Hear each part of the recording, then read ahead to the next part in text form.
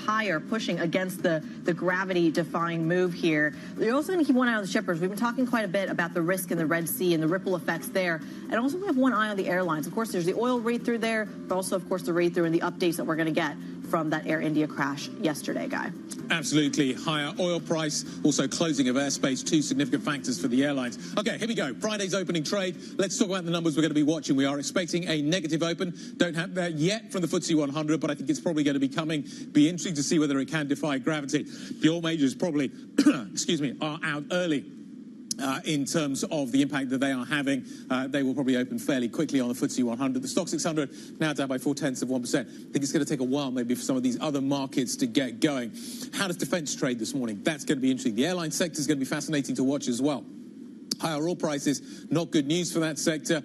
Plus, you've also obviously got to fold in the closure of airspace, which is something significant as well. It's a very narrow corridor through the Middle East that they can operate through now, and that's just getting smaller and smaller. The CAC, here we go, down by 1.2%. What are we going to see in terms of luxury? What are we going to see in terms, again, you just think about the ripple effects that come off this conflict and what it could ultimately mean. The IBEX is down by 1.24%. It's definitely a risk-off kind of a morning, but it's a nuanced risk-off kind of a morning. It's not uniform in terms of the story that you're seeing evolving here. You've also got a currency factor to fold in as well. Kriti, what are you seeing on the sector story? Well, as expected, right out of the gates, your biggest upside contributors are the ones that are exposed to oil. And I start with the upside contributors because from a sector basis, you are seeing red across the screen. The risk-off sentiment we've been warning about in futures certainly showing up across all sectors. Energy is very much the exception, though. So names like Shell, Total, BP, for example, I'm seeing early indications on some of the defense names as well. Rheinmetall, Saab, Kong as well. Plenty of them are moving higher. So the energy space is higher. Utilities just barely popping into the green there.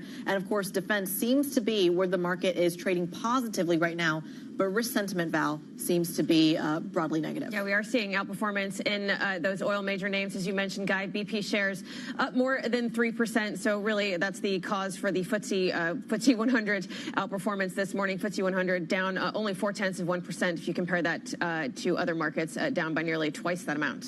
So the airlines are under pressure. You can see that quite clearly. IAG, owner of British Airways, Iberia, is down by nearly 7% this morning. EasyJet down by 5.44%. Remember, the low-cost carriers in Europe also fly down to this region as well. They are going to be impacted by this. The long-haul carriers, the east-west routes are going to be very much affected by the airspace closures. Plus, also higher oil prices, a big factor for these carriers as well. Carnival is down, TUI is down, Ryanair is down. So that is where we're seeing it being priced in. You're also seeing some of the chemical sectors coming under pressure as well. Key input into the chemical sector, obviously the feedstock, the gas price, what you're seeing in terms of the oil price, all of that coming through and impacting some of the chemical sector as well. So you're seeing some weakness in that space too.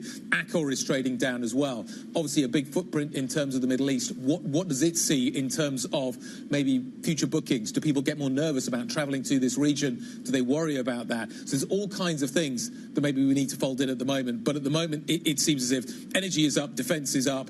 You've got travel, broad travel trading lower, plus a bit of chemicals action in there as well. Absolutely. We should mention that as Guy was speaking, the DAX has also officially opened. No surprise, it is taking a beating this morning in line with the broader indexes across the world. The exception, as Guy mentioned, is the defense story. So you're basically one upside mover within the DAX at the moment is Rheinmetall. No surprise there. We'll see how that continues. That is quite literally, pun not intended, a defensive trade when it comes to this market. So that's going to be something we keep a very, very close eye on. But how do you move forward? How much is just in addition to the geopolitical risk, some Friday risk off and kind of taking a little bit of cash off the table as well. Mark Anderson, co-head of global asset allocation over at UBS Wealth Management, joins the program perhaps with some answers. Mark, a pleasure to have you on the program. Thank you for joining us. We're talking all about the impact of the oil hit this morning, but putting us in a broader context when it comes to just asset allocation, it feels like oil traditionally, or at least in the last 5 years, has largely been an inflation trade. So you don't include it in your portfolio unless you believe inflation is coming.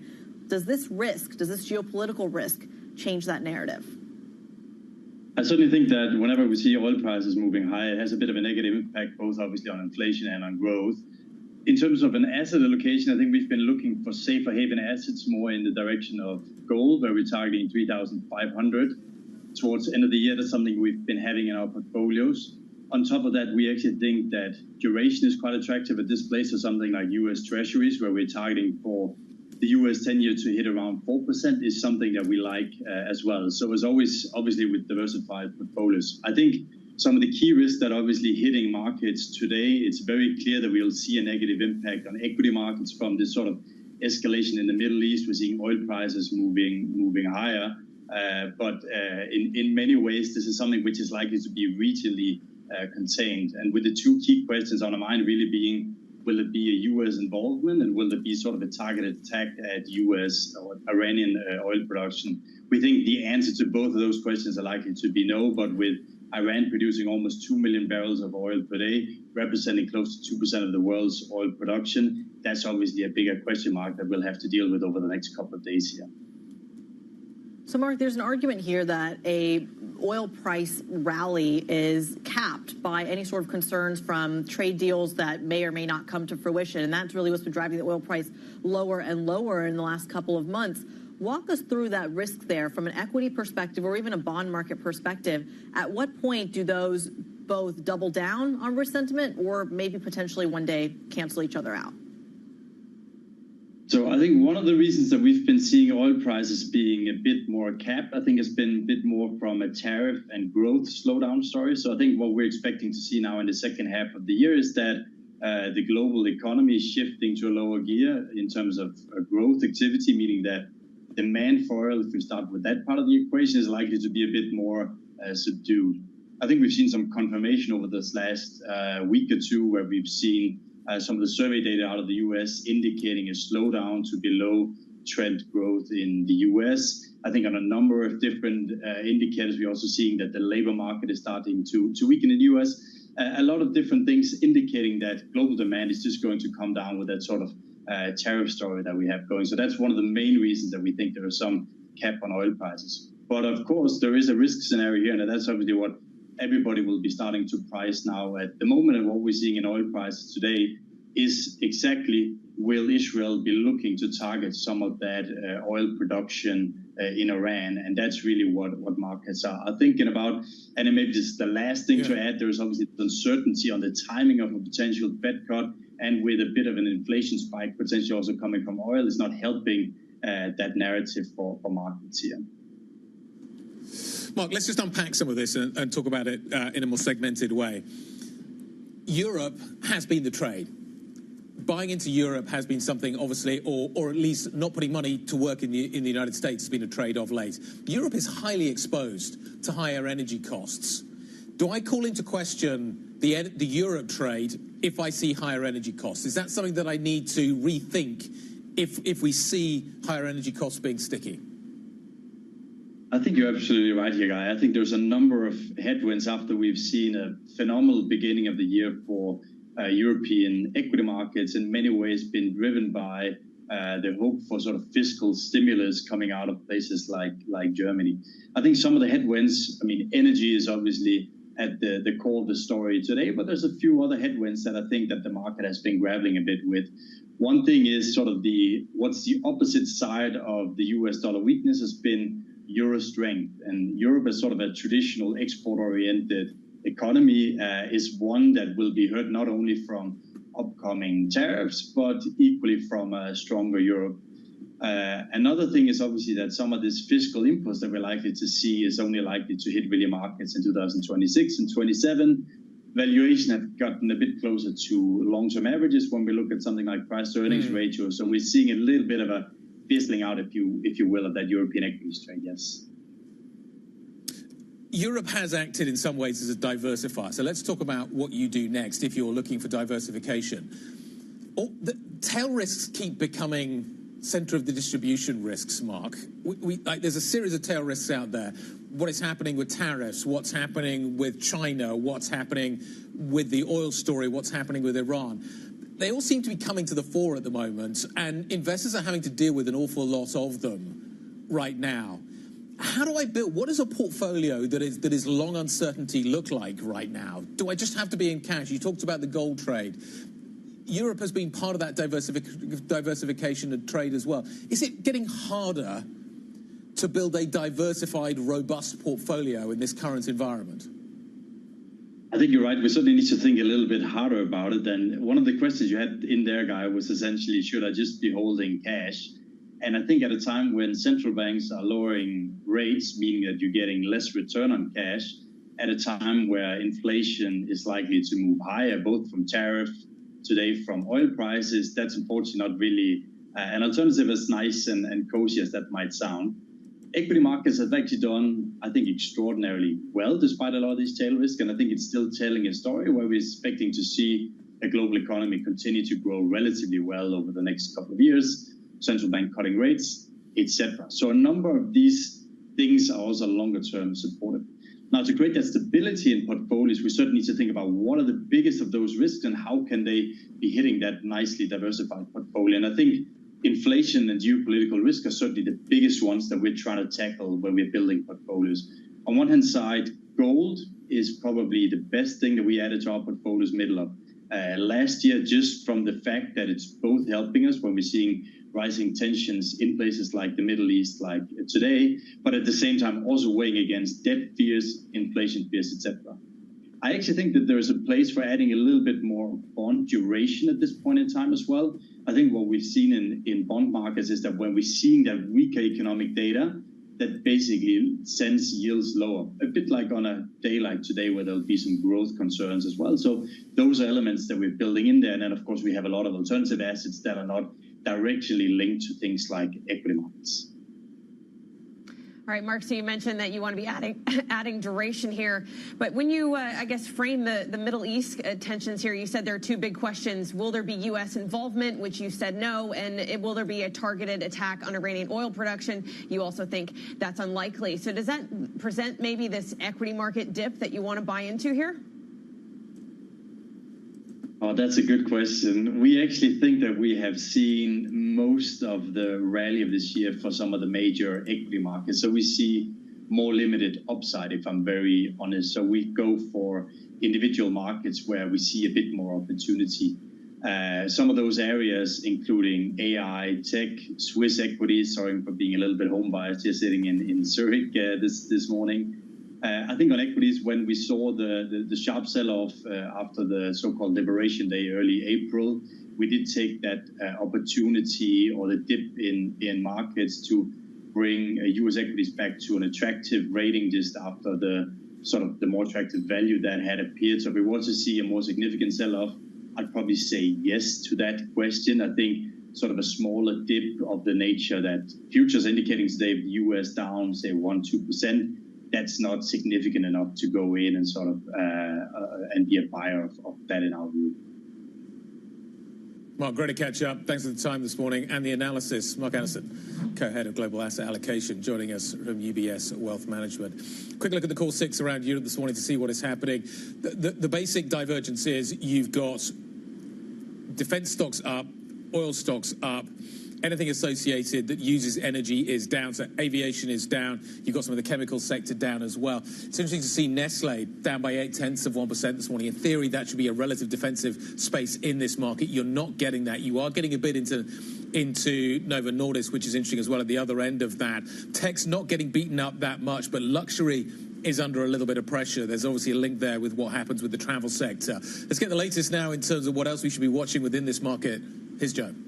So as you say, Guy, those themes around the moves in energy really driving the main market moves. And actually, the majority of the stocks lower at the moment, around 90% of the stock 600 in the red at the open of trading, but some significant areas of green. As you say, energy stocks, BP, Shell, Total Energies, Repsol, all gaining pretty significantly.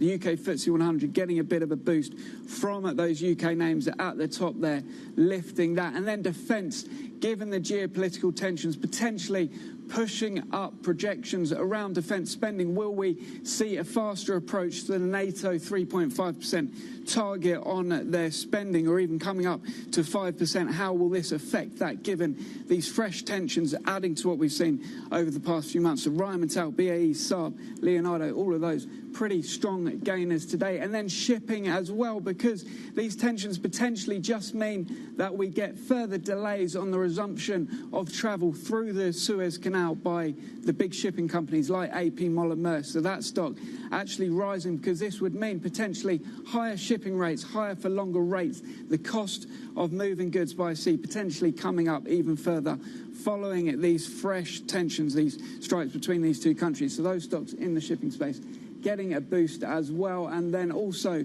precious metals miners gaining. Gold actually only up around 1% at the moment. Not actually a huge move in terms of the move in that, but remember, we are at near record highs for the gold price at the moment anyway, so potentially not too much upside. But the miners getting a boost. Endeavour, Fresnillo in London, and a couple of the South African companies as well getting a lift from the higher precious metals price, all due to the haven trade, of course, given these strikes. And then finally, just checking back in on airlines, as Guy mentioned, travel really the underperforming sector. It is largely due to that higher oil price and therefore potentially concerns around added fuel costs. And then we have got headlines coming out around airspace, around Iranian airspace, but probably it is more related to that jump up in oil prices and the subsequent knock-on for fuel. So travel really the big underperforming sector in the open of European trade this morning. And following the move from yesterday as well, Joe Easton from our equities team, we thank you so much for that initial context on those early movers. 15 minutes into today's session, we're going to continue the conversation. Coming up, the International Atomic Energy Agency said there's no increase in radiation after Israel attacks Iran's nuclear program. We're going to speak to our atomic diplomacy reporter next on the program. Stick with us. This is Bloomberg.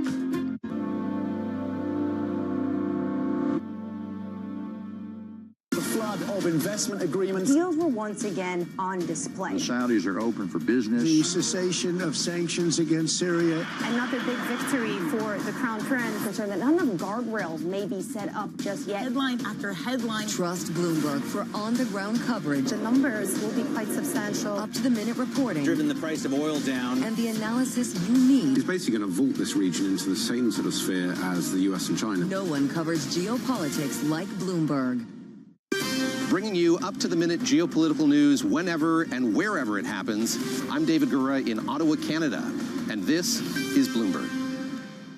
At a time when policy in Washington is driving Wall Street, we draw a distinction between the rhetoric and the action, bringing you market-moving guests and original reporting.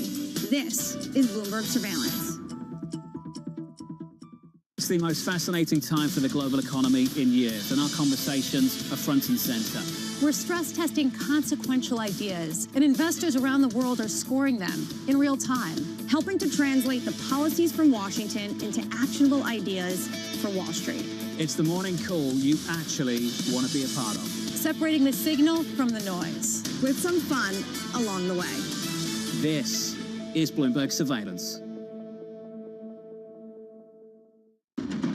What is going to be the consequence for U.S. markets?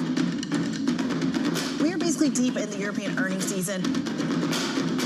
Take a look at how we're faring when it comes to Asian markets. Technology is embedded in every aspect of our lives. And laying the foundation for the future. From finance to defense, AI to entertainment. And from the road to the stars. Bloomberg brings you the latest stories of the people and companies pushing the tech sector to new frontiers. And the politics that shape global tech markets. I'm Caroline Hyde in New York. And I'm Ed Ludlow in San Francisco. Watch Bloomberg Tech every weekday. Only on Bloomberg Television. It's a multi-trillion-dollar industry. We'll show you what's happening in ETFs like no one else. ETF IQ, only on Bloomberg.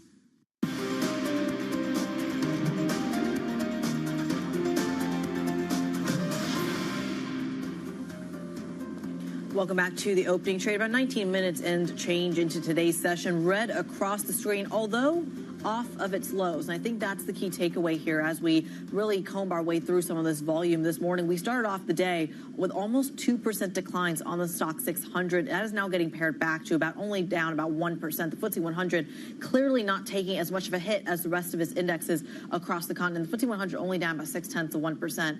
But defense not really helping the DAX as much as you think it would. No. There's obviously a big chemical sector, there's a big industrial sector. Germany is highly exposed to the energy story. It is going to be a meaningful impact on its economy and its industry if we see energy prices moving sharply higher. So I think you just need to bear that in mind in terms of what you see with the German market this morning. Let's talk about some of the other responses we're beginning to get. I think a response from Turkey and also from China now. A leading member of Turkey's ruling party calling Israel's attack, quote, barbaric. You've got the Chinese also out making comments on what we've seen here, talking about the fact that they oppose the infringement of Iran's sovereignty, calling for obviously de-escalation in this process. Let's carry on the story and try and understand it from the various angles that we are watching this morning. Obviously, the nuclear angle is critical to this, and try and get an understanding of what is going to happen next. Images on Iranian state television clearly showing thick black smoke rising from the area around Natanz, the sites, which is in central Iran, one of the kind of two obvious or declared nuclear plants that the country has. Bloomberg's atomic diplomacy reporter Jonathan Tyrone joining us now. Jonathan, just talk to me a little bit, talk to us a little bit about kind of what this means for the nuclear program and why the Israelis have felt that they need to strike now. How close to achieving a nuclear weapon was Iran? Well, look, the intelligence assessment from the U.S. And the IAEA was that Iran's formal weapons program ended in 2003, and Iran has not commenced a formal structured weapons program for more than 2 decades. That being said, Iran was found in non-compliance of its nuclear safeguards obligations yesterday at the IAEA in Vienna. That's in relation to a investigation into the detection of uranium particles found at undeclared sites. These are years-old suspicions. However, Iran did not cooperate with the IAEA's investigation. That being said, we have to separate how close Iran is to a nuclear weapon from its non-compliance. The fact is that IAEA investigators remain in Iran right now. They conducted more than 400 inspections last year. That's 1.4 sites a day. And they're keeping track to the gram level of Iran's nuclear enriched uranium inventory. That's how we know that Iran has the equivalent of 10 bombs worth of highly enriched uranium. Now, what this strike does is complicate diplomacy and add mounds of risk, because Iran has already stated one of its reactions could be to leave the Nuclear Non-Proliferation Treaty if it was struck. And what that does, Jonathan, is add a new layer of opacity. It will remove inspections entirely. Jonathan, just briefly, we knew that these U.S.-Iran talks were going to take place in Oman over the weekend. Do we know if they're still on track? I haven't heard anything different. We're going to get our first detailed readout of what happened overnight in terms of the nuclear file by the IAEA Director General Rafael Mariano Grossi. The IAEA Board of Governors is still in session. It's convening at 9:30 local time, and they're going to discuss, what's happened. We'll obviously be hearing from Iran. We'll be hearing from the U.S., and this will be the first real detailed readout of the, nuclear diplomatic situation. So that's forthcoming. Well, we look forward to seeing if those talks stay on just hours away from where they're supposed to happen. Bloomberg's Jonathan Tyrone, we thank you so much for that additional context when it comes to the nuclear story. We were talking there about what happens next when it comes to relationships with Iran, but a lot of the airlines already preparing to reroute flights and address some of the airspace closures over the Middle East to avoid the conflict. Let's bring in Bloomberg's Benedict Campbell. He joins us from Berlin, talking to us a little bit about, maybe not Berlin, but talking to us a little bit about where the aviation industry is viewing this conflict and how to move forward. Benny, walk us through the latest. So we have heard that the Israel airspace is closed. That's obviously a fairly small airspace, but it's an important one because a lot of planes that go from Europe through the Middle East into Asia use that portion of the world. Iran also closed. So this further narrows sort of the scope of airlines as they go from west to east and the other way. And this is something that has become sort of a feature of modern aviation in recent years. Obviously, Russia is closed to a lot of airlines. Ukraine has been closed to a lot of airlines. India, Pakistan, another conflict. So conflict zones are becoming an increasingly problematic part of aviation today. Obviously, no airline wants to be in a danger zone, wants to put its passengers and its crew in danger. We have had terrible incidents of planes getting shot down. So there's a lot of precaution right now, and this conflict just adds to that.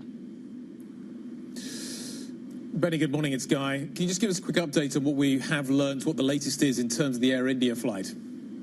So the latest is that they have apparently retrieved one of the black boxes. We don't know which one, but if you see some of the footage, the tail of the plane was largely intact, even though the aircraft smashed into a residential area. And the black boxes, at least one of them, is located in the tail of the plane. So there was a fairly swift retrieval thereof. We don't yet know what the cause is. Some speculation around why the plane was not able to get lift. It seemed heavy. It seemed to sort of come back to the ground slowly and then explode. So a lot of focus will be on why was the landing gear still extracted, why were the flaps not deployed to give the plane lift. So too much drag, too little lift, too much weight potentially, but really unclear at this point. A lot of questions. And that might also give a sense of why Kelly Ortberg, the Boeing CEO, has decided to cancel his appearance at the Paris Air Show, which kicks off this weekend. I know we were due to interview him, to speak to him, so he won't be there. He's really focused on the crisis response now. So he's staying behind, and that's where we're standing right now. A totally understandable response from the Boeing team. Benedict, thank you very much indeed. Global Aviation editorial leader Benedict Campbell joining us on the various stories impacting that sector. Up next, we're going to speak to an expert from Chatham House, their Middle East director on geopolitics. That conversation is next. This is Bloomberg.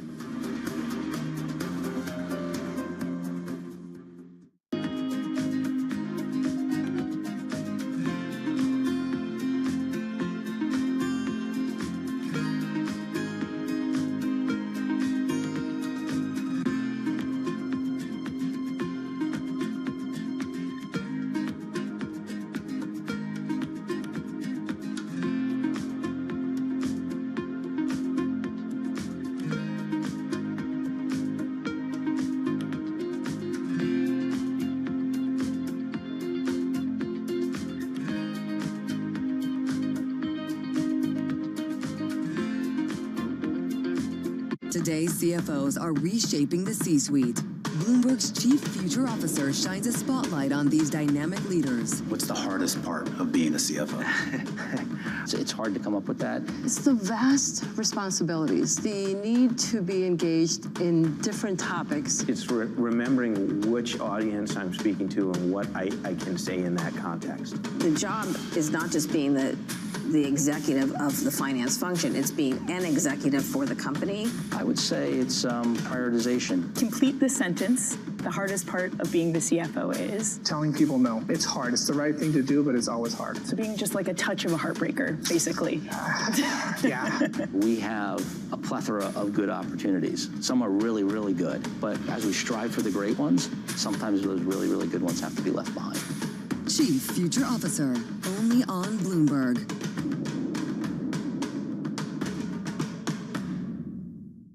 This is Bloomberg Daybreak Europe. I'm Tom McKenzie in London. These are the stories that set your agenda. Taking you from the U.S. market's close to the overnight session in Asia, we'll walk you through what you need to know to kickstart Europe's trading day. Live from our European headquarters, we bring you the day's top market-moving stories, unmatched expert analysis, and on-the-ground reporting from across the continent. Tune in to Daybreak Europe, only on Bloomberg Television. Context changes everything. Africa, a region rife with potential for growth and opportunities, but not without its challenges. Bloomberg highlights the biggest stories, interviewing key players, and reporting on the issues impacting the region. Join us as we get to the heart of African business, politics, and economics, and ask the question, what's next? I'm Jennifer Zabasaja, and this is Next Africa. New episodes every month, only on Bloomberg. Making money isn't about drowning in emotions.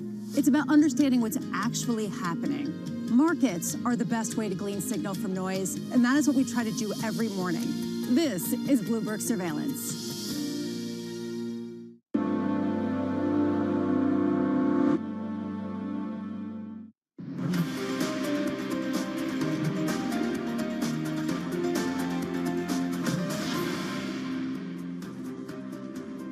This is the opening trade, about 30 minutes into today's session, continuing to see red on the screen, but definitely off session lows. And again, only 30 minutes into today's sessions, we've seen some of those losses paired across the board. Stock 600 down just shy about 1%. Some heavy losses in the DAX, though. The FTSE 100 perhaps escaping those lows, only down about 0.6%, guy. Real divergence in the market this morning. You're seeing those that use energy suffering, the airline sector, the chemical sector under significant pressure this morning. Elsewhere, you are seeing anything associated on the upside with energy certainly benefiting. You can see what's happening with Brent crude, and you can see the effects of what has happened overnight in that market. That you could argue that it's a relatively small response in terms of what we're getting here. Let's talk a little bit about what we're seeing in terms of the latest. The situation is very fluid, but Israel's state Kan News is now reporting that the country is intercepting drones. It's happening over Jordan, it's happening over Syria, in the airspace of both of those two countries. Jordan has temporarily closed its airspace, citing precautionary measures. Iran's sending a volley of drones that were are being intercepted by Israel. The Israeli attacks on those drones obviously are going to be causing potential concern on the ground in Jordan, as a result of which we're seeing the sirens going off in that country. Let's talk a little bit about what we are seeing here in terms of the response from Iran and Israel. Israel is saying, Chrissy, that they had no choice but to make this attack happen. Absolutely. On the other hand, Iranian state media also reporting that the head of the Islamic Revolutionary Guard, as well as the Armed Forces Chief of Staff, were both killed in the Israeli strikes. Iran also saying 6 Iranian nuclear scientists have been killed in the attacks as well. Israeli Prime Minister Benjamin Netanyahu vowing to continue attacks for as many days as it takes. Moments ago, Israel launched Operation Rising Lion, a targeted military operation to roll back the Iranian threat to Israel's very survival. This operation will continue for as many days as it takes to remove this threat. Let's get a little bit more on those geopolitical implications of this conflict. I'm pleased to say Sanam Vakil, director of the Middle East and North Africa program at Chatham House, joins us this morning. Sanam, thank you so much for your time. Walk us through just what you're thinking of this conflict. How does it differ from previous iterations of this tension? Sure. Well, good morning, and thanks for having me. This is a serious moment in the Middle East, a serious moment for Iran and Israel. This attack that has been launched by the Israeli government is being described as, of course, preventative or preemptive in order to prevent Iran from obtaining a nuclear weapon. The attack was launched and was very precise in targeting Iran's senior command structure. There have been deaths among very important people, including also nuclear scientists, targeted attacks across Tehran, but also strikes against Iran's nuclear facilities and efforts to take out Iran's defensive and deterrence capabilities, meaning missile and drone facilities, as well as Iran's radar capabilities, perhaps to prevent a further Iranian response. Iran has already launched, I believe, over 100 drones and cruise missiles, supposedly. I mean, all of this information is still coming out against Israel, and the Israeli government is trying and working to take those down. This is a dangerous moment that requires immediate de-escalation, and we just don't know how things are going to play out. Sanam, you mentioned this is a dangerous moment. How does the U.S. plan to all of this? Do you think this is potentially an embarrassment for the Trump administration that this has escalated to this point? Well, I think I see it as the president that was in supporting and engaging in diplomatic negotiations with the Islamic Republic. He is being perceived to have supported or indirectly endorsed the attack, perhaps seeing this as a moment of opportunity to pressure the Iranians further. It is, of course, halting diplomacy. Iran has canceled the planned talks for Sunday in Oman, and it's unclear how the negotiations will resume. They certainly will resume at some point, but I'm deeply worried that I'm deeply worried that while we're in this moment of escalation, Iran might take measures to withdraw from the non-proliferation treaty and make further nuclear advances in order to protect the regime further. And this, of course, will showcase that Israel's military action will not achieve its goals. Salam, good morning. It's Guy. It is clear that the Iranians do not control their own airspace. It is likely probably that Israel does. That means that we have a sort of asymmetric situation in terms of deterrence between these two nations. If that is the case, what other outlets, what other options does Iran have in terms of responding to the attack that we have seen? Well, Iran is certainly, by all means, the weaker party, and you're quite right to point out the imbalance. Israel has continued to demonstrate its military and intelligence superiority since October 7th, and as it has attacked Iran-backed groups across the region. This is the third such and most serious strike against Iran that we have seen, and the very precise targeting of apartment buildings where key figures were habitating is reflective of that. Iran, I think, is going to try to accomplish a few things here. It has to respond to prevent further waves of strikes coming. But secondly, I think that the Iranian strategy is to make sure that response is relatively targeted, but doesn't pull Iran and the region into a broader war. I think there are going to be moments here where the international community, and particularly the Gulf states, can and should play a role to bring down tensions. I don't believe right now Iran is going to attack oil infrastructure in the region or target Gulf infrastructure, which they have threatened to do in the past. I think that this is there's an escalation ladder here that we have to watch. The U.S. has also made it clear that American military facilities and, of course, American lives must be protected. So Iran is boxed in, but the attack is underway. I'm sure there will be further waves to that attack, but Iran's response will extend beyond, and I think that we will see Iran taking measures within its commitments to the non-proliferation treaty. It will kick out what remaining inspectors are left from the IAEA in Iran. It will start to look at other areas to pressure the international community in order to bring down tensions. Sanam, thank you very much indeed for updating us. Useful insight into what is happening here. Sanam Vakil, Director of the Middle East and North Africa Programme, joining us from Chatham House. Let's talk about the market reaction. Oil has surged on the news of the attacks. Christoph Ruhl, Senior Research Scholar at the Centre on Global Energy Policy at Columbia University and a Global Advisor for Crystal Energy, joins us now. Christoph, in some ways you could argue that the response we're seeing in the crude market is relatively muted. I think we've got crude up by 5-6% right now. Given the scale of the potential for outages, do you think that is a reasonable response by the crude market? Good morning. First of all, the markets are always right now. So, yes, it's reasonable. I think it is relatively muted, you're right, and there's a good reason for it, which is that markets, number one, try to gauge what happens next. We have seen that movie once before, if it was just a one-off strike, and we have seen oil prices spiking and then falling pretty rapidly before. This time it may well be different. Israel has said it will be different. And then you will see a second round of reactions to the oil price increases. But secondly, oil prices, if you want, have been sort of prepared. There has been a long discussion now over the last 2-3 months with OPEC Plus increasing production much more than they had previously announced, and there was speculation about the reasons.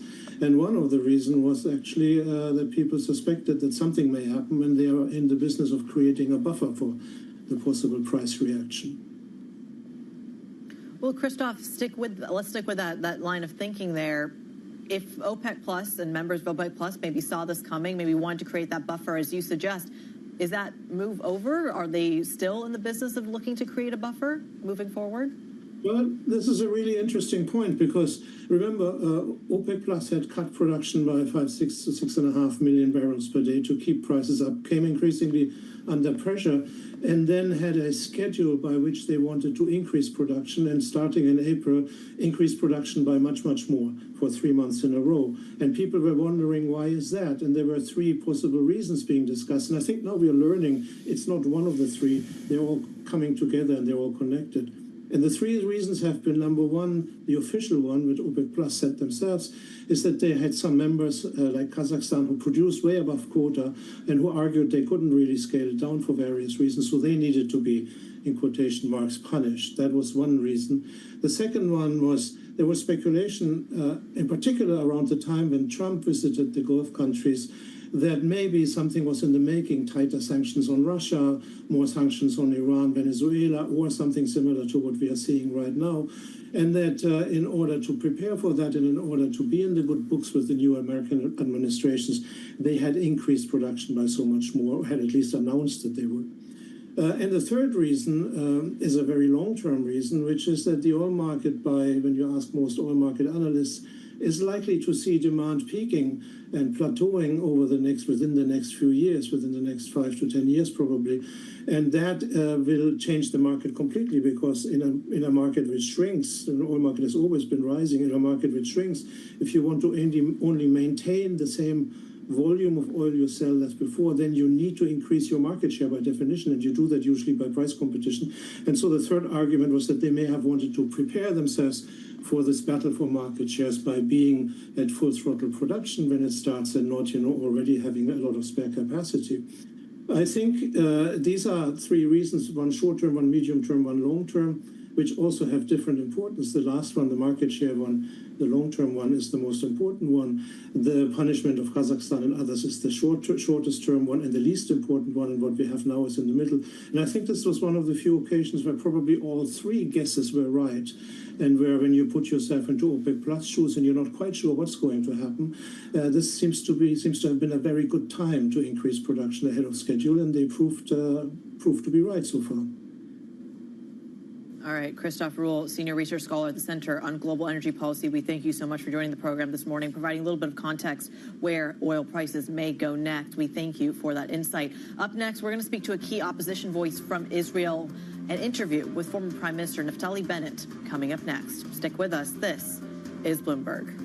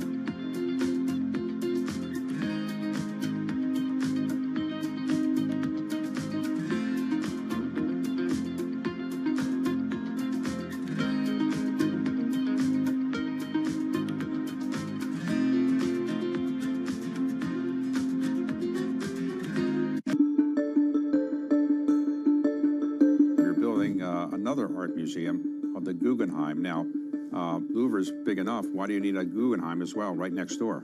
I think it's a great question. I think the beautiful thing about the UAE and Abu Dhabi is we live with over 200 nationalities. And in doing so, they have become a part of the country's and the city's fabric. And we need to celebrate that. So we need to celebrate everybody's identity, everybody's background, everybody's heritage, everybody's history. And what a beautiful way in doing so in these beautiful institutions. These museums are educational institutions and they're community institutions. So we wanted to curate really a story where you come to Saadiyat Cultural District and you, if you allow me to curate the story, you start off at the Natural History Museum. And at the Natural History Museum, you get a glimpse and you get an understanding of how we came to be, how our Earth came to be, how our universe came to be, from a scientific perspective. Once you leave the Natural History Museum, you go to our National Museum, the Sheikh Zayed National Museum. There, you understand the history of this great land, not just the history of the country, but the people of this land that have been a part of this land for over 300,000 years. You get a glimpse of what the past and the present and the future looks like here in the UAE. From there, you maneuver yourself to the Louvre Abu Dhabi, which is a beautiful universal museum. It is universal in its thematic approach. So there, you basically see a part of you on an equal pedestal with the entire world. From the world of politics to the world of business, Joe Matthew and Kaylee Lines deliver news, insight, and analysis live 2 times a day, every trading day. Balance of Power at 1 and 5 Eastern, only on Bloomberg. Bloomberg loves earnings. I know it's like your Super Bowl, right? I can't wait. It's like opening presents in the morning. All right, it will be exciting. Nobody covers earnings like Bloomberg.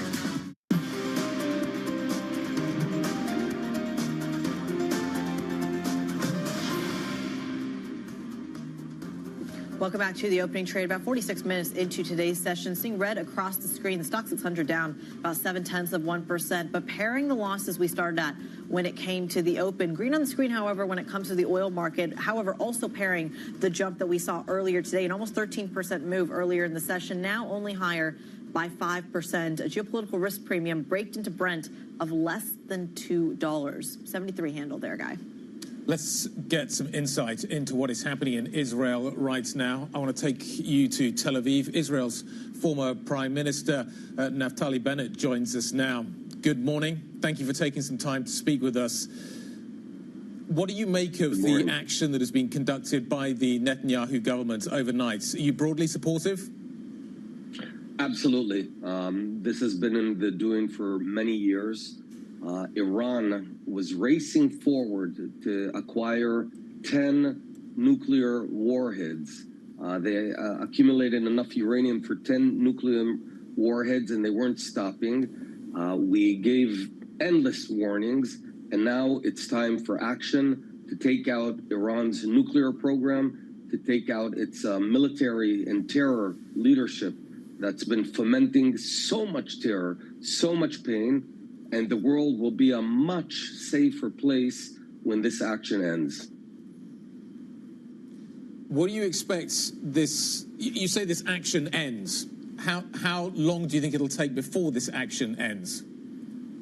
Well, that's to be seen. It may take a few days. This is not a one-off. This is a very comprehensive action because we need to really not only neutralize the nuclear program, but also neutralize the ballistic missile program, which I'll just remind you that over the past year, Iran twice attacked Israel with hundreds of ballistic missiles. So we're also focused on that. It'll take a bit, but this has been long in the doing, and we have to complete it. This is Creedy in London. Thank you so much for joining us this morning. Talk to us a little bit about moving forward. You said this is not a conflict necessarily over. It could take weeks, potentially months as well. Naftali, talk to us about whether or not Israel can go at this alone. We are going at it alone. We have never asked anyone to fight wars for us. We can defend ourselves by ourselves. But I will say that this is a vital strategic interest for all of the free world, because Iran has been the epicenter, the head of the octopus of terror, whose arms were all around the Middle East, in Lebanon, in Iraq, in Yemen with the Houthis. It's Iran who's been funding all of these terror organizations, who's been training them and operating them. So the big mistake for the past 30 years was fighting each tentacle, and now finally we're hitting the head of the octopus, which is very smart to do. Therefore, although I am in the opposition to our government, I am supportive. And most Israelis, I'd almost say all Israelis, left and right, are supportive of this strike. Naftali, you make the point that you're going at this alone. Talk to us a little bit about how long you can sustain that strategy, how long Israel can sustain that strategy. You've been a former defense minister as well. When it comes to targeting the nuclear program, is this a reasonable long-term approach? I think it's proven to be the only approach because all the other ways have failed. We tried the diplomatic route for years and years, and Iran had just made the progress. As I said, they've accumulated enough highly enriched uranium for 10 nuclear warheads. They've begun producing the bombs themselves as we got the latest information, and that intelligence was the intelligence that brought us to take this action. We're doing the job for the world because, you know, if Israel were around during 20, 30 years ago when North Korea went nuclear, maybe that would not have happened. But right now, words will not stop Iran. That's very clear. Only action, and this is really the last resort. I'll also remind you that Iran has been trying to foment terror all across the world. They tried to kill President Trump. This is what Iran is about, and now we're stopping it. Naftali, speaking of the U.S., U.S. President Donald Trump had urged a diplomatic solution between these tensions. Are you worried in any way that this could create a rift between Israel and the U.S. administration? I think quite the contrary. I think President Trump has been very clear, as all presidents before him, that Iran should not acquire nuclear weapons. And I think when all is said and done, President Trump will appreciate Israel's courage and action and initiative in taking out this terrible, terrible regime in the nuclear program, which was risking everyone. And then I want to ask about maybe more domestic politics in Israel. Some of Netanyahu's critics may have suggested that this warmongering conduct with Iran is motivated in least by political survival on his own part. Do you have any read on that? How can this be called warmongering when it was Iran who shot twice in two different attacks, hundreds of rockets at Israel and missiles at Israel? We only responded. So this is not warmongering. As I said, I'm in opposition of Mr. Netanyahu, but on this, there's no left and right. We all support this action because it's going to save millions of lives and save the Middle East from a horrible nuclear nightmare. Naftali Bennett, let's just talk a little bit more about what you've just been referencing. You say that Iran tried to kill President Trump. That is unproven, I think, at this point, unless you've seen intelligence that we haven't. We question whether or not there is going to be this support coming from Washington, D.C. At what point do you see the relationship between the Israelis and the Americans starting maybe not to be as favorable to Israel as it once was? You must have watched the recent trip that President Trump took to the Gulf states and have seen the very close relationship that exists between those Gulf states and the United States now.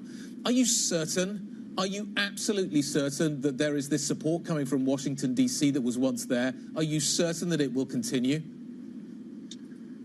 Of course, I can't know everything that'll happen in the future. What I can tell you is that the leaders that President Trump met, they will feel huge relief. The leaders of the moderate Arab countries in the Middle East, their huge threat was Iran. Iran was not threatening only Israel. Iran attacked the Saudis. Aramco, I'll remind you. It attacked the Emirates. It's been sort of an anti-Midas touch. Everything it touched in the Middle East went down. Lebanon, Iraq, Syria. And if we can remove this threat from the neck of the Middle East, everyone will be thankful. I don't know about tomorrow, but certainly years from now, yes. Just like we took out the nuclear program in 1981 of Iraq, we were condemned by the whole world, and later on, everyone thanked Israel for taking care of that. What is clear at the moment is that Iran cannot control its airspace. Israel controls Iranian airspace at the moment and has the ability to strike with some degree of impunity. It is clear that Israel controls its own airspace. So there is an asymmetry in terms of the response that we can see delivered in terms of the air attacks that Iran can launch against Israel. What kind of a response do you think Israel should now be expecting, therefore? If Iran has to choose other routes, do you think that will be something that we need to watch out for next? Do you think that's something that the Gulf states will need to watch out for next? We're trying to see what happens with the Straits of Hormuz. We're trying to understand how secure the rest of the Gulf is, how the rest of the world is. Is there not a danger, though, that you have, by the Israeli action has brought the rest of the world into this conflict because of the uncertainty that exists in terms of the response that Iran may deliver? Because of the asymmetry that exists between these two nations in terms of their ability to strike each other? Well, anyone who's been around for the past couple of years, there has been a huge regional war going on over the past couple of years, started by Iran's funding. So we are not starting anything. If anything, we're trying to put an end to this terrible regional war that Iran initiated through Hezbollah, through Hamas, etc. And we have to be prepared for all sorts of responses from Iran. You're right about that. But the region, when the dust settles, the region will be much safer, and millions of lives will have been saved by removing the nuclear threat from everyone's head. Naftali Bennett, former Prime Minister of Israel. Sir, thank you very much indeed. The former UK Ambassador to Iran, Richard Dalton, will be joining The Pulse, 9:30 a.m. London time, a conversation with Francine Lacqua. That wraps up the show. The Pulse is next. This is Bloomberg.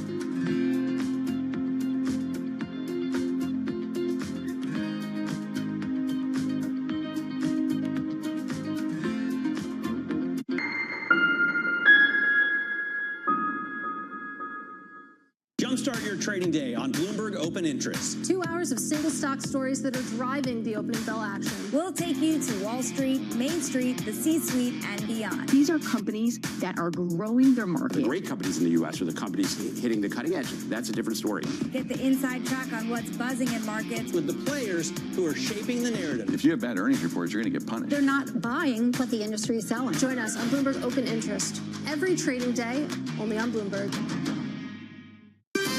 Bringing you up-to-the-minute tech news whenever and wherever it happens. I'm Ed Ludlow in Las Vegas, and this is Bloomberg. Key investors, top executives, global innovators. Join me for in-depth conversations with the biggest newsmakers on the day's top stories. Insight with Haslinda Onen, only on Bloomberg. The flood of investment agreements. Deals were once again on display. The Saudis are open for business. The cessation of sanctions against Syria. Another big victory for the Crown Prince, concerned that none of the guardrails may be set up just yet. Headline after headline. Trust Bloomberg for on-the-ground coverage. The numbers will be quite substantial. Up-to-the-minute reporting. Driven the price of oil down. And the analysis you need. He's basically going to vault this region into the same sort of sphere as the US and China. No one covers geopolitics like Bloomberg. Middle East and Africa. Vibrant resources and high-yield investment opportunities abound. Join me on Horizons Middle East and Africa for the stories, newsmakers, and insight from this exciting region. Now weekdays, only on Bloomberg. It's the most fascinating time for the global economy in years, and our conversations are front and center. We're stress testing consequential ideas, and investors around the world are scoring them in real time, helping to translate the policies from Washington into actionable ideas for Wall Street. It's the morning call you actually want to be a part of. Separating the signal from the noise, with some fun along the way. This is Bloomberg Surveillance.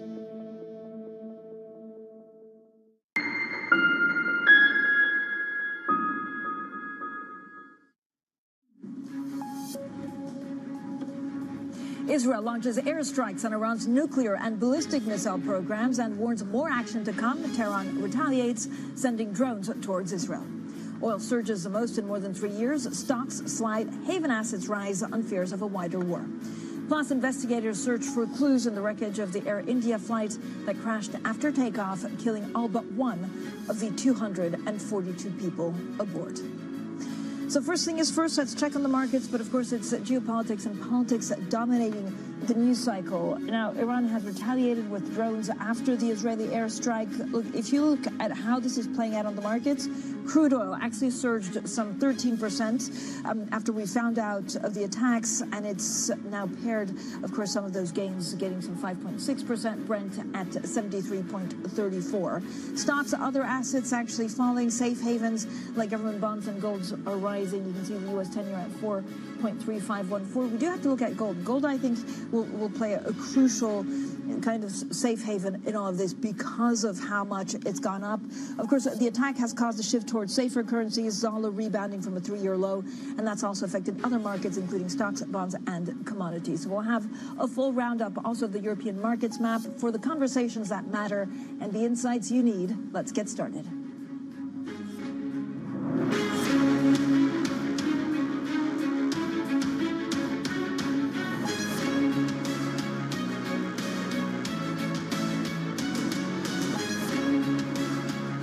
Newsmakers and market movers.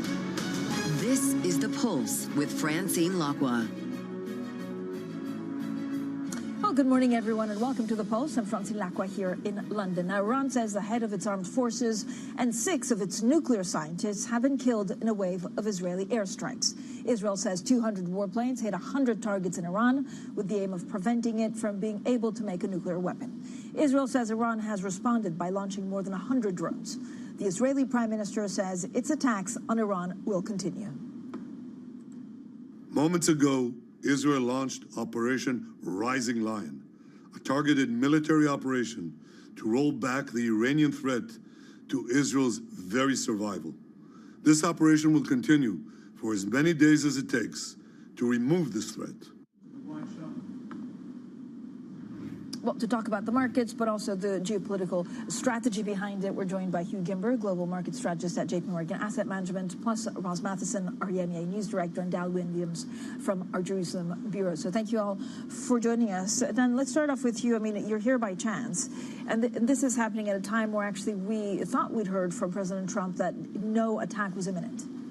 Well, there was some nuance in those statements. President Trump is not always consistent, and we may have actually seen a smokescreen being sent up by the Americans, by the Israelis, a sense that something might be imminent, might not be imminent. Keep in mind that we've been discussing a potential Israeli strike on Iran's nuclear facilities like this going back almost 20 years. So it appears that those threats were sincere. They've now been carried out, but it's also quite possible that the Iranians were lulled, their defenses were dropped by the idea that there was ongoing diplomacy and that the Americans might have blocked the Israelis on this path. Ross, why now? Was it an imminent danger? Was it a danger that actually Israel just thought that they could handle, or did they seize an opportunity? Well, it seems to be a bit of everything, really. I mean, to Dan's point, obviously they were coordinating with the US because there were another round of US-Iran talks due to start on Sunday in Oman, with a very big question mark, obviously, over those continuing. But the question is, why now? Israel obviously made a decision. You can see that from the comments from Benjamin Netanyahu, that he felt that Israel had to act. At this point, perhaps they were concerned about the trajectory of those talks. The US was saying they didn't really seem to be going anywhere. And the US has warned also, if those talks fell apart, that there was a cause for action against Iran to try and slow its efforts towards a nuclear weapon. And so obviously there was an understanding about that. Is the US potentially happy about this action? Not necessarily. Obviously they knew about it. They didn't block it. But there isn't a massive amount of public endorsement for it, because Donald Trump, above all, does not want to kick up in instability in the region. He doesn't want a full-throated war in the region. And so those conversations behind the scenes would probably have been very interesting, to say the least. Well, I mean, actually, it was one of his campaign promises, right, that the U.S. would stop having adventures in the Middle East. Well, that's right. And he was just in the Middle East only a few weeks ago, where he was talking really heavily about the prospects for growth in the region. So he's talking about economic ties, trade, investment, business opportunities, including for US companies. And to have that develop, you really need a sense of political stability. You don't need a war that's escalating directly between Iran and Israel. He wants normalizations of ties. He wants trade relationships between countries. And again, he wants US business to thrive in the region. And that's not an environment that's possible right now. So this goes against, again, what Donald Trump has been pushing for: ceasefire in Gaza and some kind of understanding, at least, about the conflict between Iran and Israel. Hugh, so risk assets are falling. Safe havens like government bonds and gold, of course, are rising. But it's really mainly being played out through crude oil, because there's a concern that some facilities will be hit. Yeah, and I think the oil move is the key here, because for me, when you look at a geopolitical issue, it matters for markets when it moves economics. And you're in an environment where we've already seen probably all of the good news now on US inflation behind us. We were already anticipating that inflation was going to be picking up through the second half of the year. A big spike in oil prices obviously makes that more complicated. And you look at this through the lens of monetary policy, at a time where inflation is low and where consumption is fragile, an oil shock is just a consumption hit. You can ease policy against that backdrop. But I think the reason bond yields aren't falling further this morning is because investors are rightly looking at this and saying, actually, the key implication here is inflation, and therefore it's going to be difficult for the Fed to ease, and you're just going to have to let this pass through slow consumption, but without rates being able to come down. Yeah, but also, I guess, Hugh, there's spare capacity, right, from OPEC Plus members. At the end of the day, unless something happens in Saudi Arabia, and we'll stand the risk of escalation in this, it seems that they could still put extra barrels on the market quite quickly. That's right. And let's be clear, Iran is a relatively small player in global oil markets. It's the Strait of Hormuz that's critical. I think that's going to be the key issue over the coming days. Do you continue to see oil leaving the Middle Eastern states broadly and entering the global market? Because provided that happens, OPEC has spare capacity and you can manage this type of oil shock. And we should be clear, it is not in anyone's interest to close the Strait of Hormuz. Think about where Iranian oil goes, primarily China as the overwhelming buyer. So if they were to decide that actually they wanted to cause more of a blockage in the system here, you would antagonize one of your closest remaining allies. Dan, we're just getting some breaking news. So the UN nuclear watchdog is saying they're deeply concerned over the Israeli strike. The IAEA calls on Israel and Iran to exercise maximum restraint. So for the moment, basically, none of the nuclear, I mean, they were very close to the nuclear, not reactors, but nuclear capabilities of Iran, but nothing's been touched. Well, it would also seem it's worth the uranium nuclear program, whether it's civilian or military, is based on uranium enrichment. That's a different track. Right. To a plutonium reactor, the risk of irradiation of leaks is far greater. In the case of a reactor, that's not quite relevant here. I suspect what they're most worried about is the breach of the idea of diplomatic regulations and norms around nuclear policy, around discussing potential nuclear breaches, and also what Iran's been hinting at, that it could use this as a pretext or a reason, depending who you ask, to officially break out and pursue an open military nuclear program, arguing that it's necessary for its self-defense. Yeah, so as far as we know, again, explosions were heard across Tehran and Natanz, and that's, one of Iran's key nuclear sites. What happens from now, Dan? I mean, I guess the risk of escalation, and as you say, of retaliation and full-out war in the Middle East is pretty significant. Well, I think there are a few factors here. You alluded to the initial retaliation that appears to be limited right now to a swarm of drones that would have been largely intercepted by Israel away from Israel's borders. The big question is, did Israel have help in those interceptions by allies, which would signal they're ready to pitch in, if not offensively, then defensively? Also, if Iran does a huge review, their military system has been decapitated. It would appear Israel sees this as a large-scale move against the nuclear and missile programs. So far, it's not touching the lifeblood oil sector. It's not touching the political echelon there. It's leaving some space for further retaliation. This may be a place where actually it's Iran that steps back rather than the Israelis. Dan, we also spoke to the former Israel Prime Minister Naftali Bennett. Here he is. How can this be called warmongering when it was Iran who shot twice in two different attacks, hundreds of rockets at Israel? As I said, I'm in opposition of Mr. Netanyahu, but on this, there's no left and right. We all support this action because it's going to save millions of lives and save the Middle East from a horrible nuclear nightmare.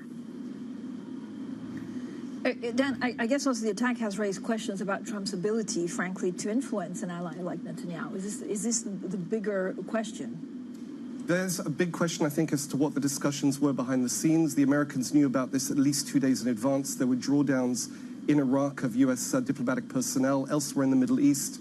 That would suggest they knew about it. Presumably, they could have laid down the law and insisted, perhaps even issued threats to the Israelis to stand down. That apparently did not happen. Even were it to have happened, this is a matter of existential interest to Israel, not just in terms of Netanyahu's personal legacy. There is a consensus, while Israelis aren't necessarily daily thinking about Iran, there is a consensus that Israel was created in part as a result or as a safeguard against another Holocaust. The Iranians are very open in wanting to see Israel destroyed. A nuclear bomb in Iranian hands would very much change the equation. I don't think Israelis, with all respect to Trump, would take or heed an American request to stand down. Yeah, so what happens, I mean, from the U.S. side, Ross, how do they handle this? Well, that's going to be the key question. I mean, as Dan's saying, this is really important for Israel, both for Benjamin Netanyahu, probably personally, because he has been under pressure again, and this may help him at home. But you're seeing the reaction, across Israel, there's probably going to be widespread support for these strikes on Iran and possibly further action against Iran. The question is, what can the US, what can Europe, what can the UK and other countries do about it? Is it working with other countries in the region, some of the Gulf states, to try and de-escalate? But the ball, in a way, seems to be in Iran's court. As Dan was saying, it's really the calibration of the response from Iran. We've seen in some of the previous tit-for-tats that Iran's actually taken quite a while to work out how to respond. I mean, this drone swarm today was fairly small fry. If they're going to do a broader retaliation, that they're taking their time. Even this kind of higher level attack on their nuclear sites, on other sites, and taking out some of the senior military leadership, that's a pickup for Iran, but they may pause a bit to work out how to retaliate, because even Iran knows that it can be quite self-destructive to do something very big against Israel. I mean, Iran's proxies have been weakened in the region, Iran itself arguably isolated, and so it's got to really work out here the calibration of its response. So really it's going to be key to see what they do, because that will inform what happens after that with other countries again. Hugh, I mean, when you look at, gold is probably the safe haven par excellence, but again, what is the market really worried about? Because it's not only about oil, it's this general risk-off mood. Yeah, and I mean, let's put this in the context of the trade discussions as well that have been dominating all the way through this year. We're only 20-odd days away from a July the 9th deadline that now looks to be pushing right and right and right, because this has to absorb all political energy over the next days, weeks, however long this lasts. And that means more uncertainty. That means you're still unclear about where the economy is headed. You slot companies and consumers even further into the wait-and-see mode that they've already found themselves. That's a key drag on growth in the second half of the year. And so I think it's understandable, if you're unsure about buying treasuries because you worry about the inflationary impacts, gold is a key beneficiary, and we also know the dollar is coming under pressure this year for other reasons. So it's not seeing the same kind of safe haven demand that you typically expect in this environment. Gold is the first place people are looking. I know it's impossible to say, but will it be short-lived? I mean, geopolitical, I guess, escalations have largely been overlooked by the market, unless it's something in creeks they just don't know how to trade it. Yeah, I mean, the question you can kind of answer with another question, frankly, which is where does the escalation go? I think the key issue we need to properly understand here, what is the outlook for global oil supply over the next 6, 12, 18 months? Because if this escalation continues between Iran and Israel, but you're not significantly impacting the global oil market, then yes, the market reaction can be short-lived. But if we're looking at $80, $90, $100 a barrel on Brent for 6, 12 months, that is a global market issue because that is a global economic issue. And I come back to that point. Geopolitics matters for markets when it changes the economic picture. Dan, who have we heard from? I think we probably still have to hear from Saudi Arabia, Jordania. I mean, are there any key, voices in the Middle East that we need to really watch out for? Well, we've heard from Jordan saying that its airspace would not be used and has not been used to assist Israel. That appears hard to reconcile with the non-arrival of many of these drones that would have been overflying Jordan on the way to Israel. It appears there was some action in Jordanian skies to stop them, as well as Syrian skies. I think there will be a lip service given to neutrality staying out of this. I think they'll also be looking at the results. I don't think there'll be any tears shed if this ends up taking the Iranian nuclear program out of the picture for a number of months or years. Though again, if Iranian escalation, I think the U.S. daylight that you mentioned is aimed also at shielding U.S. assets against Iranian retaliation. If there is Iranian retaliation beyond directly at Israel, the calculations may be different, the statements may be more sincere. All right, thank you so much, all of you, of course, for joining us to get us started on this big news day. Hugh Gimber from JP Morgan Asset Management, Russell Matheson, and Dan Williams. Coming up, continuing coverage of Israel's attacks on Iran and Tehran's response. We'll ask what this means for global geopolitics amid fears of a wider war. That's next, and this is Bloomberg.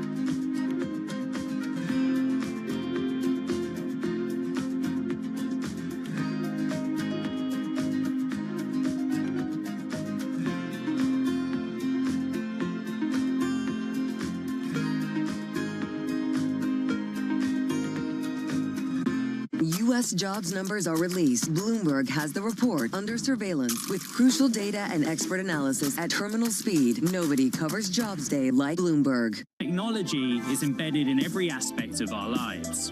And laying the foundation for the future. From finance to defense, AI to entertainment. And from the road to the stars. Bloomberg brings you the latest stories of the people and companies pushing the tech sector to new frontiers. And the politics that shape global tech markets. I'm Caroline Hyde in New York. And I'm Ed Ludlow in San Francisco. Watch Bloomberg Tech every weekday. Only on Bloomberg Television. Morning, this is Bloomberg Daybreak Europe. I'm Tom McKenzie in London. These are the stories that set your agenda. Taking you from the U.S. market's close to the overnight session in Asia, we'll walk you through what you need to know to kickstart Europe's trading day. Live from our European headquarters, we bring you the day's top market-moving stories, unmatched expert analysis, and on-the-ground reporting from across the continent. Tune in to Daybreak Europe, only on Bloomberg Television. Context changes everything. Our global headquarters in New York, I'm Danny Berger. Welcome to Bloomberg Brief. Let's set your agenda. Bloomberg Brief delivers the market news, data, and analysis you need live every weekday, only on Bloomberg. Context changes everything.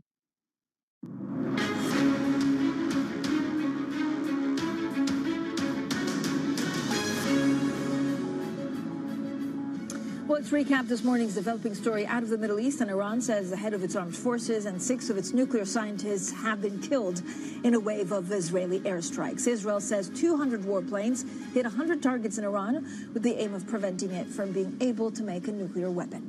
Israel says Iran has responded by launching more than 100 drones, while oil has surged, while European stocks and U.S. futures are lower. Now, for more on what this means for markets, we're joined by Phoenix Callan, Global Head of Emerging Markets Research at Societe Generale. Also with us, Julian Barnes-Dassey, Middle East and North Africa Program Director at the European Council on Foreign Relations. So thank you both for joining us.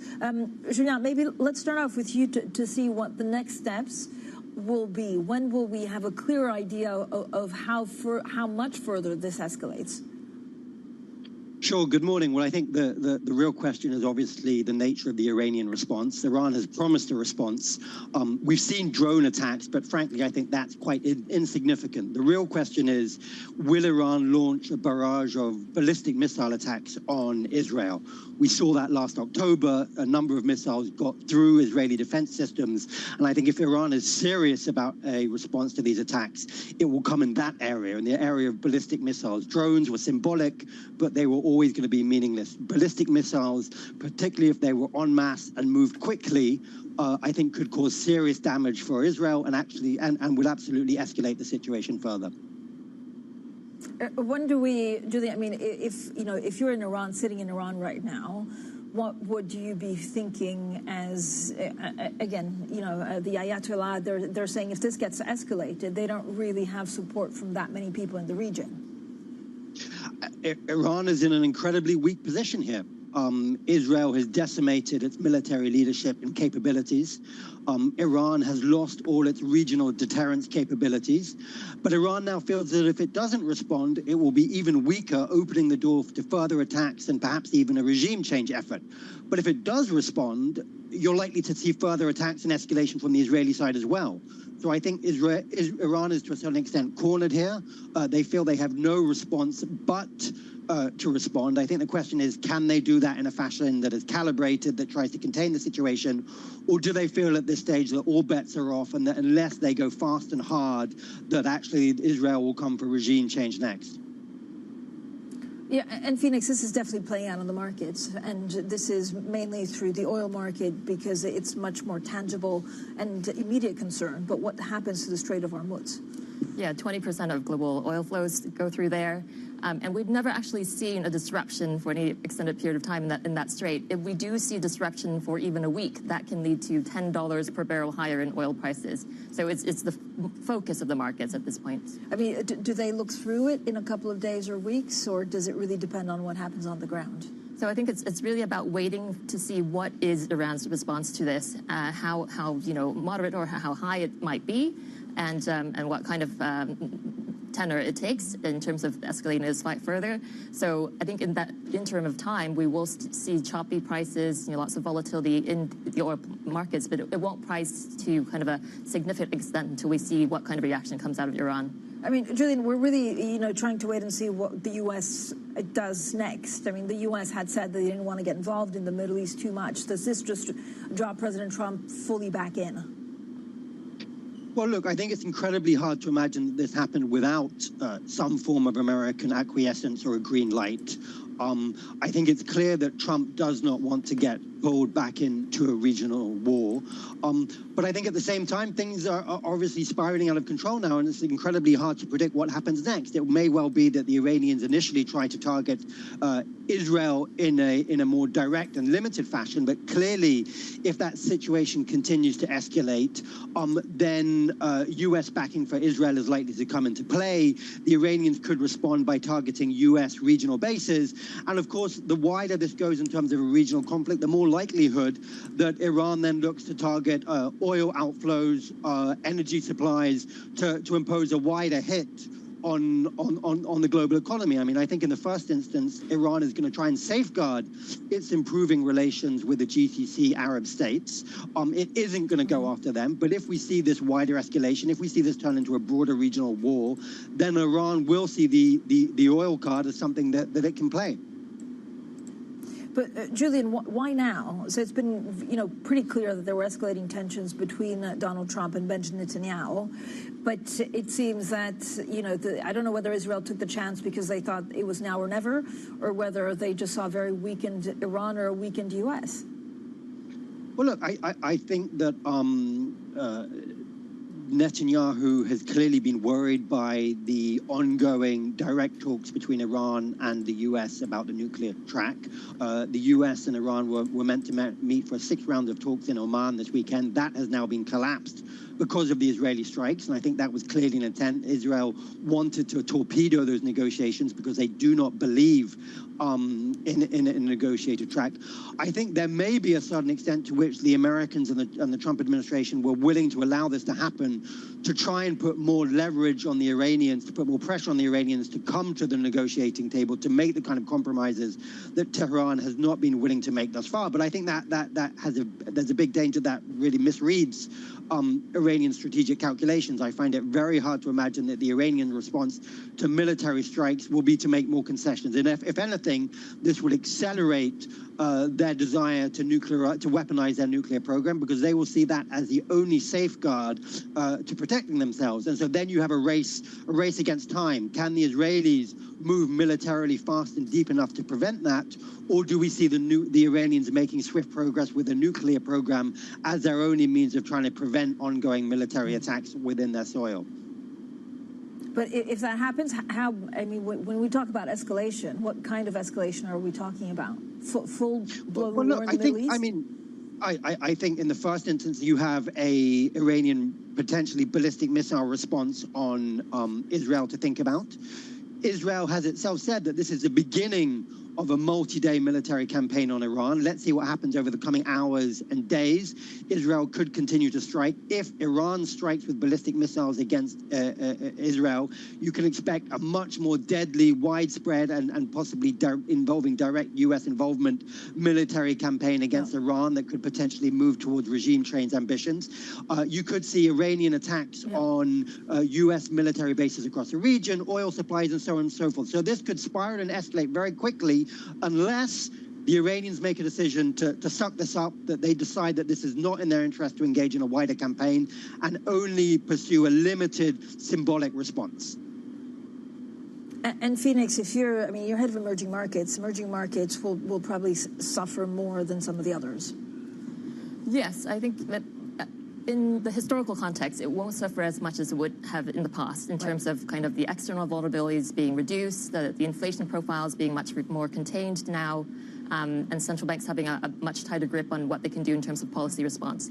I think, yes, for some of the countries that are exposed to higher oil prices, they will get hurt for sure. And then in terms of the risk-off sentiment, that will have an impact and feed through to especially the more sensitive currencies like Rand, like Max, like Hungary, like Korea. Gold is going up, like the safe haven par excellence. How does that impact emerging markets? Well, so that's going to be quite beneficial for some of the countries that do produce gold. So South African Rand, to some extent, gets a little bit of offset from there, as opposed to kind of its risk sensitiveness. And then I think in terms of like the broader diversification question as well, that tends to lead into more flows into gold, but also flows outside of the U.S., flows into euro, flows into kind of the more Eurocentric currencies as well. Okay, thank you both for joining us. Phoenix Callender from Societe Generale and Julian Barnes-Dacey of the European Council on Foreign Relations. Coming up, we'll have plenty more, of course, on Israel, on Iran, on markets. I'm looking at gold. It's up, but the key Iranian nuclear site seems to be showing no sign of breach. So that's according to the IAEA. We'll have plenty more on that next, and this is Bloomberg.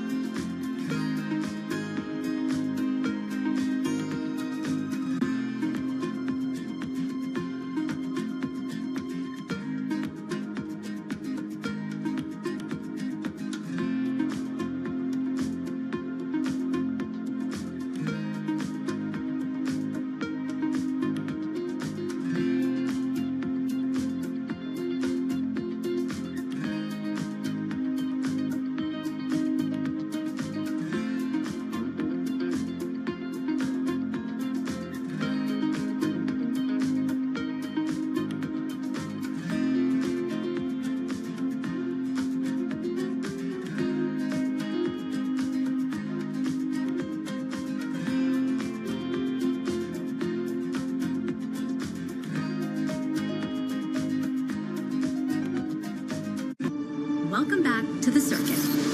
This time, we're taking you to the frontier.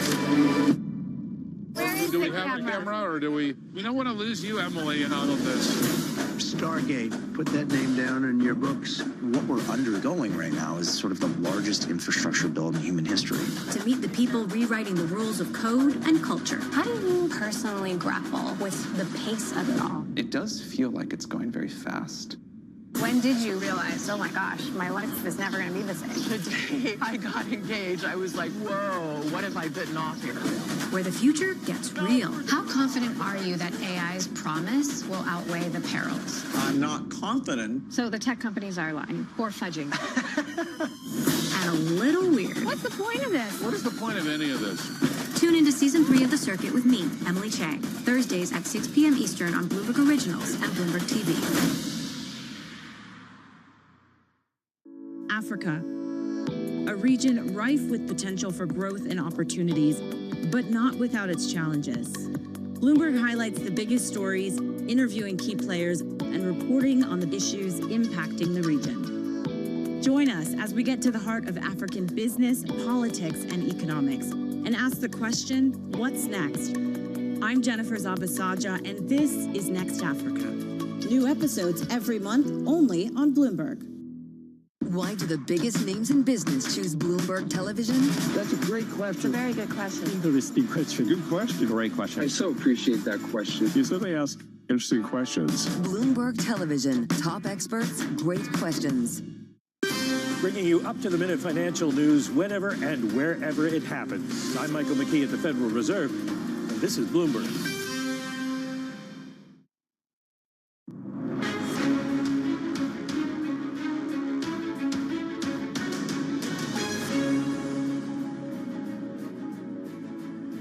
Good morning, everyone, and welcome to The Pulse. I'm Francine Lacqua here in London, and these are your top stories. Israel launches airstrikes on Iran's nuclear and ballistic missile programs and warns more action will come. Tehran retaliates, sending drones towards Israel. Oil surges the most in more than 3 years. Stocks slide and haven assets rise on fears of a wider war. Plus, investigators search for clues in the wreckage of the Air India flight that crashed after takeoff, killing all but one of the 242 people aboard. So let's return to our top story. And Iran says the head of its armed forces and 6 of its nuclear scientists have been killed in a wave of Israeli airstrikes. Well, Israel says 200 warplanes hit 100 targets in Iran with the aim of preventing it from being able to make a nuclear weapon. Israel says Iran has responded by launching more than 100 drones. Well, oil spiking on the news of the attacks, at some point surging as much as 13% before pairing gains. Let's get the details with our Will Kennedy, who oversees all of our commodities coverage. So first of all, Will, what is the oil market actually monitoring and watching out for now? It's all about how it escalates from here. Clearly, these attacks have not taken any oil out of the market, but there are huge risks ahead depending on how Iran responds. Clearly, people focus about the fact that Iran has a lot of influence over the Strait of Hormuz. It's now a waterway at the mouth of the Gulf of Persian Gulf, out of which a third of global oil supplies come, and whether they will respond or escalate by trying to attack or interfere with shipping coming through Hormuz is going to be a key question for the market from here on in. Also, whether there'll be more sanctions on Iranian oil. They've increased production a lot in recent years, and they're bringing more than 1 million barrels a day to the market. Will that oil need to be replaced? So there's a lot for traders to think about. But, Will, how should we, again, digest some of these developments in light of the bigger situation on the oil market? Yep. I mean, the bigger situation is that obviously OPEC has been putting a lot of oil back into the market, and prices were down over the year because of that. But now we're well above $70 a barrel, which shows the nervousness in the market. And actually, the market is fairly well balanced right now, that there has been a market for that extra OPEC crude. I think one thing that may cap gains from here is that OPEC still has a lot of oil that it can bring back into the market if it needs to. We'd already reported that Saudi Arabia was thinking about further increases at its next meeting. It has a couple more million barrels of spare capacity. The UAE has a lot of spare capacity. So in situations where this escalates, there's a lot that the UAE and the Saudi Arabia can do to keep the market well supplied and keep a lid on prices. if they can get their oil out of the Persian Gulf. Yes, so again, some people are saying, look, we could go to $120, right? As you were saying, if there are disruptions of shipping, which we saw in that graphic through the Strait of Hormuz. But what happens if we have just a protracted Middle Eastern conflict? That nothing escalates, but it also doesn't de-escalate. That's a really good question. The scenario where we've got a lot of conflict but we're still getting oil out, I think it will have an impact on prices. Clearly, the shipping market matters here. Even if the strait is open, if shipping is being attacked, if tanker owners are reluctant to go into the Persian Gulf, if they're charging more money, that can all have an impact on oil prices. As I say, one key risk is that after these events that sanctions snap back, because we had this outside the Israeli attack. Obviously, the IAEA said that the Iranians are in breach of their obligations under the nuclear accord, so sanctions may snap back. So there are other things that may take oil out of the market at the margin and make it more difficult to ship oil that may support prices outside the sort of doomsday scenario, the $100 plus scenario that people are mapping out for a full closure of the Gulf of Strait of Hormuz.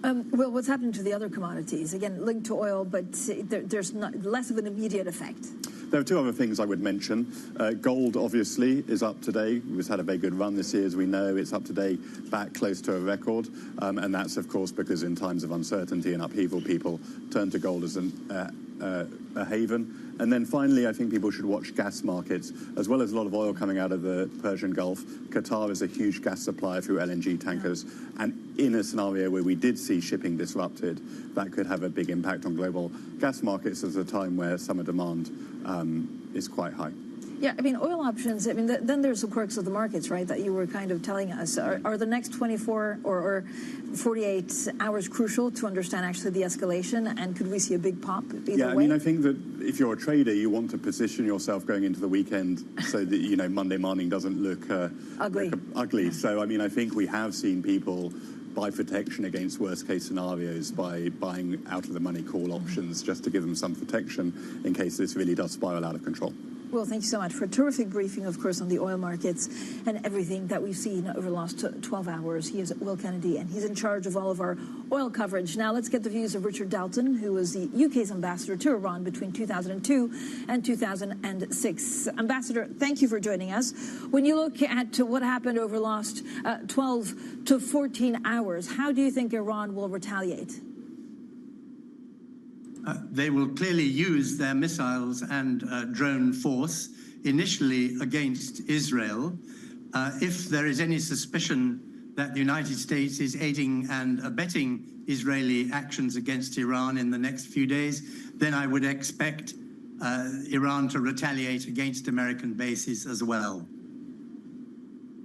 But, Ambassador, how aggressive? Again, they'll retaliate in a very aggressive manner. I know there was fighting talk and saying, look at what happened to us. This is why we need nuclear on our side. Or do you think they'll have to temper it because Iran is weakened and they don't seem to have many allies in the region? Iran has been weakened, and I think this is one reason why Netanyahu has taken this opportunity to launch his long-gestated, wished-for plan to attack Iran. Another reason, of course, is that in the United States there's a weak president distracted by internal affairs, 100% committed ideologically to Israel.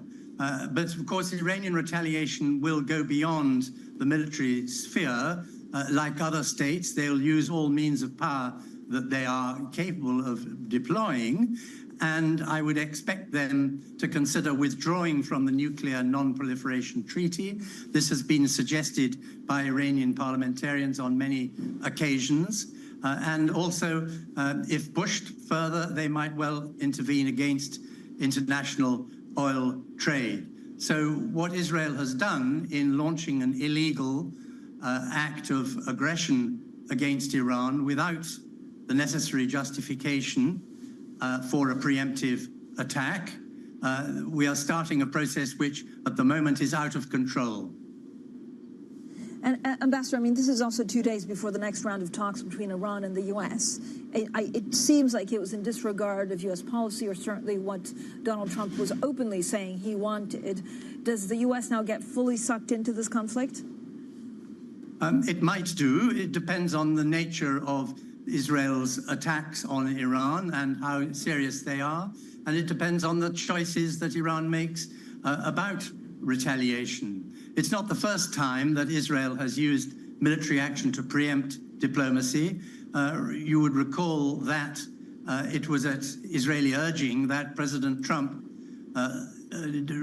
withdrew the United States and destroyed the program of action negotiated and agreed in 2015 and 2016, which severely limited and monitored Iran's nuclear program. Indeed, it's President Trump's actions in his first term that have launched us into this unpredictable cycle of attack and retaliation. The international community has also got a large part to play in this because of its excessive indulgence of Israeli aggressive actions, however savage their actions in Gaza have been, for example, and by granting Israel immunity from the normal rules of international law and international humanitarian law. Moreover, the inhibition against aggression between states was gravely weakened by the United States and the United Kingdom in 2003 with the invasion of Iraq. So we're seeing a very dark picture. We are seeing a dark picture. What are the chances, given you were British ambassador to Iran, what are the options for Iran right now? So if you look at some of the choke points for oil and container trade, we're talking about, the Strait of Hormuz. There's also the Red Sea. How much is that at risk? Because shipping companies, have been advised to take extra precautions. But is this one way that Iran could retaliate and inflict also more global pain? Undoubtedly. But as I said, it depends on the degree of pain which they are experiencing and their own estimates, which of course no one is privy to, about their capacity to sustain a longer war and a longer war in which other parties like the United States might become involved. But their position has always been that if they are denied the ability to export their oil through the Straits of Hormuz, then no one else will be allowed to export oil through the Straits of Hormuz. So I expect them to show some restraint at the outset, but if this conflict is prolonged, then the risks of disruption to the international oil trade and of a further, more serious spike in prices will remain. Of course, a reminder, the Secretary of State, Marco Rubio, said the U.S. is not involved in the strikes against Iran. But, Ambassador, who is there left to actually mediate this? I don't know whether China needs to play a role. I don't know whether the EU needs to get involved. But is there someone that you would look to? The United States has sidelined its previous partners in this international negotiation because it didn't like their policies. And moreover, there's a war in Europe involving Russia, and the United States is at loggerheads with China. But this was a strategic mistake because to obtain the kind of limitations through diplomacy on which the United States and Israel wish to rely for the security of the region, it's necessary to bring all states with influence in Tehran to the table. Now, the European countries have zero influence. The Chinese and Russians have substantial influence. So yes, if President Trump should wish to turn to a renewed effort to diplomacy, he should bring in those countries who have a strategic relationship with Tehran, chiefly Russia and China. Ambassador, if you were the U.S. right now, right, the Trump administration, who would you call? Would you call, Netanyahu? Would you try and reach someone else to make sure that this doesn't escalate and start a war that from the start, even in his campaign, Donald Trump had said he did not want to get involved in? Well, the United States clearly has almost no influence in Tel Aviv, given that it is unwilling to use the power that it does have over Israel's military and Israel's economy. We are seeing now the long anticipated fruits of the policy of 100% endorsement of a state which is capable of acting in a rogue manner, contrary to the interests in Middle East peace and security of neighboring countries, of regional countries, and indeed of Europe and the United States. So I would expect there to be conversations between the United States and Tel Aviv in due course, but I don't think we should expect early results. All right, Ambassador, thanks so much for your time. Richard Dalton, there, the former British ambassador to Iran. Now to the other big story of the day. It's reported that one of the black boxes located at the rear of the crashed Air India plane in Ahmedabad has been recovered. Now the London-bound Boeing 787 Dreamliner crashed shortly after takeoff, killing all but one of the 242 people on board. We're joined by Kate Duffy, who covers global aviation for Bloomberg. Kate, I mean, it's difficult actually to continue, to see the way forward in this, but what are we learning about the possible causes of the crashes? That is still really unknown. As you say, we've recovered one of the two black boxes that were on board the 787, but as it always happens with these kind of air accidents, it takes a long time to figure out what actually happened and what caused it. And from what we know, we're looking at the footage. Experts have looked at the footage, and they've seen that the flaps and also the landing gear are not potentially in places where they should be. There are other speculations flying around, but until we find out and get that critical information from the black box, then it's still sort of really unknown as to why it crashed. Kate, the crash also raises new demands on the Boeing chief executive, Kelly Ortberg. It absolutely does. And he was expected to be at the Paris Air Show, something which our team is going to over the weekend. We were set to interview him, but that is obviously on hold. He's cancelled his plans to go. All of his attention is now purely focused on this crash and just the response to it and all the people affected by it, and just to find out really what has happened. Boeing, they're going through this turnaround at the moment. A lot of pressure is on their manufacturing and quality production, especially after the 737 accident. So all eyes are now on the 787 as to what happened. Yeah, and again, it's impossible to speculate. We should absolutely not, even try and think about what could happen. But is it one of the first crashes which involves this type of plane? It is, yes, and that's what's so shocking about it. Up until now, it had a completely clear safety record, but now we're trying to find out, was it the plane? Was it an error? Those are all the questions that need to be answered. Kate, thank you so much, as always, for joining us. Kate Duffy there with the very latest on this Air India crash investigation. Coming up, world leaders call for de-escalation after Israel's attacks on Iran. We'll have more on the reaction next. This is Bloomberg.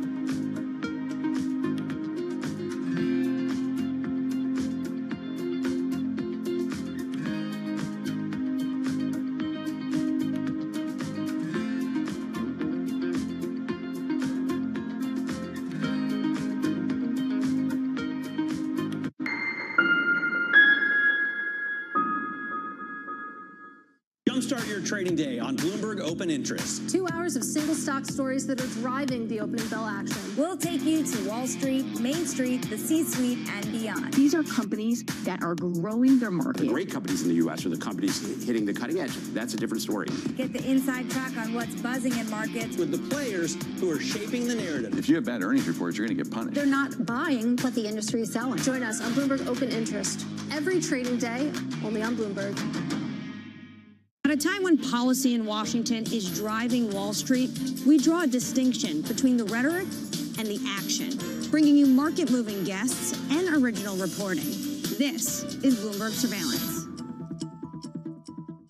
The flow flood of investment agreements. Deals were once again on display. The Saudis are open for business. The cessation of sanctions against Syria. Another big victory for the Crown Prince. Concerned that not enough guardrails may be set up just yet. Headline after headline. Trust Bloomberg for on-the-ground coverage. The numbers will be quite substantial. Up-to-the-minute reporting. Driven the price of oil down. And the analysis you need. He's basically going to vault this region into the same sort of sphere as the US and China. No one covers geopolitics like Bloomberg.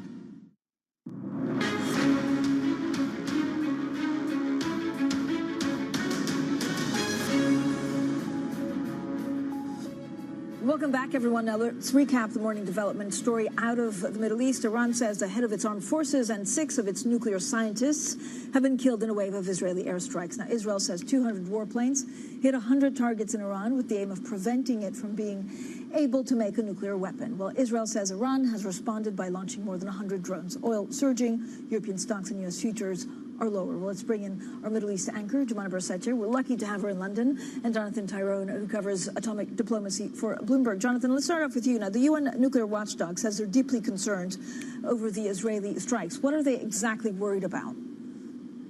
Well, they're worried about, first and foremost right now, radiological incidents. If Israel is able to penetrate the containment of the sites at Fordo, at Natanz, then you're potentially releasing radioactive material that is enriched uranium into the atmosphere that can spread. Therefore, in his first detailed readout, IAEA Director General Rafael Mariano Grossi urged maximum restraint, and he even offered to go back to Tehran, to the region, to try to broker some kind of compromise.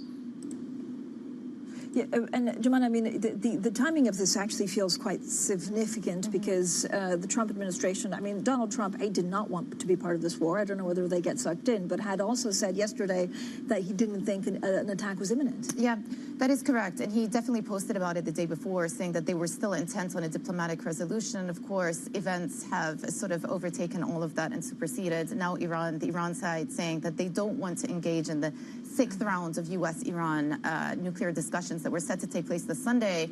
And certainly there have been a couple of tracks going on here. You have the U.S. track trying to push forward with these discussions, but obviously meeting some resistance, especially around that red line of uranium enrichment, with Iran saying that it is a no-go zone for them to agree to 0 levels of enrichment, whereas the U.S. and Israel have wanted 0 levels of enrichment. And the U.S. has sort of changed their tune as the discussions took place. But what became apparent in the past week is that Iran were looking to first start defying, because on Thursday they announced a new nuclear enrichment facility, and we could talk about it with Jonathan. And 2, the IAEA put out a report saying that Iran had essentially started breaking the constraints and the parameters that the IAEA had set about vis-a-vis the monitoring and the enrichment levels that were required. And so Iran were testing the waters. As the Israeli Prime Minister has been saying for weeks, if not months, that they would not hesitate to go down the military escalation route, and that is exactly what happened. But if you look at the damage that's sustained so far, and Jonathan can speak to this, there has been some level of damage inflicted on these nuclear facilities, but they're not fully dismantled yet. And that is why the Israeli Prime Minister is saying that they will continue until they are guaranteed that Iran cannot enrich uranium any further. Yeah, and Jonathan, I mean, it's really interesting that the timing is, of course, 2 days before the U.S. and, Iran were speaking about actually nuclear capabilities. Yeah, look, this is setting in motion a very dismal set of diplomatic steps. A couple of days ago in the United Nations Security Council, Iran's UN envoy warned that this kind of strike would also set into motion a withdrawal from the Nuclear Non-Proliferation Treaty. Now, what that does in practice is remove eyes on the ground in Iran, because let's not forget here, there are 2 separate tracks in terms of Iran's cooperation. It's true that they were found in non-compliance with their IAEA safeguards agreement a couple of days ago. But that's about decades-old nuclear material that was discovered at, undeclared sites. The more important issue right now is the vast accumulation of highly enriched uranium That material is under international safeguards. There are literally IAEA monitors on the ground in Iran today. They keep track of that material to gram levels under the NPT, which is the Bedrock Arms Control Agreement. If Iran triggers its right to withdraw from that treaty, then you're putting IAEA inspections in play, and you're suddenly adding a new level of opacity and less understanding to where and what Iran is doing. And let me just finally say, Iran already warned in a diplomatic note circulated a couple of weeks ago that it was prepared to take special measures to, in the event of an Israeli strike, to actually withdraw its highly enriched uranium from IAEA seal and bring it to a secure location where we do not know where it resides. So, you know, this strike is only the first in a step in what will be a very difficult, very challenging effort to, you know, stop through kinetic means a enrichment program. Yeah, and Jonathan, I mean, one of the things that people are asking is that it doesn't seem like there was an imminent threat, but maybe more of an opportunity for Israel to do something at this moment in time. Just breaking news in the last couple of minutes, Middle Eastern countries have also closed airspace after this airstrike, and so that has led to the closure of airspace in Israel, Iran, Iraq, Lebanon, Syria, and Jordan. Now, we're also joined by Lynette Nussbaumer, chair of Nussbaumer & Associates, a former British Army intelligence officer who is part of the team that created 2 of the UK's national security strategies. Thank you for joining us. Lynette, when you look at where this goes, I don't know whether it's the next 48 to 72 hours are extremely critical as we wait to see how violently Iran responds. Iran has already, of course, volleyed off a load of UAVs, a load of drones to try to retaliate against Israeli action. But Iran has always made it clear that they will respond to anything at a time and place of their choosing.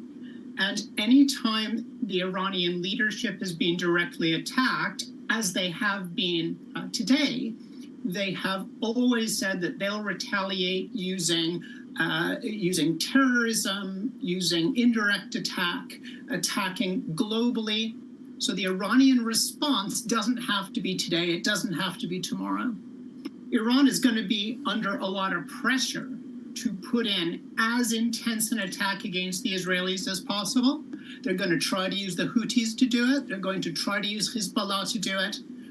And that's because the Israelis have checked a lot of Iran's immediate retaliatory capability. But Lynette, I mean, if there are 2 choices, right, escalate very quickly and do something to show actually that maybe you're not as weak as people say from the Iranian side, or have a protracted, Middle East conflict that lasts and lasts. I mean, is there an obvious choice for Iran right now? Francine, we're already in a protracted Middle Eastern conflict that lasts and lasts. It's already a shooting war. So what we're going to see from the Iranians is a calibrated change based on what resources they still have available to them. The war has already gone on for 2 years, and the Iranians will be stretching to see what they can do next. Do I think that there will be Iranian kinetic attack in the next 72 hours? They'll definitely try. But as we've seen in the last few minutes, they don't necessarily have that intact capability.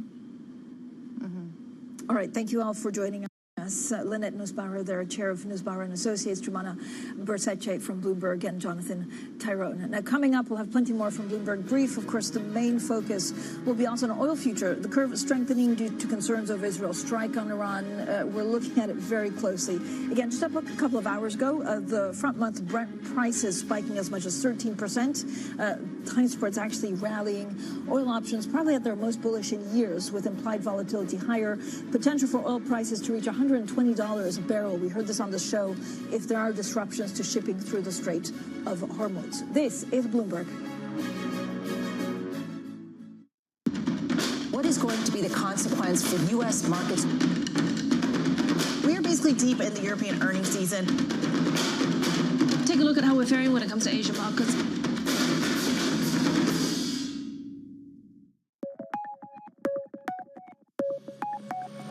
Let's talk about this villa. Very traditional. A lot of things of the past? I live my very first independent life in the farmhouse. And I built it by the memory of the farmhouse, the philosophy they believe, yin-yang 5 elements, the concept of the life, of the happiness. They build this kind of roof, like boat, and man and woman, and bowl of rice. Everyone should be happy if have somewhere to live, something to eat, and someone to love. So you're defined a lot by your past experiences. Yeah, actually, I'm a lucky man because not everyone should have the experience of the war and peace, poor and rich, technology progress, a change during my life, rich by experience. There's an appreciation for what you have now. And therefore, peace is the most important thing for today, for Vietnamese, and I think for human beings, for the world.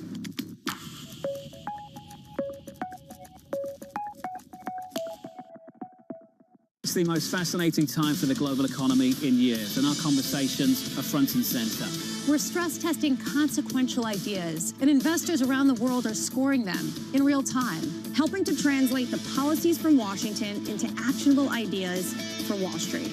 It's the morning call you actually want to be a part of. Separating the signal from the noise, with some fun along the way. This is Bloomberg Surveillance.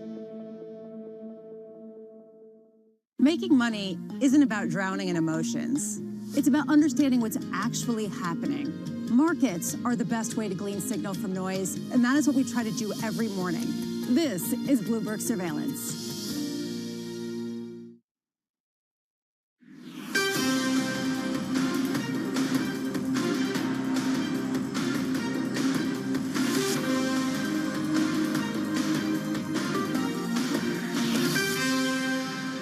Israel launched Operation Rising Lion, a targeted military operation to roll back the Iranian threat to Israel's very survival.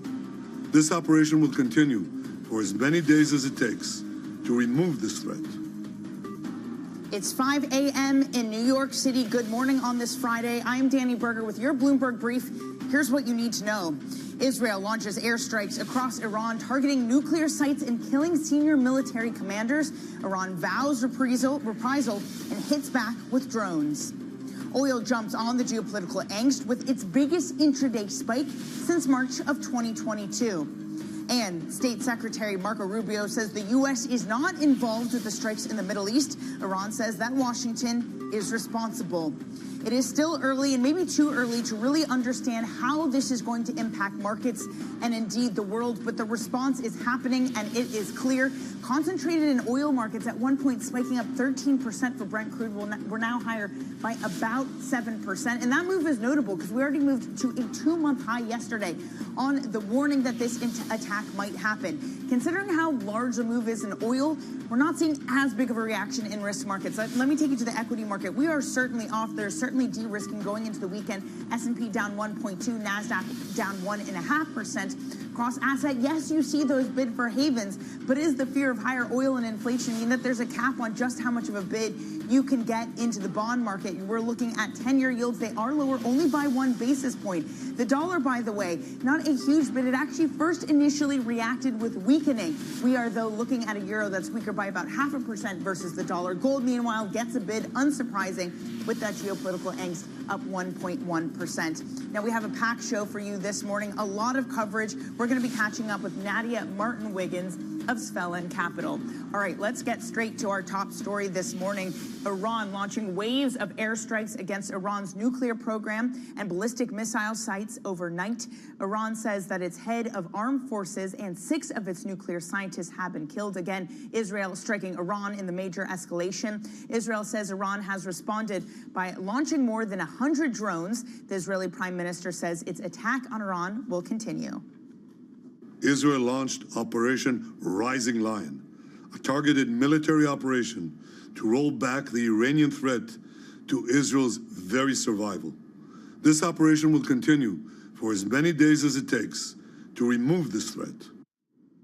For more, we're joined by Paul Wallace, Bloomberg's managing editor for the economy and government in the Middle East and Africa. Paul, what do we know at this moment? Right now, we are watching for what comes in the way of Iran's retaliation. That has begun already. It sent a wave of drones towards Israel. They take several hours to travel the distance. At least some of them have been intercepted over Jordanian territory. It's unclear at this stage if any have reached Israeli airspace and whether any of them have either been intercepted by Israel or have hit their targets.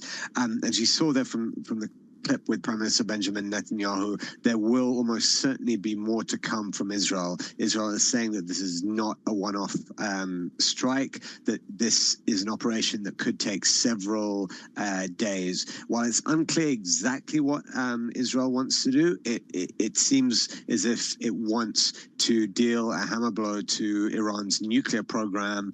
And if that is the case, that will probably mean more strikes on those nuclear facilities around the country in the coming days. In the meantime, Paul, as we've been speaking about, Iran has vowed retaliation. It's been, let's say, about 2 years in a simmering and at times boiling conflict in the Middle East. What capabilities for retaliation do Iran and its proxies have at this moment? That's a key question, and in some of the strikes that Israel and Iran had between each other last year, it seems as if at least part of Iran's capabilities were taken out, but they certainly have some left. We're seeing that with the drones already. So it has drones that it can send all the way to Israel. It does also still have ballistic missiles, and that's a key thing. Those were fired on Israel in April and October last year. They didn't cause extensive damage by any means, but certainly they weren't all intercepted, and Israel's air defense systems did struggle to cope with the big wave of ballistic missiles that were sent. These ballistic missiles travel extremely quickly. They can get from Iran to Israel in barely half an hour. Some of them actually enter space. They're difficult and very expensive to intercept, and if they hit their target, they cause a lot of damage. So that's something Iran could do. It's also important to note that it's still Iran, for all that its proxy militant groups have taken a hammering since October the 7th. I'm talking about the likes of Hamas in Gaza and Hezbollah in Lebanon. Those proxy groups still exist. We've got the Houthis in Yemen that could still fire on Israel and perhaps hit Western assets in the Middle East with their missiles and drones. We've got Iran-backed militias in Iraq that could do damage to U.S. assets, potentially even Iraq. So there are options for Iran for all that it has been weakened militarily over the last 20 or so months. All right, Paul, thank you very much for that comprehensive update. That's Paul Wallace. Now, Washington has also responded with Secretary of State Marco Rubio writing in a statement, quote, "We are not involved in strikes against Iran, and that Israel believes this attack is necessary for self-defense." Fox News reported that President Trump wasn't surprised by the attack in a phone call with the network. The president has signaled an attack was on the cards in the past couple of weeks, but he preferred trying to make a deal instead. Did you warn Prime Minister Netanyahu against taking some sort of actions that could disrupt the talks there in a phone call last week? Well, I'd like to be honest. Yes, I did. Next question, please. It's not a warning. I said I don't think it's appropriate. Well, I'd love to avoid the conflict. We're fairly close to an agreement. I don't want them going in because I think that would blow it. Might help it, actually, but it also could blow it. For more on the American response, we're joined now by Bloomberg's Kasia Klemensinska, who leads our breaking news team in D.C. Kasia, great to see you this morning. Let's just be clear here. U.S. and Iran nuclear negotiations, are they now over? Good morning. Thank you for having me. Indeed, it looks like it will be another busy day and a busy weekend here in Washington, D.C. As you mentioned, U.S. Secretary of State Marco Rubio came out right away and said that the U.S. has not been involved in those attacks and warned Iran against attacking the U.S. interests. President Trump spoke to Fox News overnight, and it sounds like he was aware of those attacks. He hasn't posted on the Truth Social yet this morning, which is a little bit unusual. We have to yet to see what he will say. Previously, President Trump had signaled that he would prefer for those U.S.-Iran talks to continue. They have been scheduled for Sunday, but now, of course, it's not clear whether they will still happen. It's not clear whether it will still happen. I mean, we heard from the president there, Kasia, that he'd been saying he wanted a diplomatic response, and now, just as recently as Thursday, the U.S. requesting Israel not to attack Iran. So what position is the U.S. in here? How much influence does it have in how things unfold in this moment, Kasia? Yes, that's a very good question. We know that President Trump and Benjamin Netanyahu have spoken regularly recently. President Trump definitely spoke to Benjamin Netanyahu on Monday. And also remember that on Wednesday, the U.S. urged some of its non-essential personnel from the region to leave, and also limited the movement of U.S. government employees in Israel. So there have definitely been warnings, and President Trump have mentioned to reporters just yesterday this risk, this possibility of a massive conflict. But again, it's very early here in Washington this morning, and we have yet to see what President Trump will say today. I was going to say, plenty of time still left in the day. Kasia, thank you so much for that update. We'll catch up with you later in the hour with any breaking news. Kasia Klimanshinska there out of Washington, D.C. All right, now let's get you some other top stories that are trending on the terminal this morning. One person has survived the deadly Air India plane crash that killed 241 people on board. The 40-year-old UK citizen was seated in the first row of the economy class and managed to walk out through a broken door on his side of the plane. According to a Hindustan Times report, doctors said his injuries were not life-threatening. The Trump administration won a brief reprieve from a judge's order to pull back on its use of military troops in L.A. to deal with the protests over the president's immigration raids. The appeals court set a hearing for Tuesday to consider whether to continue to allow Trump to use troops for longer. Elsewhere, Meta has finalized its $14.3 billion investment in Scale AI. It also recruited its CEO. Sources say Meta will take a 49% of the company and purchase non-voting shares. Bloomberg News previously reported that Meta was in talks with Scale. Now, coming up, we speak to Nadia Martin-Wiggin of Svelland Capital on the big moves in oil and what happens now after Israel's attack on Iran. This is Bloomberg.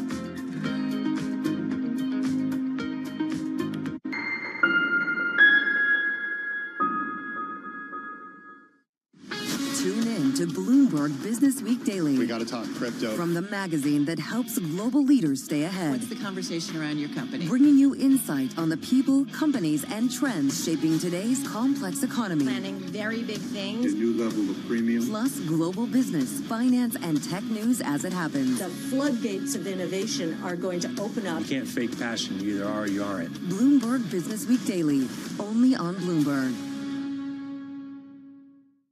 Key investors, top executives, global innovators. Join me for in-depth conversations with the biggest newsmakers on the day's top stories. Insight with Haslinda Onen, only on Bloomberg.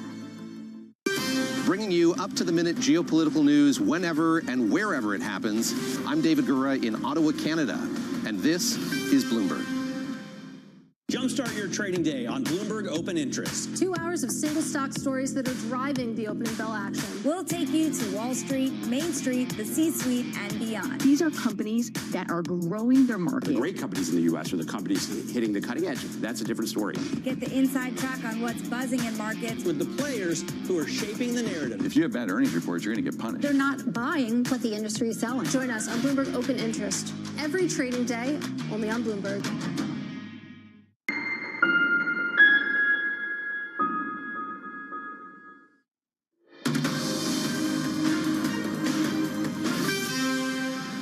think President Trump has been very clear, as all presidents before him, that Iran should not acquire nuclear weapons. And I think when all is said and done, President Trump will appreciate Israel's courage and action and initiative in taking out this terrible, terrible regime in the nuclear program, which was risking everyone. Oil surging up more than 6.7% this morning after Israel carried out strikes against Iran, raising fears of a wider war in the region. Pleased to say that joining us now is Nadia Martin-Wiggin, director at Svelin Capital. Nadia, when it comes to the oil market, there are no immediate outages at this moment, but the risk calculus has certainly changed. How has it changed for you overnight? So when we look at exports from Iran right now, they've been around 1.7 million barrels per day. This is very much in question. Will that continue? What will be the focus? And when we think about where the market has been positioned, we've had 3 surges of more than 400,000 barrels per day in expected production out of the Middle East, but we have not seen a single barrel flow higher out of the Middle East. So we've gone from a situation of enormous spare capacity expectations to actually seeing no additional oil thus far, and now even looking at the first potential loss coming out of Iranian flows. Well, Iran accounts for about 5% of global oil output, but the Strait of Hormuz, Nadia, it is the choke point, nearly a fifth of seaborne crude. What is the risk that there's disruption there? So the market has not priced in that risk thus far in our view. When we look at the Red Sea, we had the Houthis with comparatively very unsophisticated weaponry shut that down for more than a year. And the expectations have been that, well, things will normalize, and we haven't even seen that normalcy. When it comes to Iran, if they were to strike a single oil tanker, it would completely change the industry in terms of flows. We've seen since COVID, it's very difficult to get personnel to feel safe to flow. So we would need military escorts, and it would take time to resume things. So it would be quite a shock to the market. Nadia, to that point, we're not pricing that in. What would it look like to price that in? And should the market be doing it at this moment? Yeah, so we've had short positioning in the market. And what we saw just in this last week is some of the fast-moving algorithmic traders, they started to get a signal to buy. But when we look at these long, slow-moving algorithms, above $72 Brent, where we are right now, they start to get a signal that they shouldn't be short. If they were to decide, and we stay up here above these levels, it would take about 2 weeks for them to change those short positions into long positions. That means that we can have quite a lot of price appreciation just based on price momentum before we start looking at the actual fundamentals. The oil market is tight. We have low inventories going into peak demand season. And this is where we've had equity research forecasting, $56 to $61 Brent as their base case in the second half of the year because of potential trade wars and things like that since Liberation Day. But we've been trading at above 60 since OPEC has announced two boosts of 800,000 barrels per day of oil. And that is simply because the market is very tight. So we see continued upward momentum from where we are. Is that triple digits, Nadia? Just how much upward momentum? Well, that is very difficult to say. I mean, the main difference now versus the last time when Israel and Iran had their strikes on each other is both parties immediately stated, we're done. This is what we wanted to show. What Benjamin Netanyahu has expressed now, we need to be involved here for as long as it takes to ensure that Iran does not have nuclear capabilities. That, as a result, escalates the situation, and it also increases the likelihood of potential mistakes that escalate things further, as in an accidental oil tanker being hit, for example. And that's where it's very difficult to say. We have to take one step at a time. Right now, all oil is still flowing, but that can change very quickly. Nadia, In the scenario where there's escalation, in the scenario where the Strait of Hormuz, specifically LNG, is hit, we were talking about this during the commercial break, that could really hamstring Asia's capabilities to get their hands on LNG. How does that change the dynamic between what we're seeing in negotiations between the U.S. and China? Yeah, so what Trump really wants to do is fix the trade deficit with China. What does the U.S. export? Oil, LNG, and LPG. Those are enormous trade routes. When you look at Qatar, you know, they're one of the three largest LNG exporters. That is a big difference and an opportunity for the U.S. to get these long-term agreements going with China to fix that trade deficit long-term. LPG, 8% of the world's LPG flows out of the Middle East just to China, right? Or 8% of Chinese imports. Right now, we do not have an exemption for LPG exports out of the U.S. They've only included, the Chinese, an exemption for ethane. The entire petrochemical market growth story is very dependent on LPG coming out of the U.S. So this is the part of the negotiations that could really help the Trump administration. And it's when Asia actually and China really needs America. So we expect shipping stocks, you know, crude carriers, LPG carriers, LNG carriers, all of that to start to see some of this upside in their pricing as the market realizes that these are the diversions that are necessary. It's much further to sail from the U.S. than it is to sail from the Middle East to China. Just to be clear, Nadia, will this happen regardless of where we move from here, or is this the scenario where you do see LNG taken offline? Well, we expect that, you know, it's all about energy security. We've been talking about this in Europe ever since Russia invaded Ukraine, and now we see this is absolutely necessary on a global scale. And every country wants to increase and diversify where they get their flows from. So that includes the U.S. It includes Argentina and growth in shale production. You know, this is where that change into inefficient shipping routes, that is absolutely what everyone has to do and secure those volumes. And that's what oil traders, LNG traders, and LPG traders are going to be doing today with their bookings. Nadia, thank you so much for joining us this morning. Definitely things are different this time. Really great to get your thoughts. Nadia Martin-Wiggin of Svelin Capital.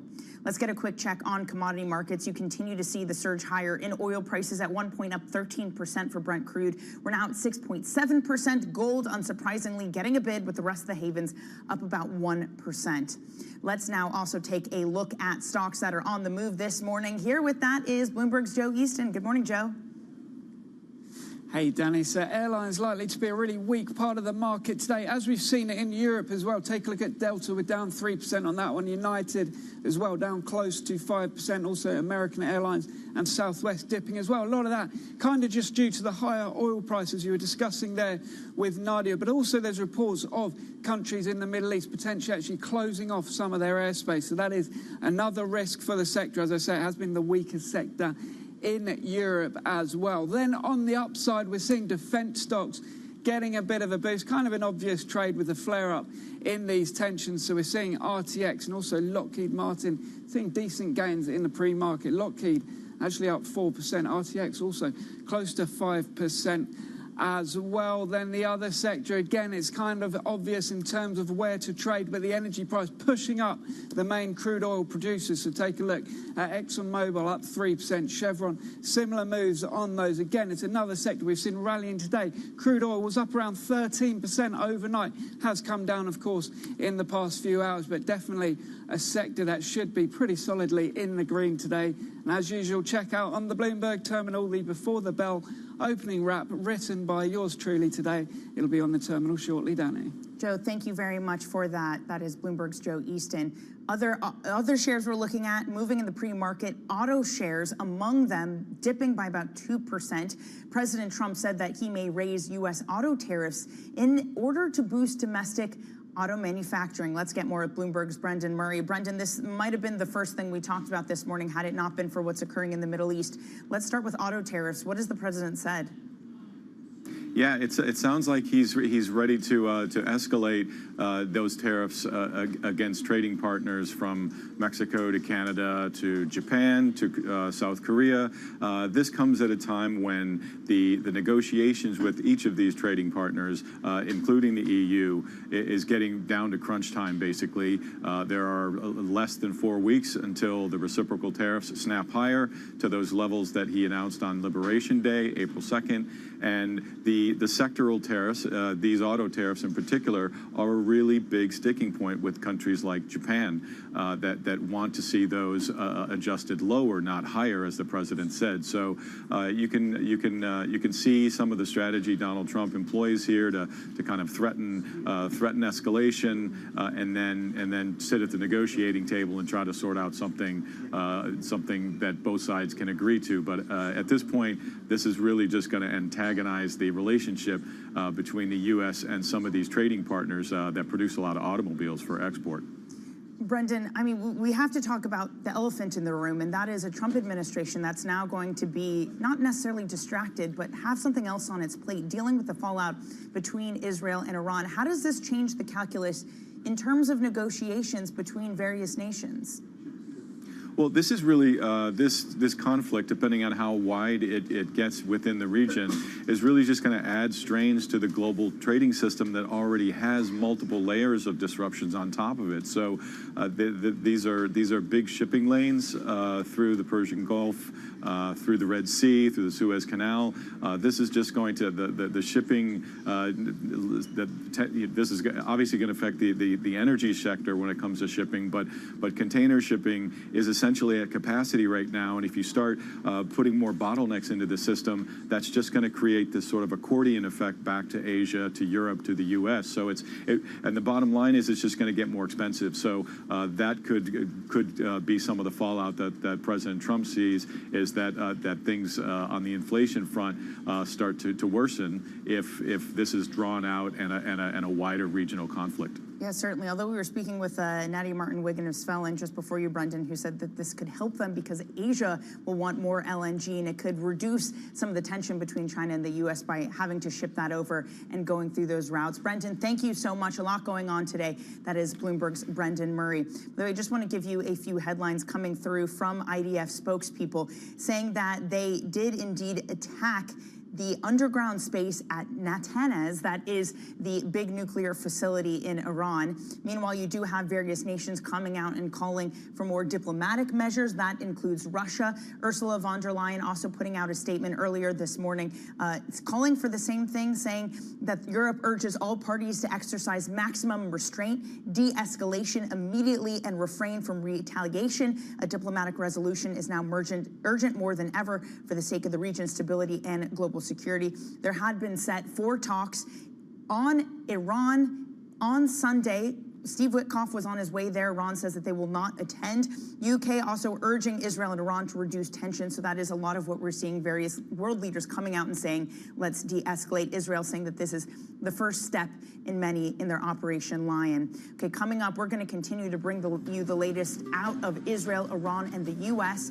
Response to ratcheting up tensions in the Middle East. Oil markets continue to move higher. We are up by 7% for WTI. Brent crude up 6.7%. This morning at the same time, you're looking at risk markets weaker. Dollar and gold bid this morning. You're watching Bloomberg Brief.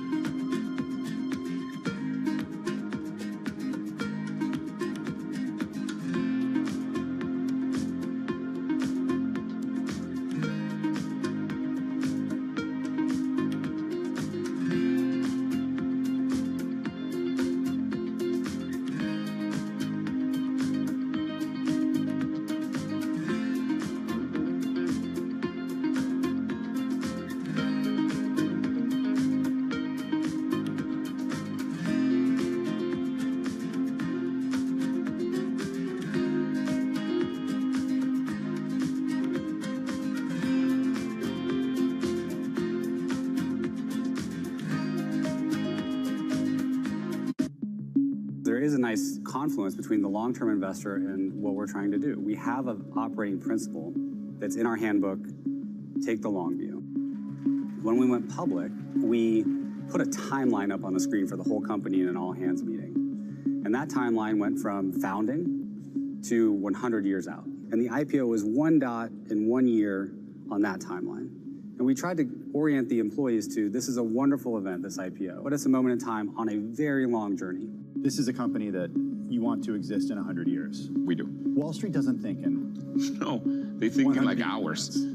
Yeah. And what I've learned of Wall Street, and particularly Wall Street investors, when they say they are long-term investors, that means they'll keep your stock for like a month.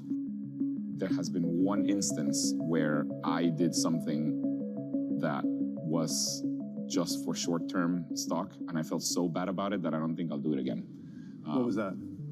There was one quarter, a few quarters ago, we were not going to beat the quarter. We were going to probably just hit it, and so far we beat every quarter. So we were all like, wait, what? Our perfect record. We're like a 4.0 student that is going to get a B for the first time. This is not good.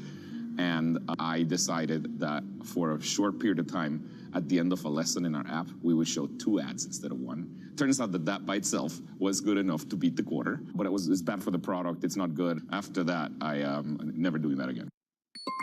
Asia is at the forefront of some of the world's biggest stories. And we're here, where the action starts in Sydney. And in Tokyo, get ahead as the global trading day begins. The Asia Trade, weekdays only on Bloomberg. U.S. jobs numbers are released. Bloomberg has the report under surveillance with crucial data and expert analysis at terminal speed. Nobody covers Jobs Day like Bloomberg.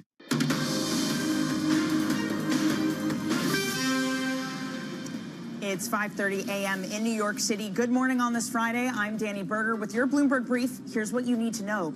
Israel launches airstrikes across Iran, targeting nuclear sites and killing senior military commanders. Iran vows reprisal and hits back with drones. Oil jumps on that geopolitical angst with the biggest intraday spike since March of 2022. And State Secretary Marco Rubio says the U.S. is not involved with the strikes in the Middle East. Iran says that Washington is responsible. It is still too early, perhaps, to understand the ramifications for both the markets and the world, but the reaction has begun. At one point, Brent crude spiking up some 13% after already moving to the highest level in 2 months yesterday in the anticipation of this moment. And it is escalation fears driving the rest of markets this morning. Equity markets also decisively lower, down by 1%. The effects, though, perhaps not as big as you'd expect, given that size of the move in oil. That goes even more through for the bond market. Yes, you are seeing a bid, but to be clear, we are only down about 1.7 basis points. We had already been moving lower on 4 different events from the 2 auctions and the 2 pieces of data when it comes to CPI and PPI.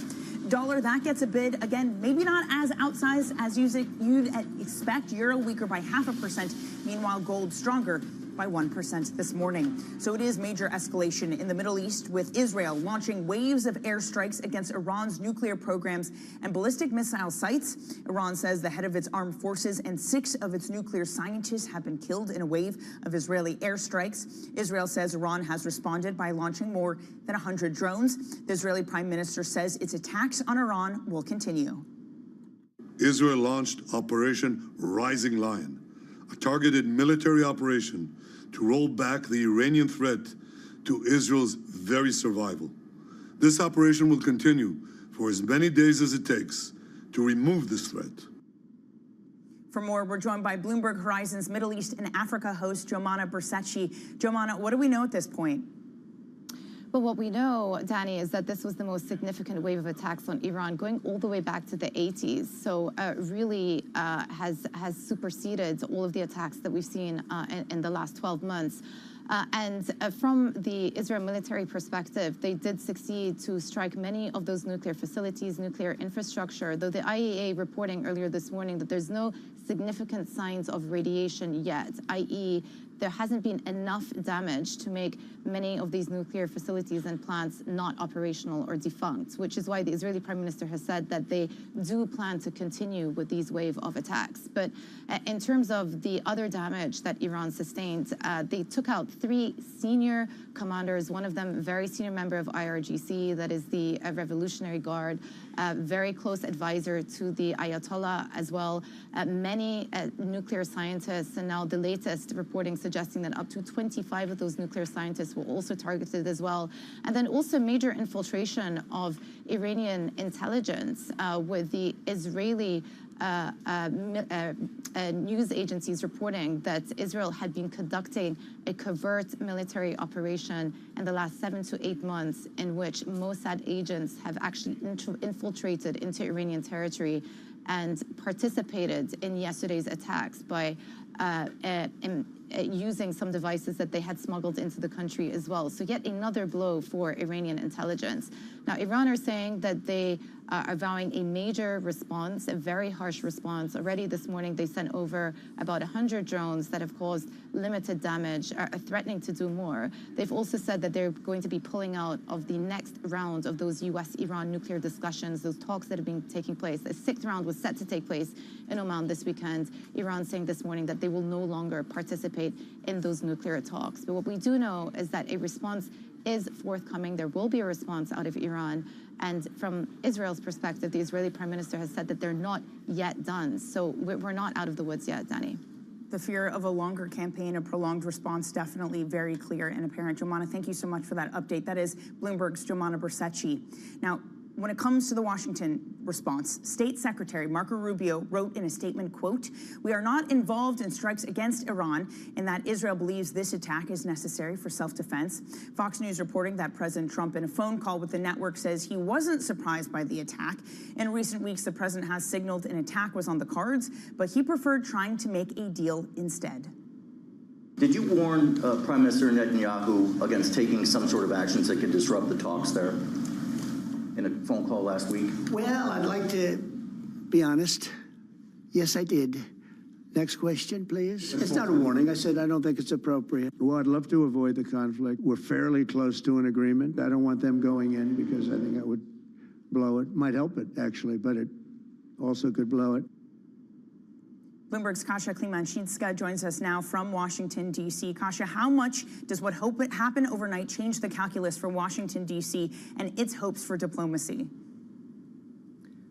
Yes, I think there is a significant change now. As you mentioned earlier, Iran doesn't want those negotiations to continue. There was supposed to be a meeting on Sunday in Oman between the U.S. and Iran envoys. Looks like this won't happen. President Trump has only one item on his agenda today. That's an 11 a.m. National Security Council meeting that obviously is not open to press, but we'll very likely hear from President Trump after that meeting, if not sooner.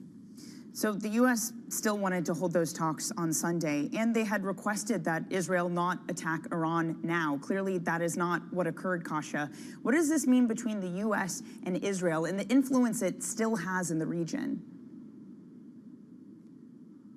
Yes, that's a very good question, especially as it comes, relatively soon after President Trump's trip to the region and in a moment where Trump is already looking at several other difficult situations with other foreign partners. So there were supposed to be those talks on Sunday. President Trump is also scheduled to head to G7 early next week. So it's all very much a very developing situation. But as you pointed out in this Fox interview that hit, late last night, President Trump said he wasn't surprised, but he was hoping to get back to negotiations. All right, Kasia, thank you so much for that update. That is Kasia Klimanshinska from Washington, D.C. Now, oil also surging as much as 13% at one point. That would make it the biggest intraday spike since March of 2022 on the back of geopolitical tensions. 7% higher now for Brent crude, 7.5%, just there under for NYMEX crude. Let's go straight to Bloomberg's executive editor for commodities, Will Kennedy. Will, how much change for this oil market overnight? Yes, clearly the oil market sees this as a very significant event which signals big risks going forward. It's true that the initial reaction has come off a little bit, but we're now trading back at 75, way above where we are before OPEC started putting considerable oils back into the market, which I think shows how much geopolitical risk has been put back into the price. Now, clearly, what will matter now, as Jumana was outlining for us earlier, is how Iran responds and what it decides to do next. The big risk for the oil market is that it decides to try and restrict shipping through the Strait of Hormuz, the narrow waterway at the mouth of the Persian Gulf, through which about a third of the global oil supply moves. If that were to happen, you could see very significant gains from here, but I think that's a very open question at this stage. We were speaking with Natty Martin-Wiggin of Swellen Capital earlier, Will, and she said the threat isn't necessarily just a closure of the Strait of Hormuz, but just any attack on any tanker, any shipments trying to get through there. How would that change things if you did see something to that degree in terms of cost and just flow of energy? No, I think that's a really important point, and actually we could look at the campaign that the Houthis waged against shipping on the other side of the Arabian Peninsula last year to see how this works. In that kind of situation, it becomes more expensive to hire ships. Fewer ships are going to be willing to go into the Persian Gulf. You're going to have to pay more to insure them. There may be a shortage of tankers to get oil out of the Persian Gulf, and that could all lift prices and exacerbate this political risk premium we're seeing now. So people should avoid seeing this as a binary open-shut thing. I think a much more likely scenario, as you say, is Iran decides to interfere intermittently with shipping coming in and out of the Gulf, and that raises the cost and difficulty of getting oil out of this key region. Well, just the backdrop of this, Will, you also said you also had an OPEC that has expressed a willingness and has indeed brought more oil back to the market. What is the reaction, likely reaction? What could it look like from OPEC Plus and Saudi here? Is it accept the higher oil prices, get that premium, or put more barrels into the market? For Saudi Arabia right now, this is, on the face of it, economically quite a good outcome because it's putting more barrels into the market, gaining market share, increasing production, and it's now doing it with prices around the 75 barrel mark. But that said, it's not always that simple. They may, if things escalate from here, come under pressure from Washington to try and counterbalance some of the disruption from what's going on in Iran. And I think an important thing to bear in mind as we think about the market impact from here is that both Saudi Arabia and the United Arab Emirates maintain significant spare capacity to put back into the market and keep a lid on prices if the situation develops and as it requires. Even though it's increased production, Saudi Arabia has at least 2 million barrels more that it could put back into the market. The United Arab Emirates probably produce 1 million barrels more for the sake of argument. So that's a significant lid on prices. Now, there are complications about whether they can get that oil to market. But setting that aside, I do think it takes some of the more extreme scenarios. It limits those to some extent. The complications getting oil to market, Will, do you just mean any of the disruptions we might see in the Middle East? Yeah, that's right. Of course, in an extreme scenario where the Hormuz is shut, then it limits the ability of producers like Saudi Arabia and the United Arab Emirates, Iraq, to get their oil out. Although it's worth noting that both Saudi Arabia and the UAE have some capacity, in the Saudi Arabia's case, to ship through the Red Sea, in the United Arab Emirates' case, to go directly into the Indian Ocean. So they're not completely shut out, but it would complicate life for them. Certainly will. Thank you very much, Bloomberg's Will Kennedy. And just worth mentioning on that note, if we do see some shortages, IEA has responded this morning. Fatih Birol, the executive director over there, saying that they have barrels of oil emergency stock and they are ready to supply the market if needed. Let's now get you some other trending stories on the terminal this morning. President Trump says that he may raise U.S. auto tariffs to boost domestic auto manufacturing. He said raising those tariffs from the current 25% level could further protect the domestic auto industry. Trump cited GM's plans to invest $4 billion in U.S. plants to avoid duties. The Trump administration also won a brief reprieve from a judge's order to pull back on the use of military troops in Los Angeles to deal with protests over immigration raids. The appeals court set a hearing for Tuesday to consider whether to continue to allow Trump to use troops for longer. One person has survived the deadly Air India plane crash that killed 241 people on board. The 40-year-old UK citizen was seated in the first row of the economy class and managed to walk out through a broken door on his side of the plane. According to a Hindustan Times report, doctors said his injuries were not life-threatening. Coming up, we take you live to Le Mans with an interview with Knighthead Capital co-founder Tom Wagner. That important conversation coming up next on Bloomberg.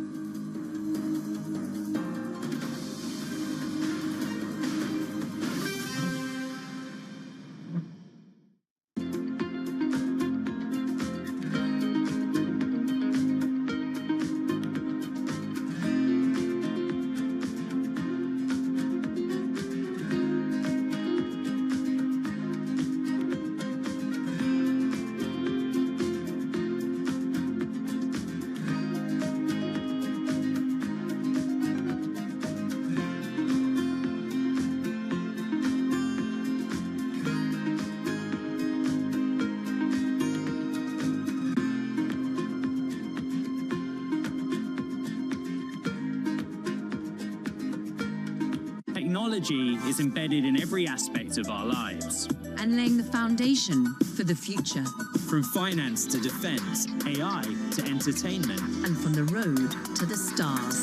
Bloomberg brings you the latest stories of the people and companies pushing the tech sector to new frontiers. And the politics that shape global tech markets. I'm Caroline Hyde in New York. And I'm Ed Ludlow in San Francisco.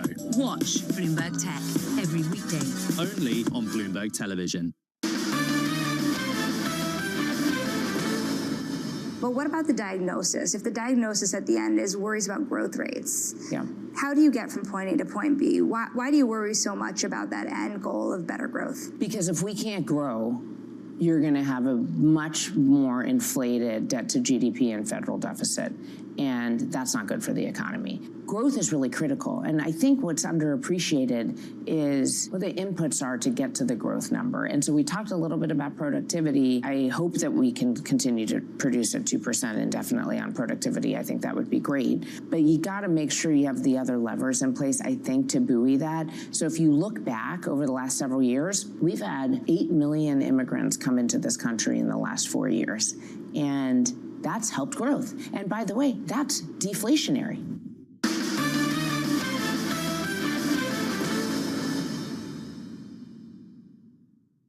Listen carefully. Can you hear the rhythm in the markets? Not just in the syncopations triggered by inflation, but in the preludes leading to global elections, in the dissonance that moves the Nikkei, and the rising course conducted by AI. There's music in the markets, and if you want to learn to listen for it, we'll show you how.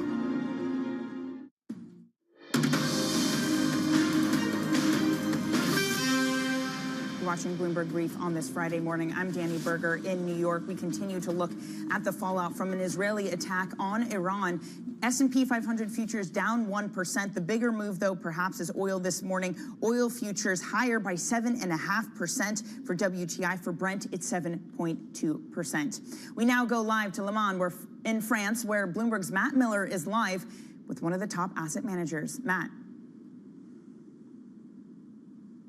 Yeah, Danny, thanks very much. I'm here with Tom Wagner from Knighthead, and among the other businesses that you own, one of them is Team Jota. The Hertz Team Jota racing team is the Cadillac factory team. And before I get to the Israel-Iran attack, and I do want to ask you about the effects of that on your businesses, I want to ask about the historic finish that you had yesterday in the Hyperpole. You locked out the front row. We did. Thanks, Matt. So it was a great day for Cadillac and Hertz Team Jota. It was a impressive 1-2 qualifying. Obviously, there's an incredible number of fantastic auto manufacturers here with some pretty unbelievable sports cars that are competing in the 24 Hours of Le Mans. But this is what makes the 24 Hours such an iconic race. You have this incredible multi-tiered qualifying system, and then you've got to go race for 24 hours. And where you started and where you finished bear no resemblance to each other many times. So the race is ahead of us. But I think for all of our partners, Cadillac, Hertz,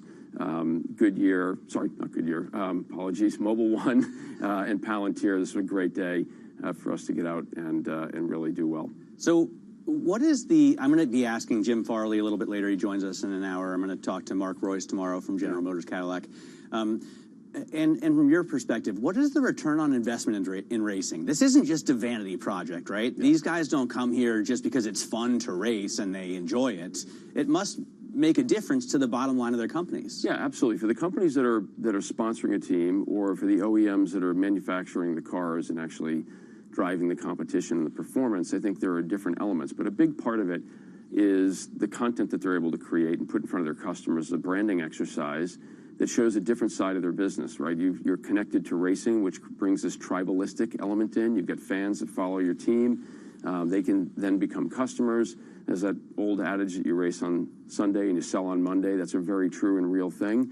And I think for some of the other sponsors like Hertz, it's an ability to show a different side of your product and do a little bit different branding exercise. And I think if you look after the whole history of Hertz, they've been in racing on again and off again for quite a number of years. And we're thrilled that they're having a great run this season as a sponsor, and they're getting some really good mileage out of it. And I think we'll see more of that going forward. And what's nice for Hertz is that we've been able to keep driving the cost down of their participation and increasing, the value that they receive in return. So I think that, it's incumbent on us to keep doing that. We were talking with one of your drivers a little bit earlier, Jenson Button, Formula One world champion, and he was saying that Le Mans has grown amazingly. Yeah. Just looking at the paddock, you have 8 manufacturers in the hypercar class. Why do you think this event is getting more and more important to the major car manufacturers around the world? I think it goes back to something we've talked about in the past, the rise of, analog experiences for, people that want different content. They don't just want digital content. And coming to a race, is a wonderful analog experience. You get to see and feel and touch and experience things in a very different way. And I think that for the OEMs that are participating in endurance racing, it's a way for them to showcase their product and put it out there. Sure, many of the fans that are here viewing the event can't necessarily afford one of these cars that's represented by the hypercars or GT class cars. However, they then follow the team. They get a piece of it by way of the merchandise or other experiences they have, and it becomes a halo product for them. And then for those who are actually buying it, they know that they're buying, a consumer product of great value that many people would aspire to own. And I think that brings a luxury element into it. So you're hooking together a number of different big, mega, kind of macro trends together in racing that I think are important and will continue for a while. We've seen in F1 teams that a few years ago were worth a few $100 million. All of a sudden, they're valued at a couple $1 billion. Yeah. I mean, just massive increases. Do you see that happening to teams here as well? I mean, has Jota been an incredible investment for Knighthead in that sense? Jota's been a very good investment for us. It's a multifaceted business beyond racing. Racing helps to promote some of their other businesses like the carbon fiber business that we have that's really growing very quickly, and some of the other engineering services businesses that we offer. Those benefit from the value that Jota brings by performing, really well on race day. And I think that we'll continue to see that rise. But for the teams themselves, I think what we need to see is a bit more commercialization. So we need more sponsorship, more hospitality, bigger brands coming in. But I think that's likely to happen when you look at who's on the grid. I mean, it's a pretty incredible collection of luxury car manufacturers that are represented. You have a number of investments across sports in Birmingham City, soccer or football team, if you will. You've got cricket investment. In cars, you have Singer and Revology. And you just added Willow Springs, the track, to your portfolio. How are you funding all of this? Are you raising capital from investors? Is this all from your insurance company? How do you finance all this? We'll invest in these things on behalf of different funds that we manage. The biggest and fastest growing pool of capital we have is in insurance as we continue to grow the underwriting. And we're excited to make investments like Jota and participate in Cadillac Hertz Team Jota. We're also super excited about what we're doing with Legacy Motor Club and Jimmy Johnson in the NASCAR team, and looking for ways to tie various investments together. So there's marketing crossover between what we're doing here in racing and what we might be able to do in Birmingham and a series of other things. So we're always looking for interesting ways to connect the businesses and bring more value to each of the individual teams. I know you're expanding your insurance businesses. We were talking about the fact that you're going into the Middle East and other regions, and I thought, well, it's a little bit scary. But what's the macro picture look like to you, especially with something like, Israel has attacked Iran today, and now Iran is sending 100 drones into Israel? Yeah, I think, when we enter a market, and we're entering the Middle East now, we've got one market we're just about to start underwriting in, and a second we hope to come online by the end of the year. We're looking many years down the road, and I am extremely bullish on the Middle East, generally speaking. I think what we're seeing today is the culmination of many, many years of pent-up, stress in the system, if you will. And I don't mean to diminish in any way what's happening, but I think that, this will find a way to resolution. Maybe not in the immediate term, but I believe strongly that it will, and I think the Middle East will be better for it in the end when we move past some of these individual conflicts that we've seen over the last couple of years. I'm hopeful that that happens elsewhere in the world as well, but when we're underwriting, we don't often focus too heavily on what's occurring today. We really try to think about what's going to happen many years down the road. You cut your teeth trading debt out of Colombia, I think, was it? And what's your view on the rate situation right now? I mean, for a while it looked like we could get back into the danger zone, 10-year at 4.50, 30-year at 5, but now it's come down appreciably. I mean, there were a lot of forces pre-COVID that were disinflationary, and some very smart people will disagree with what I'm about to say. We had taken, we'd put on a position recently to take advantage of lower rates because we felt that the negative atmosphere on rates was just too extreme. We felt rates would do a retracement. We also believed in looking at some of the underlying data that the inflation numbers were going to moderate even further, and certainly they have. And that goes back to what we saw pre-COVID and some of the productivity gains and other things that are driving lower rates in aggregate. I also think the economy is perhaps a bit slower than people fully appreciate. So, when you factor all those things together, we felt that the rate move higher had been overdone, and how long we hold this trade on for will be data dependent. If the inflation picture isn't concerning you, but the growth picture is, does that mean you think the Fed needs to cut? I do think the Fed needs to cut. Yes, I don't think that. I think we're below target in inflation, and I think that you can make an argument that some of the excess spread and rates that we have, put inflationary pressures on key consumer products like housing and auto. Those are industries that are not doing particularly well at the moment, and I think they would benefit from a cut, and they're critically important industries, not just to the U.S. economy, but to the U.S. consumer. So I would be a strong advocate of seeing the Fed move in line with other major central banks. Tom, great having you on the program. Thanks so much for joining us, and great luck in the race tomorrow. That is Tom Wagner from Knighthead Capital and the Hertz team, Joda, combined with Cadillac, locking out the front row, Danny, with the first and second positions after the hyper poll last night. Yeah, very exciting, Matt. Thank you for bringing us that conversation. And we should mention what's happening there. It is the world's most famous endurance race across today and tomorrow. Matt's going to be bringing us more interviews from there with luminaries of the world of autos, including the Ford CEO. All right, let's get you set up for your trading day on this Friday. University of Michigan Sentiment Survey. That will be coming out at 10 a.m. Eastern. The Treasury will also offer $13 billion of 20-year bonds. That's at 1 p.m. Over the weekend, President Trump's military parade, that will take place on Saturday. Let's also look at some of the stocks that are moving as we head closer to the open. Here's Bloomberg's Joe Easton with that pre-market look. Hey, Joe.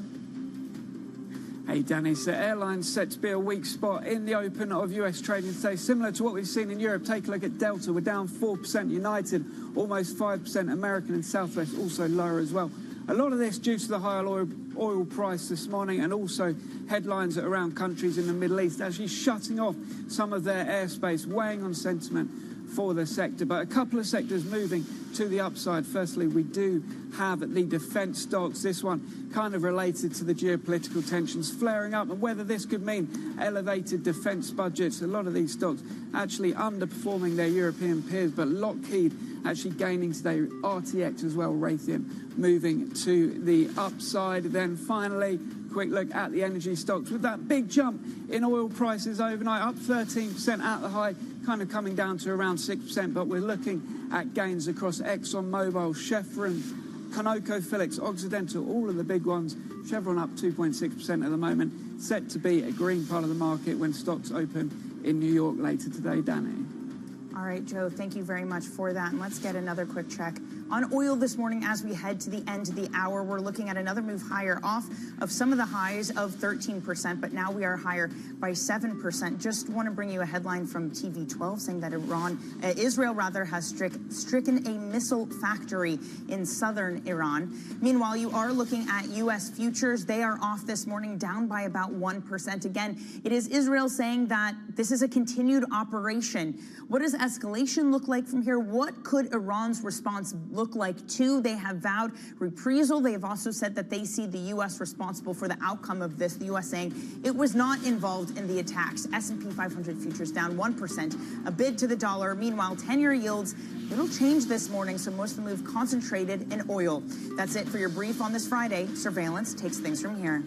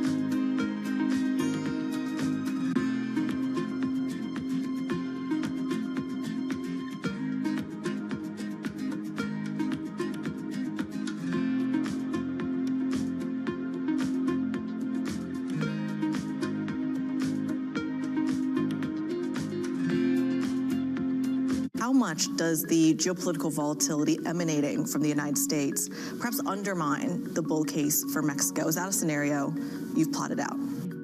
Structurally speaking, we do still have a very positive view in Mexico.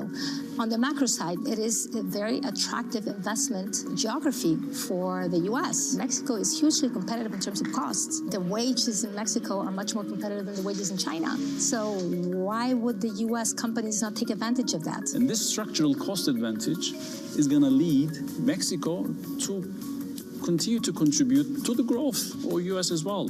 The value chains, the supply chains are so integrated that Mexico has to play a continuing role in the further development of the U.S. And U.S. is growing very healthily, very nicely. It will benefit Mexico this way or that way. It will benefit Mexico.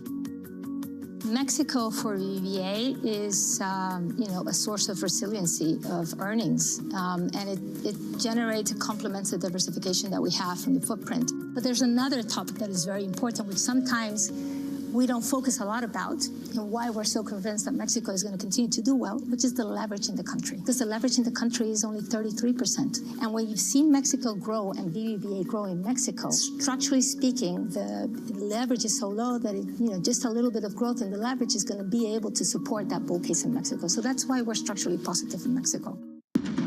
What is going to be the consequence for U.S. markets? We are basically deep in the European earnings season. Take a look at how we're faring when it comes to Asian markets. Get your fixed income fix. Watch Bloomberg Real Yield around the world right here on Bloomberg. Context changes everything.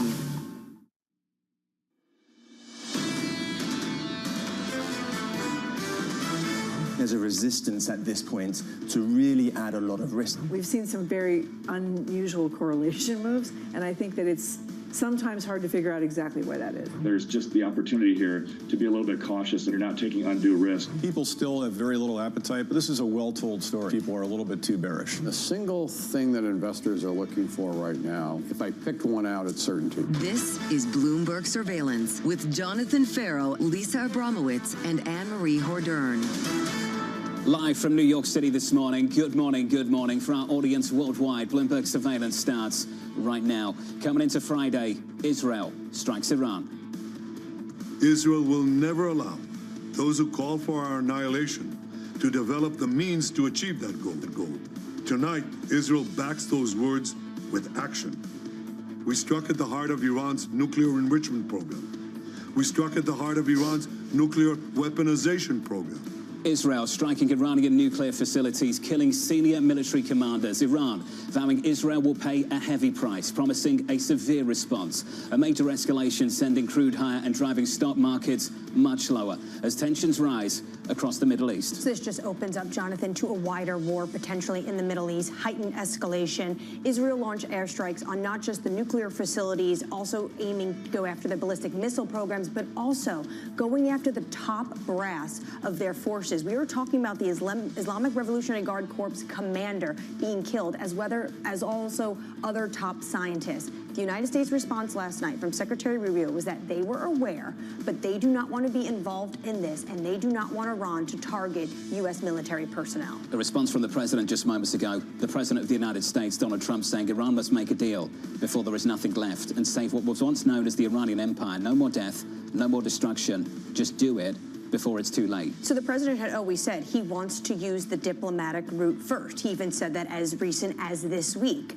They are supposed to have a 6th round of talks on Sunday. Iranian state TV said that those talks are going to be canceled in Oman. It's obvious what you have right now is a retaliation from Iran, sending over 100 drones to Israel. A key question, if the U.S. is not part of this attack on Iran, is it going to be part of the defense of Israel? A lot to think about in financial markets. Equities lower.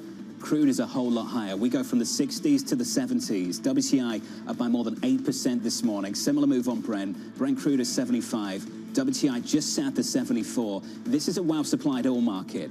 That's the good news. What's the bad news? This region accounts for a third of global oil production. And what happens now is that you will have Iran come out and threaten that they will close Hormuz. And this is where not just Iran ships barrels to the likes of China, but also Saudi Arabia, the United Arab Emirates, Iraq. They all send many of their energy exports through this waterway. What we should note is that earlier in the week, JP Morgan said prices could reach, Jonathan, $130 a barrel in the worst case scenario. This is looking like the start of a potential broader escalation and maybe a worst-case scenario. 75 on Brent crude this morning. Much more on the market in just a moment. Coming up this hour, we'll catch up with Max Kettner of HSBC as tensions rise across the Middle East. We'll speak to Stephen Cook of CFR as Israel attacks Iran's nuclear sites, and Robert Tipp of PGIM on the flight to safety. We begin this hour with our top story, a major escalation as Israel launches airstrikes targeting Iran's nuclear facilities. Our team coverage begins right now with Bloomberg's Tyler Kendall in Washington, D.C. and Jumana Basechi in London. Jumana, I want to come to you first. The Israeli goals, are they targeted, are they limited, and to what extent were they achieved overnight? I think that's the fundamental question there, John. What is the goal? What was the objective? If you listen to the comments that the Israeli Prime Minister Benjamin Netanyahu gave after the attacks, he said that they're not going to stop until they are sure that Iran cannot develop a nuclear bomb. And of course, we know that Iran has enriched hundreds of kilos of uranium very close to levels of atomic weapon grade.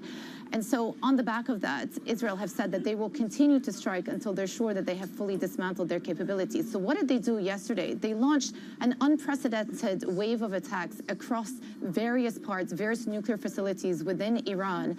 But just a couple of hours ago, the IAEA put out reports saying they're not detecting nuclear radiation from two of those most significant sites, i.e. those main nuclear enrichment facilities where a lot of the stockpiles sit have not been damaged. And that is because they're deeply embedded into the mountain. They're very much buttressed, which is why we will likely see more attacks of this nature, unless, of course, there is a change of tone coming from Iran and they show more appetite to engage in these talks and to commit to no enrichment, which is what Israel and to a certain extent the U.S. have been pushing for. So has the Israeli attacks been successful overnight in terms of dismantling these nuclear facilities? No. Has it sustained a huge blow to the Iranian system? Yes. They took out a senior IRGC commander. They took out the head of the armed forces. They took out a senior advisor to the Ayatollah, 25 nuclear scientists. And once again, Iran are on the back foot. Israeli media once also reporting that there was a covert intelligence operation that also took place simultaneously, whereby Mossad agents were actually deployed into the country as well. So yet another blow to the Iranian intelligence. How they respond here is going to be key. But they also know that if you go on the template of what happened last year, that Israel has a very efficient ability to deflect the ballistic missiles and the drones that Iran tend to send towards the country. And so from that perspective, they're limited.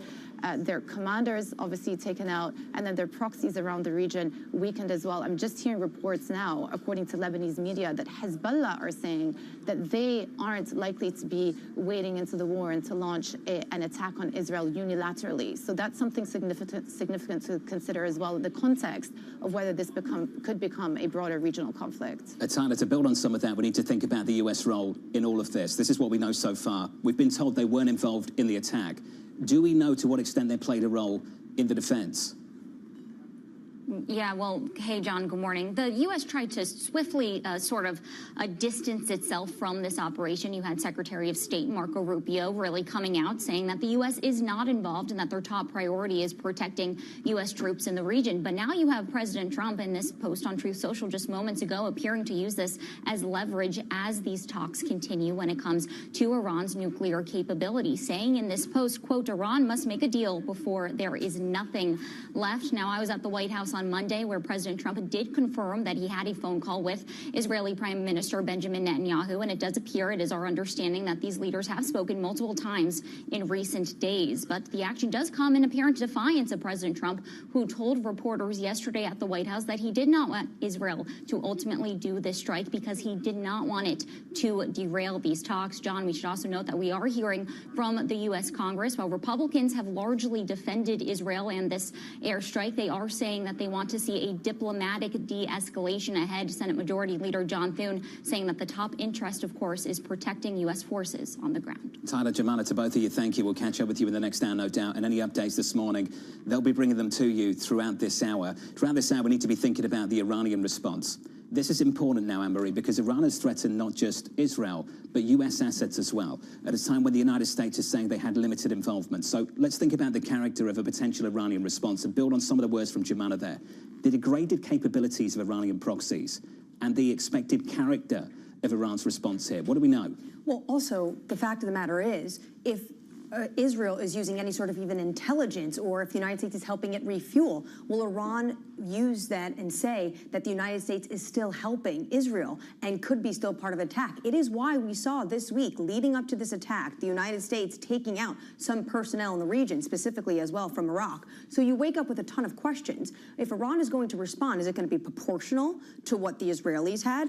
And to what extent is the U.S. willing to step in to protect the Israelis and other assets in the region? If you are just joining us, welcome to the program. Equity futures at the moment down by 1.2% on the S&P 500. Big rally in crude, anywhere between 7 to 8% through much of the last few hours. Here's the view on Wall Street this morning. Max Kentner of HSBC joins us now for more. Max, we've always got to think about, does this upend the economic picture? Does it upend the economic picture at a time when I started to read note after note talking up the prospect of Goldilocks, a Goldilocks economy? What's your response this morning, Max? Yeah, good morning, John. I don't think it does actually change the overall picture an awful lot, because what we've done previously is we looked at some point the biggest geopolitical events that we had over the last 25 years. And what you're seeing is typically the reaction from not only risk assets, but from treasuries, from gold, so really across the asset classes. And we're not talking the post-reaction after such geopolitical events, let's say a month or 3 months out. We're literally even talking already the day after. You're more likely going to see people fade those geopolitical risk events rather than double down on them. So it is more likely that already perhaps on Monday, we're going to start to see actually people saying, you know what, yes, it's not great. And yes, it does have some repercussions for oil prices.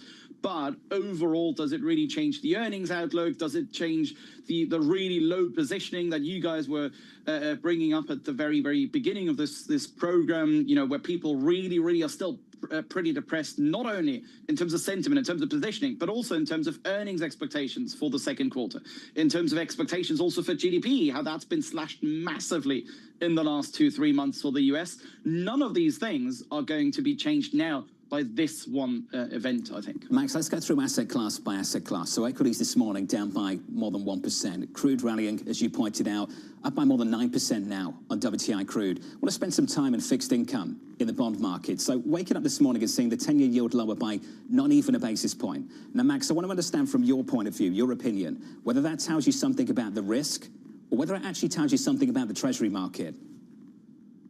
No, it does tell you about the risk, because, of course, on the one hand, you could argue, yes, that is risk off, let's buy duration.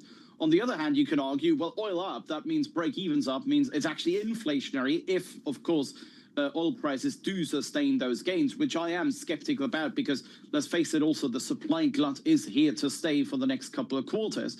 So overall, it does, I think it's a pretty rational reaction to see treasuries roughly trade flat, because on the one hand, you've got the risk off thing. On the other hand, you've got the potential inflationary impact from higher oil prices. And that, of course, is sort of balancing each other out. And therefore, you know, treasuries rates in this instance, not only actually in this instance, but even in this environment where we're continuing to play these fears around stagflation in the next couple of months, perhaps away from what's been happening overnight, but perhaps goods inflation really starting to pick up still in the next couple of months. We've not seen it on Wednesday, but perhaps it comes in June or July and August. This underlying threat is still there. The underlying threat around debt sustainability, around fiscal sustainability, that's still there.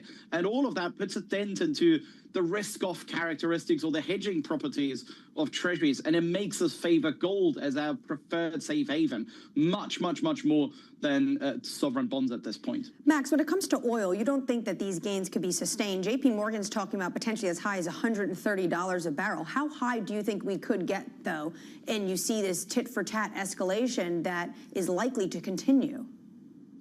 I think, look, going back to what I said in the beginning, that actually what we see across the asset classes in this geopolitical events, and a lot of those geopolitical events in the last 25 years have been driven or have had some effect also on oil prices. Now, incidentally, what we're seeing is that particularly also in oil prices, not only in equities or credit spreads or yields, but particularly also in oil prices, we're starting to see even one day after those events, those gains in oil prices starting to fade. So I would say, look, fundamentally, has really so much changed? Yeah, well, I get it, right? That you guys were talking about potential trade routes being rerouted and the Iranian oil exports perhaps being impacted. But in terms of the supply glut, in terms of perhaps OPEC Plus continuing to add supply even further in the next couple of meetings, none of that has changed. So I don't think those levels where we are right now are really sustained and are justified. So in our asset allocation, we almost hold no oil in our tactical view, so still very underweight. Would you change your mind if they closed Hormuz? No, I don't think so. I think because in that instance also, we've got to figure out, okay, if they closed it, is that going to be sustained, or is that another negotiation tactic, which perhaps after a couple of days is going to be reversed again? It's so fluid that, to base a position on that is pretty tricky. I think particularly if they did do that, I think what you would see is you'd see another initial spike in oil prices, and then it'd be too late to change anyway. It's a bit related to the lower sensitivity that markets are showing right now to tariffs as well, because what we've seen, even with the EU, with the steel tariffs, markets and equities haven't reacted to that because people have and investors have really learned that, you know what, we're already late in selling. We don't know when or if Trump will turn around and will reveal that it's just a negotiation tactic. So most likely we're going to be late in buying as well. So therefore the rational reaction is not doing anything, and that drags down the sensitivity to tariffs. And I do think with oil prices, that's probably going to be pretty similar. Max, there's a quote on Wall Street that I absolutely love, is that you can only bet on the end of the world once. If you were to pick up the pieces this morning, looking at this equity market move, what pieces would you pick up? Yeah, this is for me. I mean, this is exactly the kind of opportunities that you want to buy. What is remarkable to me, we've had this 20% plus rally in equity markets, particularly in the US, and we're still talking about all this bearish stuff. Look at the last 3 weeks. We're talking about European Union tariffs, steel tariffs, Moody's downgrade, Section 899. So one bearish catalyst after the other. If you wanted to explain to, let's say, to some student or a summer intern, what's this wall of worry that everyone's talking about? This is precisely it. This is the textbook definition of wall of worries that we're climbing now.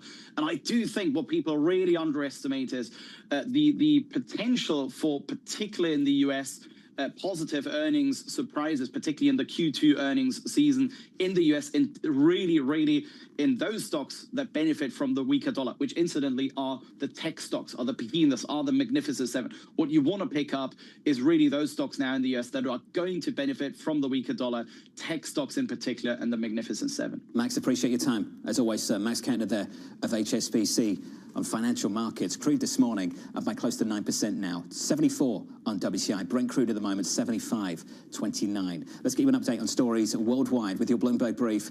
Here's Yahara Anand. Hey, Yahara. Hi, John. We start with today's top story. Israel launched airstrikes across Iran, targeting nuclear facilities and killing senior military commanders.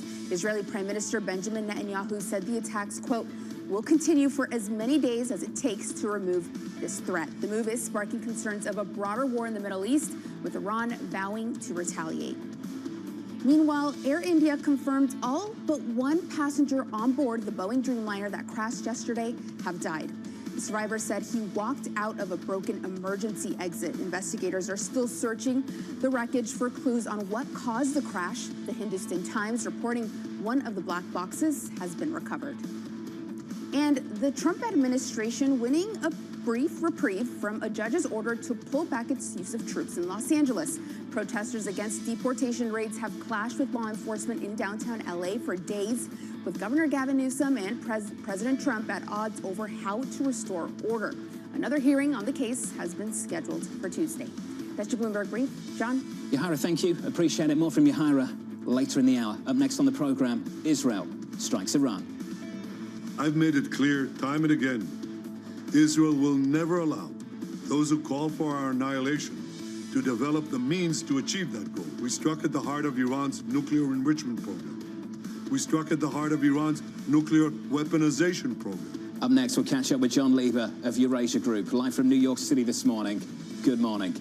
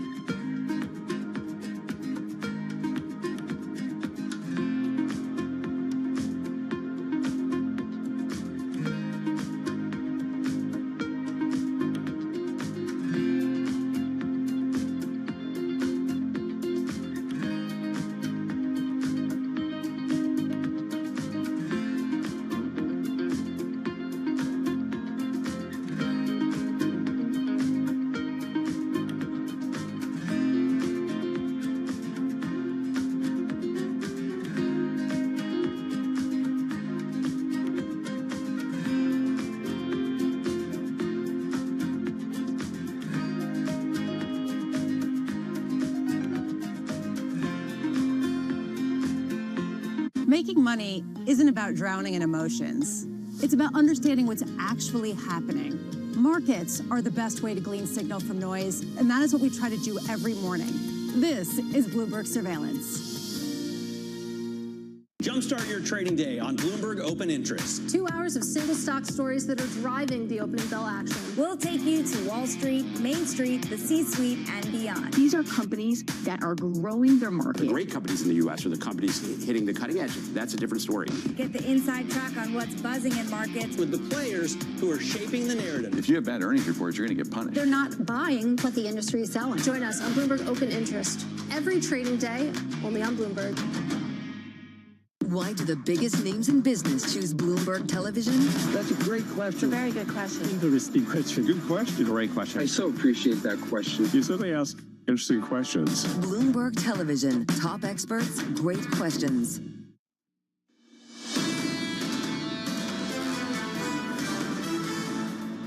Kicking off Friday morning with some risk aversion sparked by this move right here.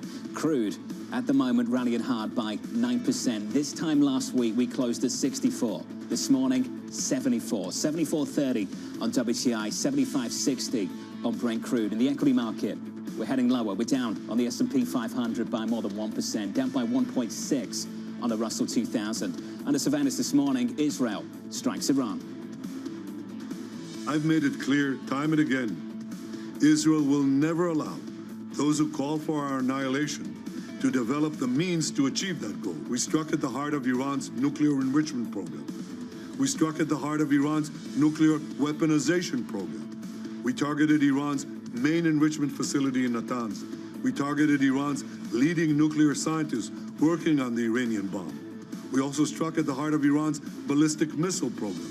It's the latest this morning. Israel launching a major operation against Iran, killing senior military commanders. In retaliation, Iran targeting Israel with drones. The US saying it was not involved in Israel's attacks. Joining us now is John Lieber of Eurasia Group. John, welcome to the program, sir. I think a big question for the US at the moment, just how much influence does this country have, does this White House have over Israel? Well, it looks in this case like the Israelis did this attack on their own, if you believe what we've heard from the White House and what the White House has been saying publicly. I think Israel saw the time as now, and if anything, the progress that the Trump administration was making on the nuclear negotiations with Iran was one of the reasons that they attacked now, is because they were concerned about the Americans cutting a deal with the Iranians that would be unacceptable to Israel. They most likely informed the Americans of the attack in advance, and the Americans didn't say no. And I think if you look at Trump's statements this morning, it looks like he's trying to leverage this for greater power in those negotiations with Iran. John, the fact that the Americans did not say no, does that mean that they essentially gave a green light to what we saw happen overnight? Well, we've been calling this an orange light, where this isn't exactly a green light, it's not exactly a red light, but they've been in a situation where the Israelis were eager to attack, and allegedly the attack order came earlier this week, even before the vote in Israel. And the Americans could have put more pressure on them to stop them, but probably did not. And this, I think, suggests, again, going back to this point about the negotiations, trying to pressure the Iranians and put a lot more leverage on them to say that they really have no choice but to cut a deal with the United States on terms that are presumably, at least in the Trump administration's eyes, going to be more favorable to the U.S. after this attack than before. Whether it's a green light or an orange light, does Tehran see a difference? I'm not sure Tehran has the ability to do anything about it. I mean, certainly Israel is quite vulnerable right now. I thought the Marco Rubio statement last night was that the Iranians should not retaliate against any U.S. assets. They didn't say anything about Israeli assets, was very telling. And, I think the U.S. sees this as a conflict between Israel and Iran, and Israel wanted to do this attack. But I don't know if Iran has the power to strike anywhere that's going to hurt the U.S. other than what you were talking about with your previous guest, which is, of course, oil prices, which are obviously up on this risk. The U.S. says it wasn't involved in helping Israel with this attack. Will it be involved in helping Israel with its defense? We already know that Iran is sending over some 100 drones, and potentially we could see ballistic missiles as we did in April of last year. Yeah, we don't know yet. I mean, the U.S. was key to defending the Israelis during that salvo of missiles that Iran sent over in April. U.S. assets had not been repositioned in the region in order to help with that kind of defense. So it doesn't look like there's anything extraordinary the U.S. is capable of doing right now. The U.S. did evacuate earlier this week a number of their families and personnel from bases in the region. I think it's very hard to see the U.S. walking away from Israel if the Iranians are mounting a massive counterattack that threatens it. But on the other hand, the Israeli promise to allow this to go for several days is a clear indication that they're now going after not only Iranian ballistic missile facilities, nuclear facilities, but they also want to go after their ability to strike Israel. And so I think that alone could also end up crippling Iran's ability to launch weaponry into Israel. Iranian state TV said that the talks, or that they were going to send a representative to the talks in Oman on Sunday, are off. Where does this leave Tehran and Washington in terms of potential negotiations for a nuclear deal?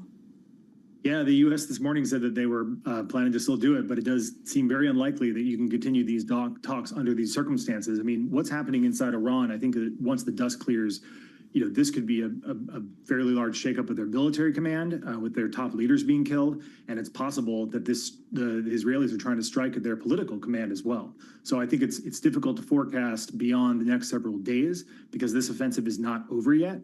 And but once that happens, it's going to be a while before you get these talks rebooted and get the Iranians fully engaged again. Hey, John, appreciate your reaction this morning. Thank you, sir. John Lieber there of Eurasia Group. Following this attack, crude is higher now by more than 9%, 74.31. I think the key line there at the very end, this offense isn't over yet. No indication that this mission, this operation, is complete. No indication. Already know that Iran is vowing to retaliate, and they already sent over drones to Israel that they were able to shoot down. Also, we saw Jordanian airspace intercept some drones. So what you see now is potentially that this is not just going to be an escalation between Iran and Israel. Other neighboring countries potentially, not because they want to, may end up being involved and are going to defend their airspace. This just shows that this is going to be days of escalation, which is why you see this geopolitical risk premium in the oil price. You asked the perfect question. The U.S. didn't say yes. The U.S. didn't say no.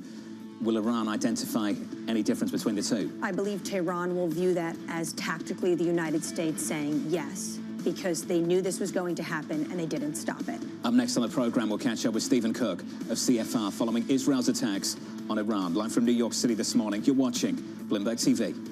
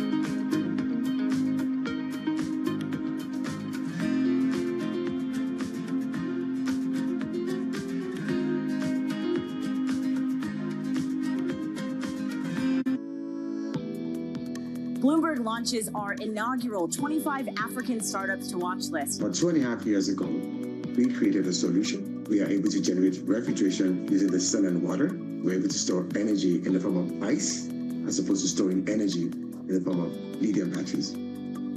We integrated in every refrigerator a pay-as-you-go technology, allowing individuals and small businesses to be able to pay as low as $10 to own a refrigerator. Uncover is a women's wellness brand that is specifically made for women of color. It's based in Africa, which is the most underserved beauty market in the world.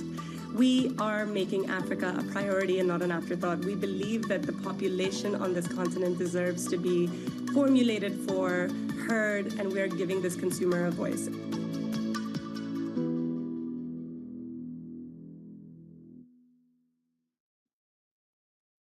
Of investment agreements. Deals were once again on display. The Saudis are open for business. The cessation of sanctions against Syria. Another big victory for the Crown Prince. Concerned that not enough guardrails may be set up just yet. Headline after headline. Trust Bloomberg for on-the-ground coverage. The numbers will be quite substantial. Up-to-the-minute reporting. Driven the price of oil down. And the analysis you need. He's basically going to vault this region into the same sort of sphere as the US and China. No one covers geopolitics like Bloomberg.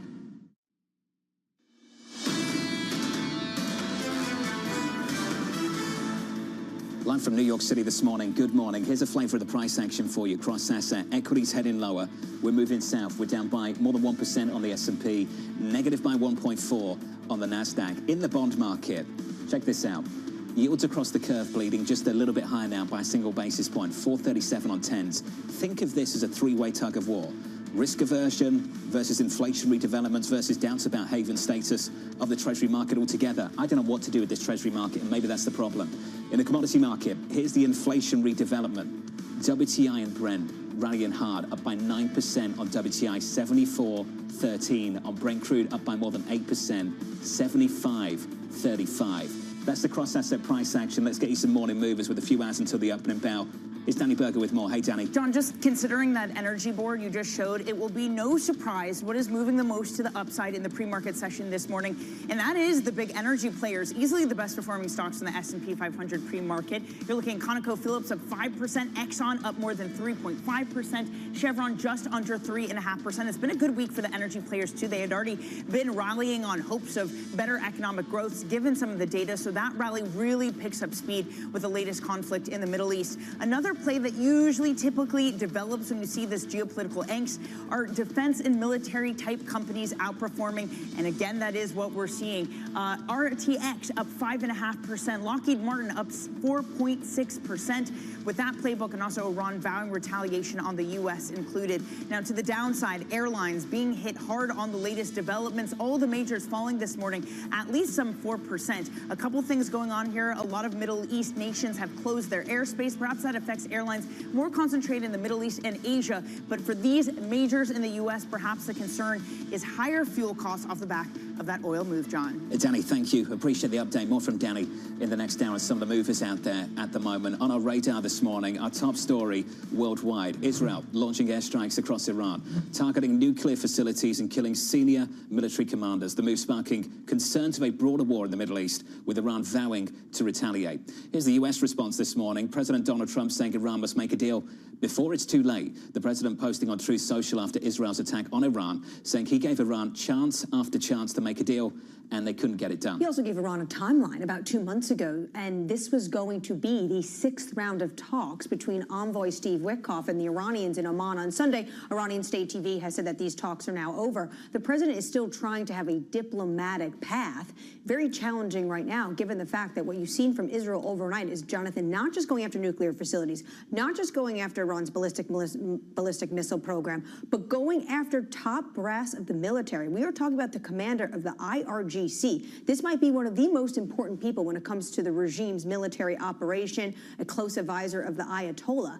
Iran is very vulnerable right now when it comes to their senior military and also their intel collection, and how they're going to respond is going to be also challenging for them, given the fact that a number of commanders are killed. We'll come back to this story in just a moment. I just want to bring you developments elsewhere on the tragic incident that took place yesterday morning. Air India confirming that all but one passenger on board the Boeing Dreamliner that crashed yesterday died. Investigators searching the wreckage for clues on what caused the crash. The Hindustan Times reporting one of the black boxes has been recovered. So when you listen to this man talk about what he experienced, who was able to walk away from this devastating, horrific crash, I think we should listen to some of his words. He said he was stuck for 5 to 10 seconds.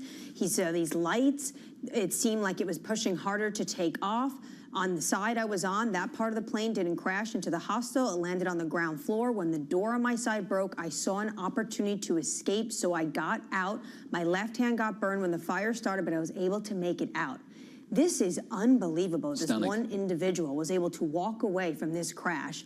Absolutely tragic. We do know that the Prime Minister is meeting at that airport now with his top officials, and this is just devastating for the entire country. Absolutely devastating. We'll have more updates for you from Yahara throughout the next couple of hours or so. Let's turn back to our top story for financial markets worldwide. Oil rising after Israel struck Iranian nuclear facilities. Iran vowing Israel will pay a heavy price, promising a severe response. Joining us now in the commodity market, Bloomberg's Will Kennedy. Will, welcome to the programme, sir. Big rally this morning, up by anywhere between 8 to 9% over the last 30 minutes or so. Let's just start with the supply backdrop for this market, Will. Just how well supplied is the crude market currently?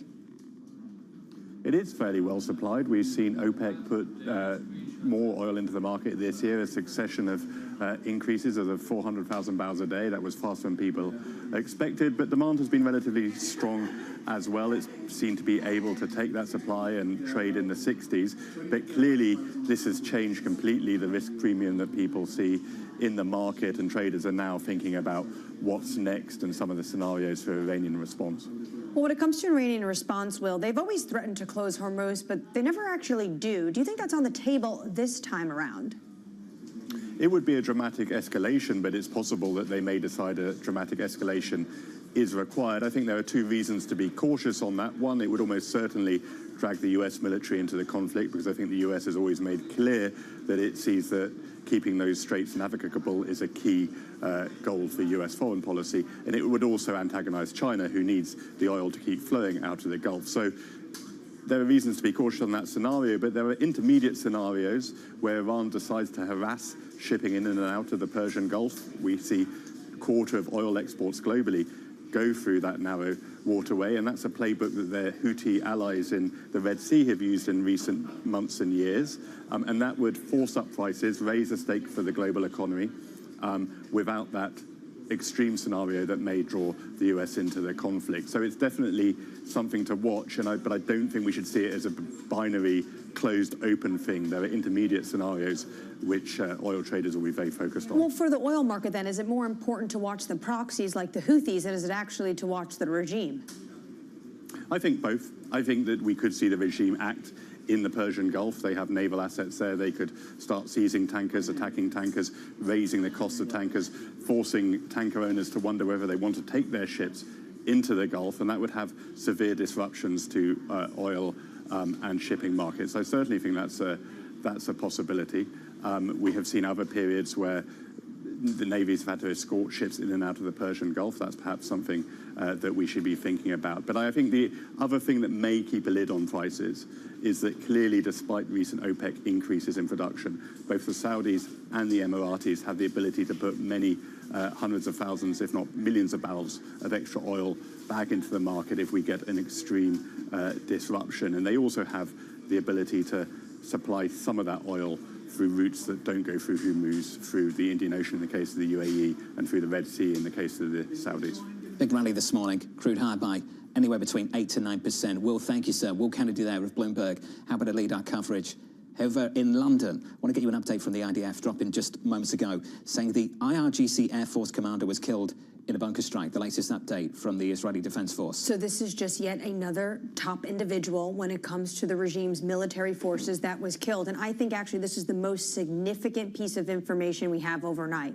Because when it comes to the nuclear facilities, so far the IAEA is saying that maybe they weren't able to penetrate so much into the nuclear facilities. What Israel was able to penetrate and show the vulnerability facility of the regime is taking out top brass individuals. And this is a very closed circuit of individuals who are close to the Ayatollah. And we just keep seeing reports of more of these people that are now reportedly dead. The IRGC commander, the military chief of staff for that, and also, Jonathan, a number of top scientists that are working on this nuclear program. I need to spend some time on the potential Iranian response. We can do that now with Stephen Cook, the Senior Fellow for Middle East and Africa Studies at the Council on Foreign Relations. Stephen, welcome to the programme, sir. What a timely opportunity to catch up with you. Stephen, can we start with Iranian defence and military capabilities, how degraded they've been, how degraded they've become, and not just theirs, but also the military capabilities of Iranian proxies as well? What is the current state of play?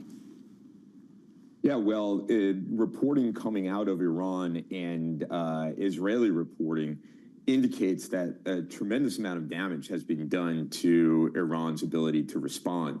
There are reports of James Bond-like Mossad operations in which they have disabled the ability of the Iranians to launch large numbers of ballistic missiles towards Israel, that they have targeted Iran's air defenses so that Iran is more vulnerable than ever. Thus far, the only thing that the Iranians have been able to muster are a wave of UAV strikes, most of which I believe have been shot down. As far as the proxies go, Hezbollah has said it will not respond to Israel's attacks on Iran. And in fact, the Lebanese government has said it will make sure that Hezbollah does not respond to Israel's attacks on Iran. We haven't yet heard from the Iraqi militias, but in the past, specifically last October, when the Israelis hit Iran previously, the Iraqi militias have said that they weren't interested in retaliation. That leaves the Houthis,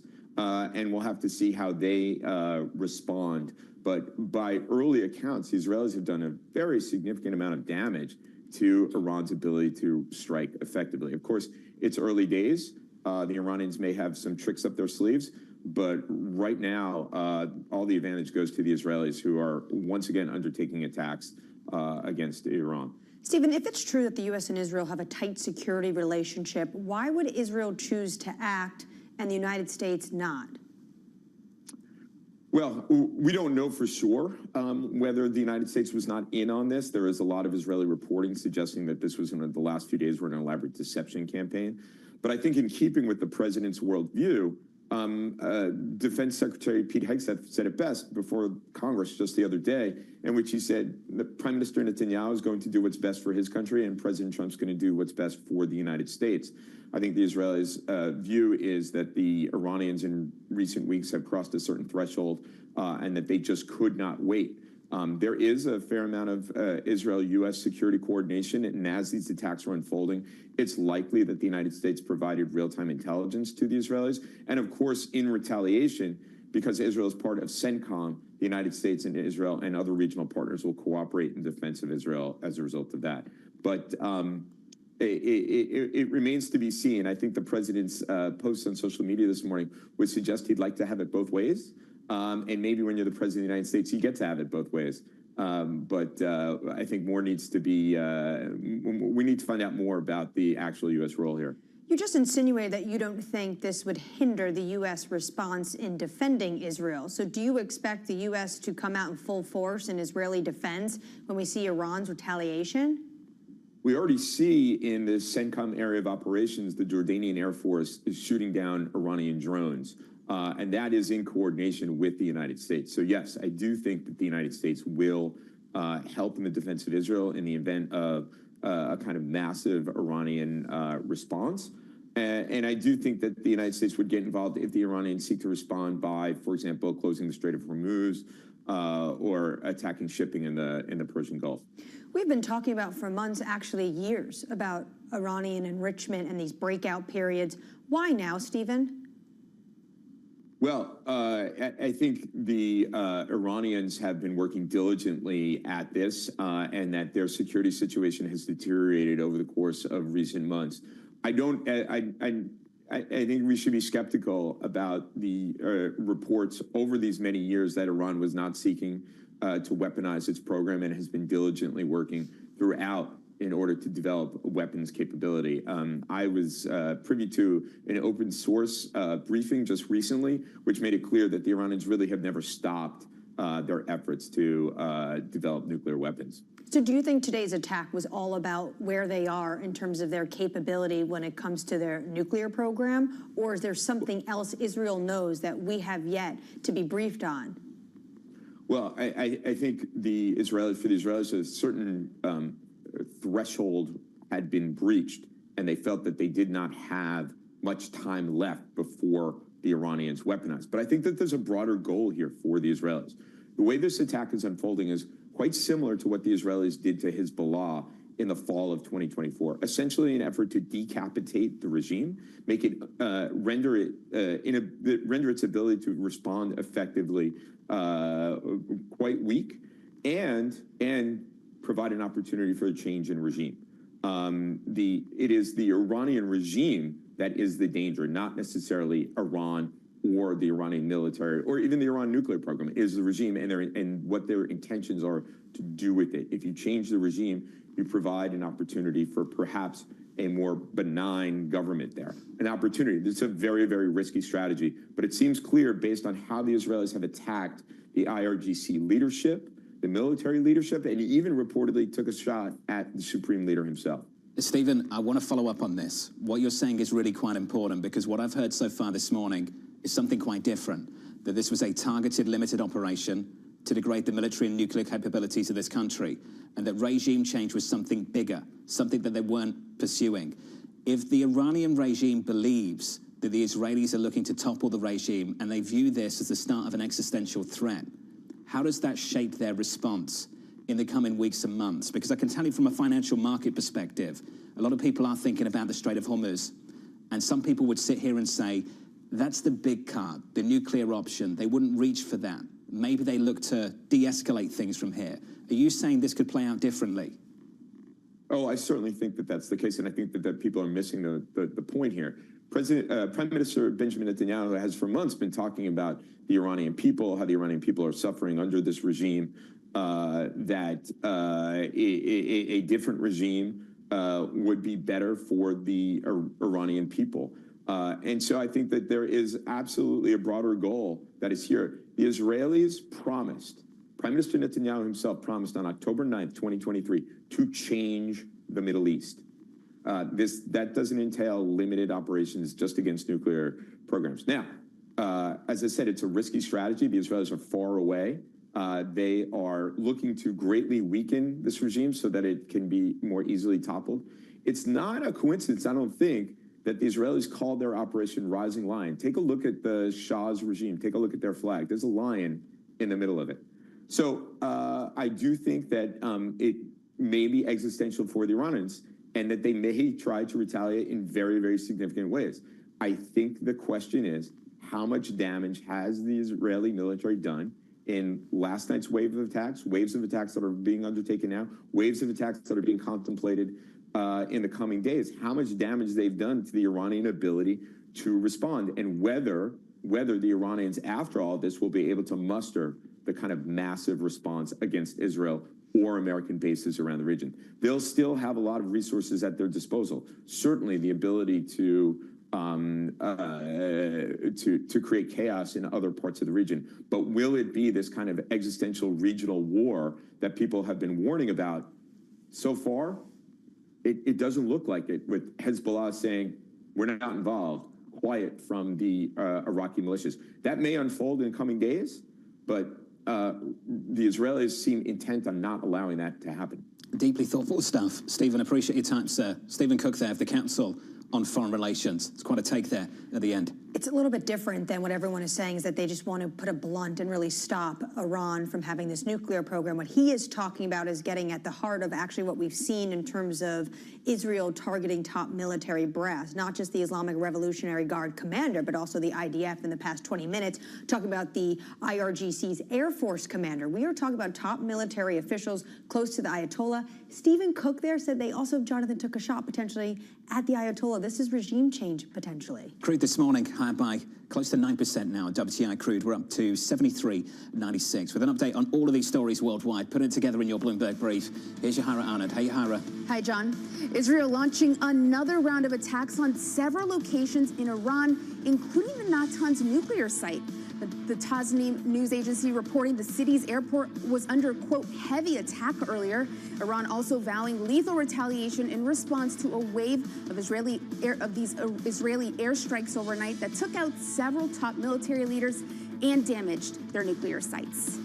And we turn to President Trump's reaction to the attacks. He posted on Truth Social just about an hour ago, saying Iran must make a deal before it is too late, adding that he gave Iran chance after chance to make a deal, and they couldn't get it done. The post coming after the U.S. said it knew of the Israeli strikes beforehand, but was not involved. And turning to some company news here, Nippon Steel's planned takeover of U.S. Steel may not proceed if the Japanese company has, quote, insufficient freedom of management. Japan's Nikkei citing an unidentified executive as Nippon continues to push that U.S. Steel becomes wholly owned. Nippon declining to comment when reached by Bloomberg News. That's your Bloomberg Brief. John? Hey, Yahara, thank you. Appreciate it. Up next on the program, geopolitical risk sparks a flight to safety. What you're seeing is typically the reaction from not only risk assets, but from treasuries, from gold, so really across the asset classes. You're more likely going to see people fade those geopolitical risk events rather than double down on them. We'll get you the market take next. We'll catch up with Robert Tipp of PGIM Fixed Income, live from New York City. This is Bloomberg.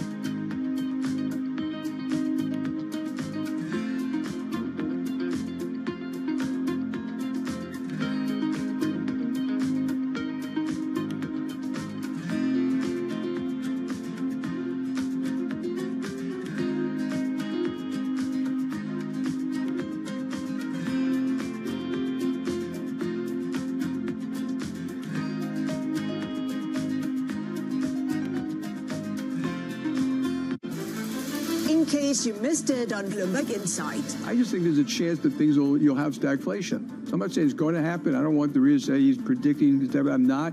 But we have to be prepared for something like that. I think the global fiscal deficits are inflationary. I think the remilitarization of the world is inflationary. The restructuring of trade is inflationary.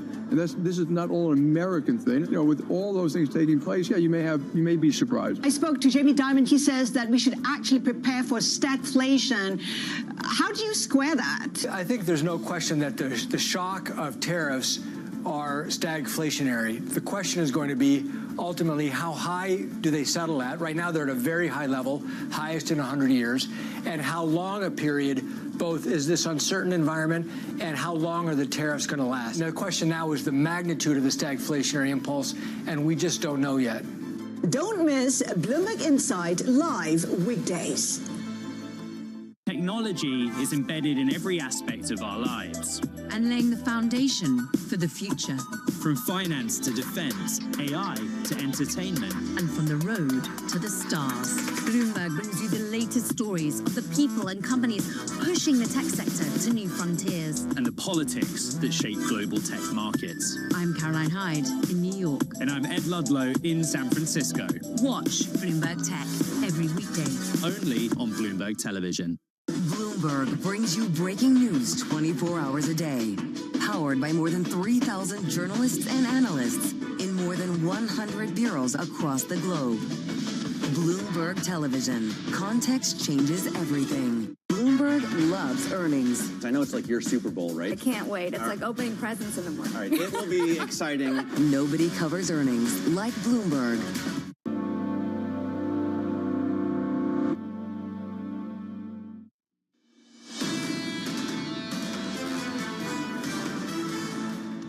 Punchy move in crude this morning, up by 8%, 74.90 on Brent. WTI up by 8.4, 73.73. Under surveillance this morning, geopolitical risk sparks a flight to safety. What you're seeing is typically the reaction from not only risk assets, but from treasuries, from gold, so really across the asset classes. You're more likely going to see people fade those geopolitical risk events rather than double down on them. Here's the latest this morning. Investors rushing into bonds, pushing yields lower briefly as tensions between Israel and Iran reach a boiling point. Joining us now to discuss is Robert Tipp of PGIM. Rob, I said briefly because yields now are up, particularly at the front end, by about 2 basis points. It feels like a tug of war between natural risk aversion out of risk assets to something else, plus an inflationary development. What would you put more weight on, one versus the other? Right. Well, actually, for right now, the market is, in some respects, putting more emphasis on the Fed, this point in the cycle. I mean, actually, from the best levels at some points overnight, we've seen some flattening of the yield curve, where effectively having a higher oil price reduces the odds of Fed rate cuts, which then is positive for the inflation outlook, leads to a flatter curve. So that's rather ironic. But we've seen a lot of these situations in the Middle East over the years, going back, and they're all at different points in the economic cycle. So when you go back to 1990, that was hitting in the middle of a recession. This one is hitting in the middle of a pretty firm economic backdrop, albeit one with a lot of anxiety. Yep. But it leads to a different kind of market reaction. To your point, starting points matter. So let's talk about the starting point. We've made some progress on inflation, 4 consecutive months of downside surprises. Where are we now, Robert? And do we risk upending some of the progress we've made? Definitely. We have had 3 good months of inflation. But the problem with this cycle is before the 3 months of good inflation, we had 3 months of terrible inflation. And then before that, last year, there were months of good and then months of bad, and not just one, but a few and a crack. And that's why this has been such a difficult cycle for people to get their arms around. And the same has been true on the real economic activity, where you get a few strong months, a few weak months. And so the Fed is in this constant push and pull of, oh, yeah, we've succeeded. We're going to be able to cut interest rates. Oh, no, we have to really, stand tough. And already most inflation forecasters were looking for inflation to go up as a result of tariffs, if not in yesterday morning's number, definitely in the next several numbers that are coming. So it begs the question, Rob, let me jump in at the time we have left. Yeah. What does it mean for the Fed next Wednesday when they've got to put out forecasts? Yeah, so they're definitely going to be on hold and evaluating, and I think it's going to make them very reluctant to even change their dots, make any fine-tuning. They're going to want to say they need more information. And going back to that 1990 incident where people think, Kuwait's, being invaded and the Iraqis being repulsed was very quick, that actually took a few months for the price of oil to make it all the way up to the top. So these things can take some time to evaluate. We're not in a weak economic backdrop. The Fed's going to have time to evaluate. I think they're going to stand pat, try to talk down volatility, talk about the firm underlying situation. Robert Tipp of PGIM. Rob, appreciate the time, sir. Thanks for making time for us this morning. Bond yield tower at the front end by a couple of basis points. Big rally in crude so far this morning. Up next, we'll catch up with Aaron Cannon of Clear Harbor Asset Management, Norman Rule of CSIS, the Ford CEO, Jim Farley, and Sonia Martin of DZ Bank. Live from New York, the second hour of Bloomberg Surveillance is just around the corner. Listen carefully. Can you hear the rhythm in the markets? Not just in the syncopations triggered by inflation, but in the preludes leading to global elections, in the dissonance that moves the Nikkei, and the rising course conducted by AI. There's music in the markets, and if you want to learn to listen for it, we'll show you how. We're building another art museum called the Guggenheim. Now, Louvre's big enough. Why do you need a Guggenheim as well, right next door? I think it's a great question. I think the beautiful thing about the UAE and Abu Dhabi is we live with over 200 nationalities. And in doing so, they have become a part of the country's and the city's fabric. And we need to celebrate that. So we need to celebrate everybody's identity, everybody's background, everybody's heritage, everybody's history. And what a beautiful way in doing so in these beautiful institutions. These museums are educational institutions and they're community institutions. So we wanted to curate really a story where you come to Saadiyat Cultural District and you, if you allow me to curate the story, you start off at the Natural History Museum. And at the Natural History Museum, you get a glimpse and you get an understanding of how we came to be, how our Earth came to be, how our universe came to be, from a scientific perspective. Once you leave the Natural History Museum, you go to our National Museum, the Sheikh Zayed National Museum. There, you understand the history of this great land, not just the history of the country, but the people of this land that have been a part of this land for over 300,000 years. You get a glimpse of what the past and the present and the future looks like here in the UAE. From there, you maneuver yourself to the Louvre Abu Dhabi, which is a beautiful universal museum. It is universal in its thematic approach.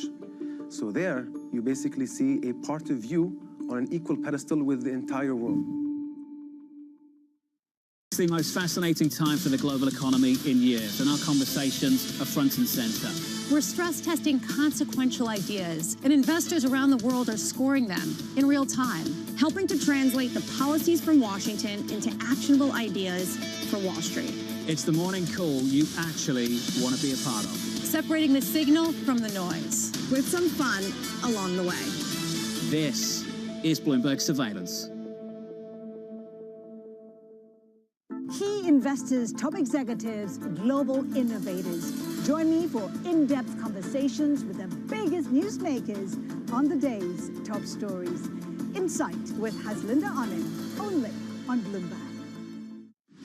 Tune in to Bloomberg Business Week Daily. We got to talk crypto. From the magazine that helps global leaders stay ahead. What's the conversation around your company? Bringing you insight on the people, companies, and trends shaping today's complex economy. Planning very big things. A new level of premium. Plus global business, finance, and tech news as it happens. The floodgates of innovation are going to open up. You can't fake passion. You either are or you aren't. Bloomberg Business Week Daily, only on Bloomberg.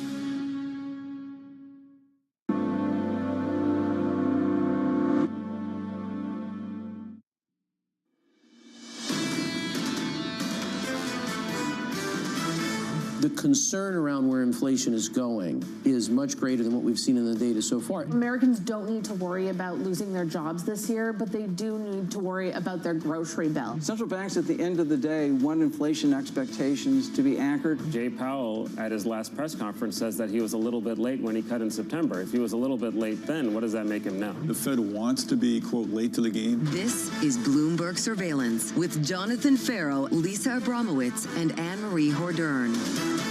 Live from New York City this morning, good morning to you all. The second hour of Bloomberg Surveillance starts right now, and the headline we wake up to this morning reads as follows: Israel strikes Iran.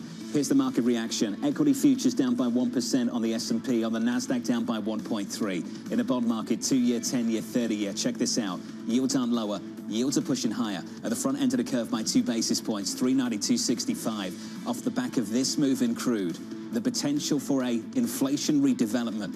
Crude higher by 7.9%. Brent 74.84. WTI 73.70. This is because the third of the world's oil exports are coming from this region, Jonathan, and Iran has notably in the past always threatened to close Hormuz, where not just Iran exports barrels, but also Saudi Arabia, the Emiratis, the Iraqis, Qatar, when it comes to natural gas or any sort of energy exports, can go through there. That is the concern. Bloomberg Economics running the numbers. They're saying if we were to see something of an escalatory to as aggressive as closing Hormuz, you could see $75 to over $100, $130 a barrel of oil. This comes down to Israel launching airstrikes on Iran's nuclear facilities, ballistic missile programs, and I think where they've hit Iran the most vulnerable, is the top brass of their military. You'd have to believe the response to some extent is proportional to the perceived threat and ultimate goal. What are the goals this morning of Israel? Is it targeted, limited? Is it about degrading military and nuclear capabilities, or is it something much bigger? Is it about toppling the regime? Well, Stephen Cook, from the Council of Foreign Relations was just on with us, and he was talking about how basically maybe it's a little bit of both. What we continue to hear is that Iran has been reaching a point of almost no return of developing a nuclear weapon. The president in March, I reported in a letter he sent to Tehran, is he gave them 2 months. We are now at 3 months to striking a nuclear agreement. They were supposed to have a 6th round of talks this Sunday. Iranian state TV says that those talks with Steve Witkoff in Muscat are now going to be canceled. What you heard from Stephen Cook there is this is more than just degrading the military operation and also stopping Iran from making a nuclear weapon. It is about regime change. We're waking up to an 8% move on crude. We were in the 60s. We're now deeper into the 70s. If you are just joining us, welcome. We begin this hour with our top story. Israel launching airstrikes against Iran. Israel will never allow those who call for our annihilation to develop the means to achieve that goal. Tonight, Israel backs those words with action. We struck at the heart of Iran's nuclear enrichment program. We struck at the heart of Iran's nuclear weaponization program. Our team coverage starts right now with Bloomberg's Tyler Kenton in Washington and Jemana Basechi in London. Jemana, I want to come to you. It's a conversation we've all been having at Bloomberg throughout this morning. What are the goals of the Israeli leadership? The goals are quite clear if you listen to the Israeli Prime Minister's speech after the attacks last night. And he said with no hesitation that they will keep going until they are absolutely confident that Iran cannot develop a nuclear weapon. And for months now, there have been many signals suggesting that Iran has enriched enough uranium to suggest that they are months away from a nuclear weapon. And this is really the backdrop to the talks that have been taking place between U.S. and Iran to try to come to an agreement to stop them from getting to weapons-grade material, i.e. to curtail the nuclear enrichment program. But lots of questions about these so-called red lines, with Iran saying that they will never agree to no further enrichment, with the U.S. and, of course, Israel pushing for a much more hawkish stance. And it seems as though the Israeli Prime Minister and the government's patience had worn thin, and they decided to take things into their own hands by launching these unprecedented attacks on Iranian nuclear facilities overnight. These are the most significant attacks going back to the 80s, and really even surpassed the attacks that we saw last year in April, not only targeting those nuclear sites, but also taking out some key commanders as well. We're talking about the head of the IRGC, the chief of staff of the armed forces, a senior advisor to the Ayatollah, in addition to dozens of potentially of nuclear scientists as well. The number there being reported close to around 25 of them. And so it does constitute a big setback for Iran's nuclear program. The question is whether it will lead to an eventual full dismantling. At this point, the initial signs, and especially if you look at the IEA and what they've been putting out this morning, they suggest that while some of these facilities have been targeted, there are no signs of nuclear radiation, which means that the enrichment itself, the material itself, hasn't actually been hit yet. And as we know, 2 of these major sites are very well buttressed. They're deeply embedded into the mountains in Iran, which is why the Israeli Prime Minister has said they will keep going until they're absolutely convinced that Iran can no longer continue. Iran, on their side, are saying that they will avow a very harsh retaliation. What that retaliation looks like remains to be seen, especially because they have tried several times in the last year to go after Israel and fire ballistic missiles, drones. Most of those have been intercepted. And the question is also whether they may look to restart or reuse their proxies in the region. Many of those proxies also in the back foot. We talk about the regime change in Syria. We talk about Hezbollah severely diminished as well. And whether they have the ability or even the appetite to get dragged into a regional war would be a big question. What I would say as well, though, is if you look at some of the key Arab Gulf allies in the region, they were very quick to come out. Saudi Arabia condemning the attack, but also calling for de-escalation. Similar stance coming from the UAE as well. None of these Gulf allies want to see further escalation or intensification. And to go back to what Anne-Marie was saying, of course, oil has to be front and center. And one method that Iran could actually end up responding is if they decide to go down, causing disruption in the Strait of Hormuz. But then many analysts would say that they'd be shooting themselves in the foot there. Well, absolutely, because they'll have no way to export and they need those funds. That's the view from the Gulf. Tyler, what have we heard from Washington this morning? Yeah, hey, Anne-Marie. Well, President Trump said that Iran must make a nuclear deal quickly before it's, quote, too late. It's clear that he's trying to keep these talks on track and pursue that more diplomatic solution here. But at the same time, he also told Fox News last night that he's waiting to see what Iran's retaliation is going to look like, but that ultimately the U.S. would be prepared to defend Israel if necessary, according to their report. Now, he did allude to that as such in his post on Truth Social earlier, too, saying that the U.S. makes the best and most lethal military equipment and that Israel has a lot of it, with more to come. Of course, Israel is the largest cumulative recipient of U.S. foreign aid since its founding. We have to keep in mind, though, that this could be days of escalation, which would weigh on a potential response. And at first, the U.S. really did sort of distanced itself from the operation. You had Secretary of State Marco Rubio coming out with a statement immediately after the airstrike saying that the U.S. is not involved in this and that the top priority is protecting U.S. troops in the region. He, of course, Anne-Marie, did warn against any sort of retaliation against U.S. personnel or interests in the Middle East. Tyler, Jemana, to the both of you, thank you. More from both of them in the next hour or so. Just want to pick up on a couple of things that Jemana said. Important. When we think about the potential response, it's not just about willingness, it's about ability. And maybe focusing on the ability of Iranian proxies to respond this morning is probably the more important conversation. Right, and also Hezbollah, as Jumana was talking about, and Stephen Cook, at the moment, Lebanese government saying Hezbollah does not want to respond. We also saw what Israel did in terms of decimating the top brass of Hezbollah last year. You also have what's going on in Syria. There's no more Assad there, and Israel has a lot of control over the Syrian airspace. I think when it looks to the proxies, and of course we need to remind our audience, Iran is the biggest supporter of state-backed terrorism. When it looks to the proxies, it's going to be the Houthis that are potentially the ones that are going to go after potentially oil tankers, potentially shipping routes that are going towards Israel. And we've seen the Houthis do that in the past, especially when it comes to Saudi Arabia, like when they went after those massive facilities. The initial reaction in financial markets was the South stocks pretty hard at 8 p.m. yesterday night. Last night, this morning recovering. We're down by just 0.9% right now, the S&P 500. The move in crude holds, though, up by 7 to 8% through much of the last few hours or so. Brent crude at the moment, 74.83, WTI 73.71. Let's focus on the view on Wall Street this morning. Joining us now is Aaron Kennett of Clear Harbor Asset Management. Aaron, welcome to the program, sir. Got to focus on the economic picture, whether this is a risk that introduces an inflationary development that upends the outlook. Do you think it is? Well, we'll have to see. I mean, these tend to be shorter-term events. We look back in Trump's first term, and the lead Iranian General Soleimani was taken out by the Trump administration. You remember he was visiting Iraq at the time. And markets were off about 1%. Equity markets that day, I think oil was up 4 or 5%. We did have slightly lower yields, unlike this morning where we have slightly higher yields, but gold was better bid by a little over 1%.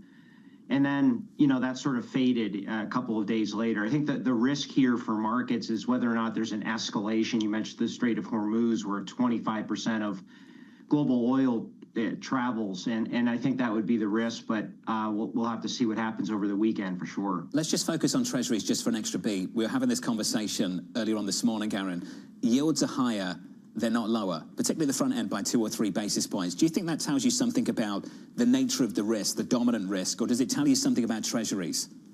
I think there are two things going on. One feeds in from your first question, which is this could be an inflationary event. If we did see a spike in oil, it would feed through into the cost of goods and CPI.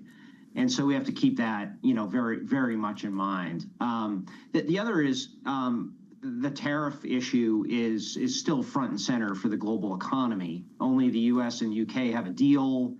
And to the extent that we see prolonged negotiations or just more permanency to the tariffs, Jonathan, that may generate more revenue for the U.S., but it's certainly going to impact costs at the manufacturer level as well as the consumer level. And I think at the end of the day, too, if we're just doing less trade on the margin with the rest of the world, as I've mentioned recently, there's less incentive for these countries from a reserve, central bank reserve perspective to maintain those treasuries in their reserve bucket. Aaron, we always hear that the market can only focus on one thing at a time. Right now, I'm also almost shocked you brought up trade on a morning like this. Is the market only going to focus on geopolitics that's happening in the world? Well, you know, we heard about all this going on last night before we went to sleep, and the market's already sort of rallied from the lows. Oil's still elevated because I think, you know, we're wondering if there's going to be some sort of response from Iran. But, you know, you bring up a good point, Anne-Marie. I do think my guess is in the weeks ahead, we'll be pivoting back to not just, you know, geopolitics and the tariff debate and what's going on between Russia and Ukraine, but we'll be thinking again about, you know, Q2 earnings. And gosh, we were talking about a 30-year bond for the last couple of weeks, and we had a strong auction yesterday. Now we're not talking about that this morning. I'm pleased you brought that up. It went well. 10-year issue went well as well. And so far this week, we've had a disinflationary story emerge in the data. It's a good thing, both in CPI and in PPI. And it was setting us up, I think, for a different conversation next week at the Federal Reserve, given that we had continuing claims and initial jobless claims at highs for the year. Now, Aaron, I just wonder, with the new risk this morning, what the Fed's approach is going to be next Wednesday. I suspect they're going to remain on hold. There's lots of pressure for them to cut rates from a political perspective. And as you just mentioned, we did see somewhat benign CPI data. We did see benign PPI data. But keep in mind, and we're all supposed to be tariff experts, even though we've never really lived through a tariff war before, but it would seem as though it's going to take a little bit of time for pricing to push higher. And, you know, for Liberation Day to occur in April and for us to expect CPI to dash upward in May seems a little silly. And, you know, maybe we start to see that in July and August. The other issue, too, is, you know, rents have trended upward, and that hasn't fed through yet. And that's like 25% of headline CPI and about a third of third of CPI ex food and energy. So, you know, we want to keep that in mind, too. There are other pushes and pulls beyond tariffs that are potentially going to be nudging up inflation going forward. But if the economic growth picture really starts to fade, that could be the offset. And maybe, you know, that would give the Fed a little bit of room to start cutting towards the back half of the year, which is what I still anticipate. Aaron Cannon of Clear Harbor Asset Management. Aaron, a different conversation to the one I expected to have with you this morning. We'll catch up again soon off the back of these moves in the Middle East. Crude and Brent a whole lot higher. Let's give you an update on stories elsewhere this morning with your Bloomberg brief. Here's Yahara Anand. Hey, Yahara. Hi, John. We start with the latest out of those attacks. Israel launched another round of attacks on several locations in Iran, including the Natanz nuclear site. The Tasnim news agency reporting the city's airport was under heavy attack earlier. Meanwhile, Iran is vowing lethal retaliation in response to the wave of Israeli airstrikes overnight that took out several top military leaders and, of course, damaged nuclear sites. Meanwhile, airspace across the Middle East has been disrupted amid the escalation. Both countries have halted overflights, with a number of neighboring countries following suit, including Iraq, Lebanon, Syria, and Jordan. The closures are sending shares of airlines falling across Europe and the Middle East, with flights being forced to take detours. And authorities in India have begun the investigation into yesterday's plane crash that killed over 260 people. The Hindustan Times is reporting that one of the plane's two black boxes, which contain, of course, critical details on the events of the flight, has been recovered and secured. But the second black box has yet to be found. That's your Bloomberg brief. John? Yahara, thank you. Appreciate the update. Up next on the program, Israel attacks Iran. I've made it clear time and again, Israel will never allow those who call for our annihilation to develop the means to achieve that goal. We struck at the heart of Iran's nuclear enrichment program. We struck at the heart of Iran's nuclear weaponization program. Coming up on the program, Norman Rule of CSIS with the White House on high alert. Reaction from the C-suite with the Ford CEO, Jim Farley, and Sonia Martin of DZ Bank on a big rally in crude. Live from New York City this morning. Good morning.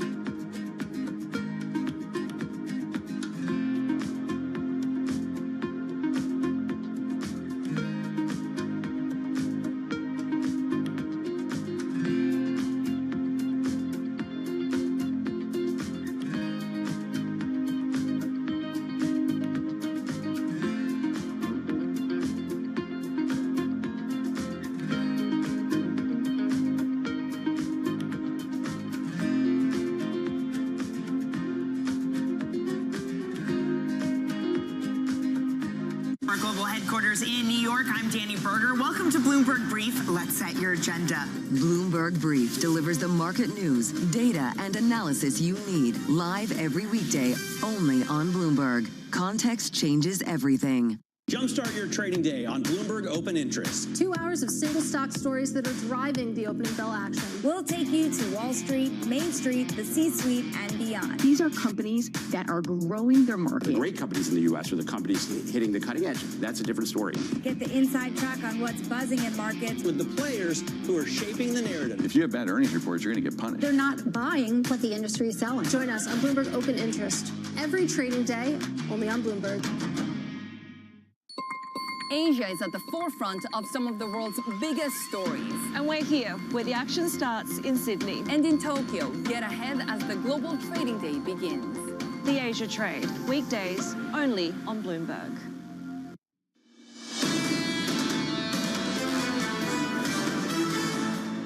Big rally in crude this morning. Oil and Brent higher by close to 8%, up by 7.6% on Brent crude, 74.65, up by 8 percentage points on WTI, 73.56. Under surveillance this morning, Israel attacks Iran. I've made it clear time and again, Israel will never allow those who call for our annihilation to develop the means to achieve that goal. We struck at the heart of Iran's nuclear enrichment program. We struck at the heart of Iran's nuclear weaponization program. We targeted Iran's main enrichment facility in Natanz. We targeted Iran's leading nuclear scientists. Here's the latest this morning. Israel launching another round of attacks on Iran, including the Natanz nuclear site. Iranian state TV reporting the city of Tabriz is under heavy attack. President Trump posting earlier, quote, "I gave Iran chance after chance to make a deal. They must make a deal before there is nothing left." Joining us now, the former senior U.S. intelligence official, Norman Rule. Norm, welcome to the program, sir. We'd love just your initial reaction to developments overnight this morning. Good morning. Well, the operations are ongoing, and we don't yet know ultimately both the aims of the operation and Iran's response will dictate the course of the events. But we can say the following. First, Israel has likely taken out a senior echelon of Iran's senior-most military leadership. This will weaken the IRGC and the military. It is possible more than a dozen, perhaps a couple of dozen of senior officers have been killed. Not only the senior officers, but their staffs around them may have been killed while they've been meeting. This will make it difficult for Iran to respond. There'll be confusion and disarray. Some nuclear sites have been hit. That won't destroy the sites, but it will certainly stop their operations. So the question comes down to this. First, how will Iran respond, and what will that response say about Iran's capabilities and Iran's organizational skills?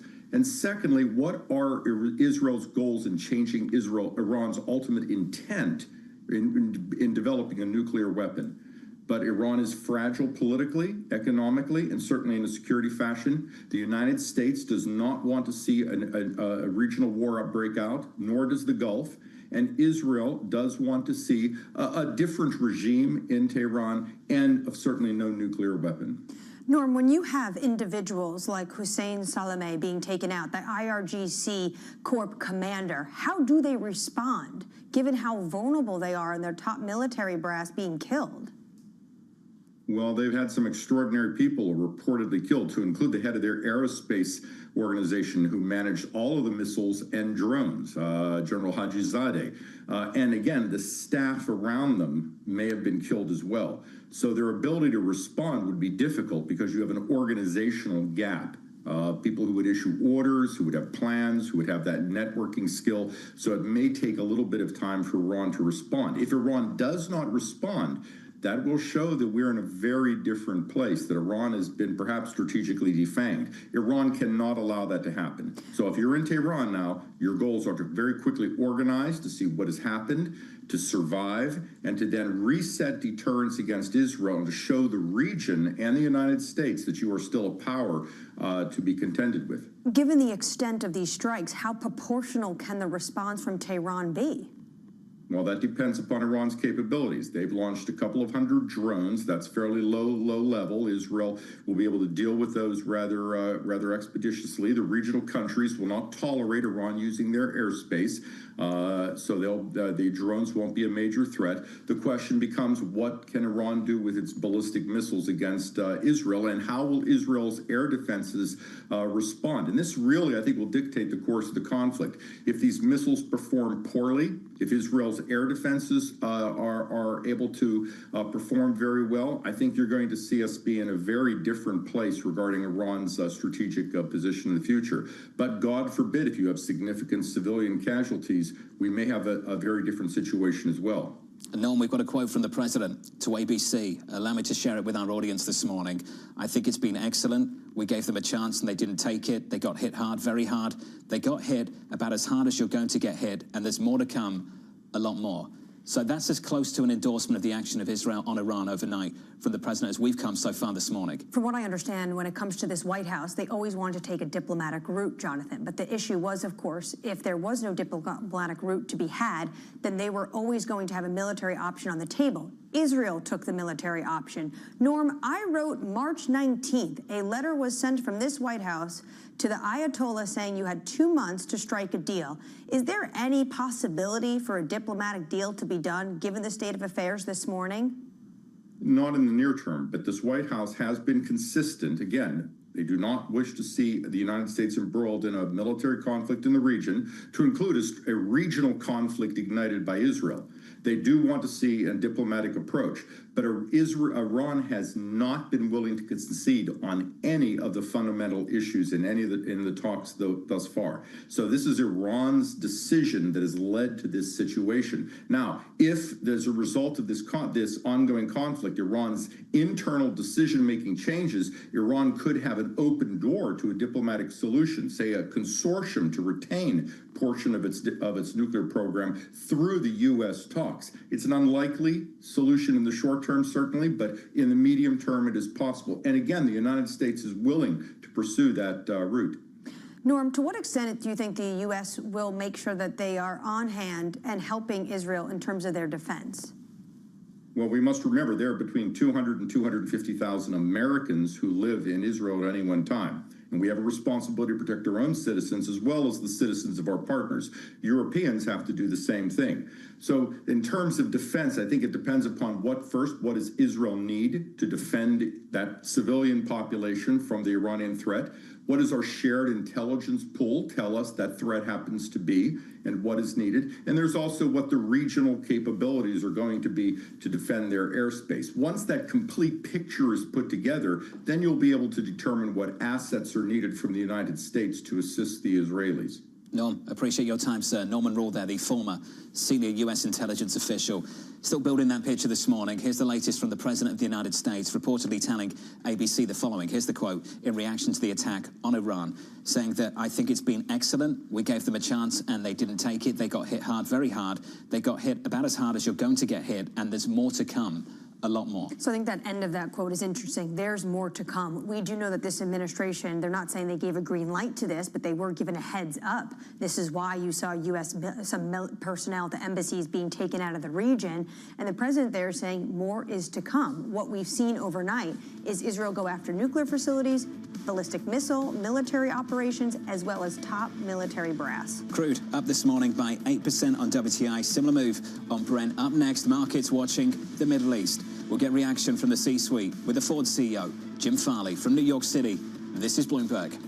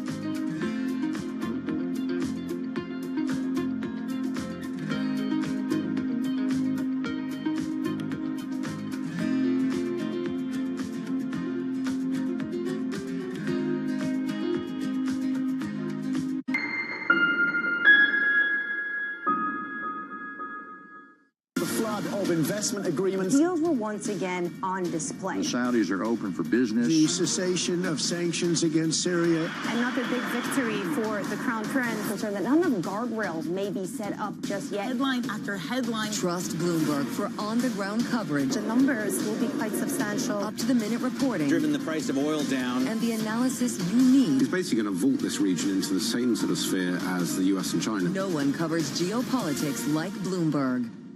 From the world of politics to the world of business, Joe Matthew and Kaylee Lines deliver news, insight, and analysis live 2 times a day, every trading day. Balance of Power at 1 and 5 Eastern, only on Bloomberg.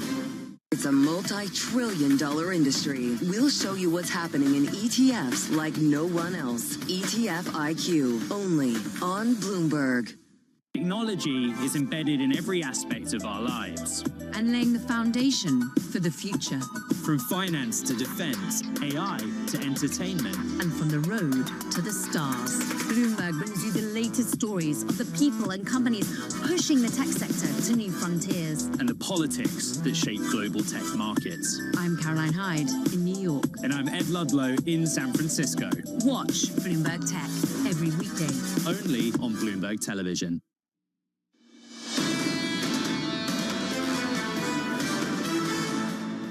Heading into the weekend with some losses here. We're down by 1% on the S&P, negative by 1.3 on the Nasdaq. On the Russell this morning, we're down by 1.5. In the bond market, you're hearing lots of talk about a flight to safety.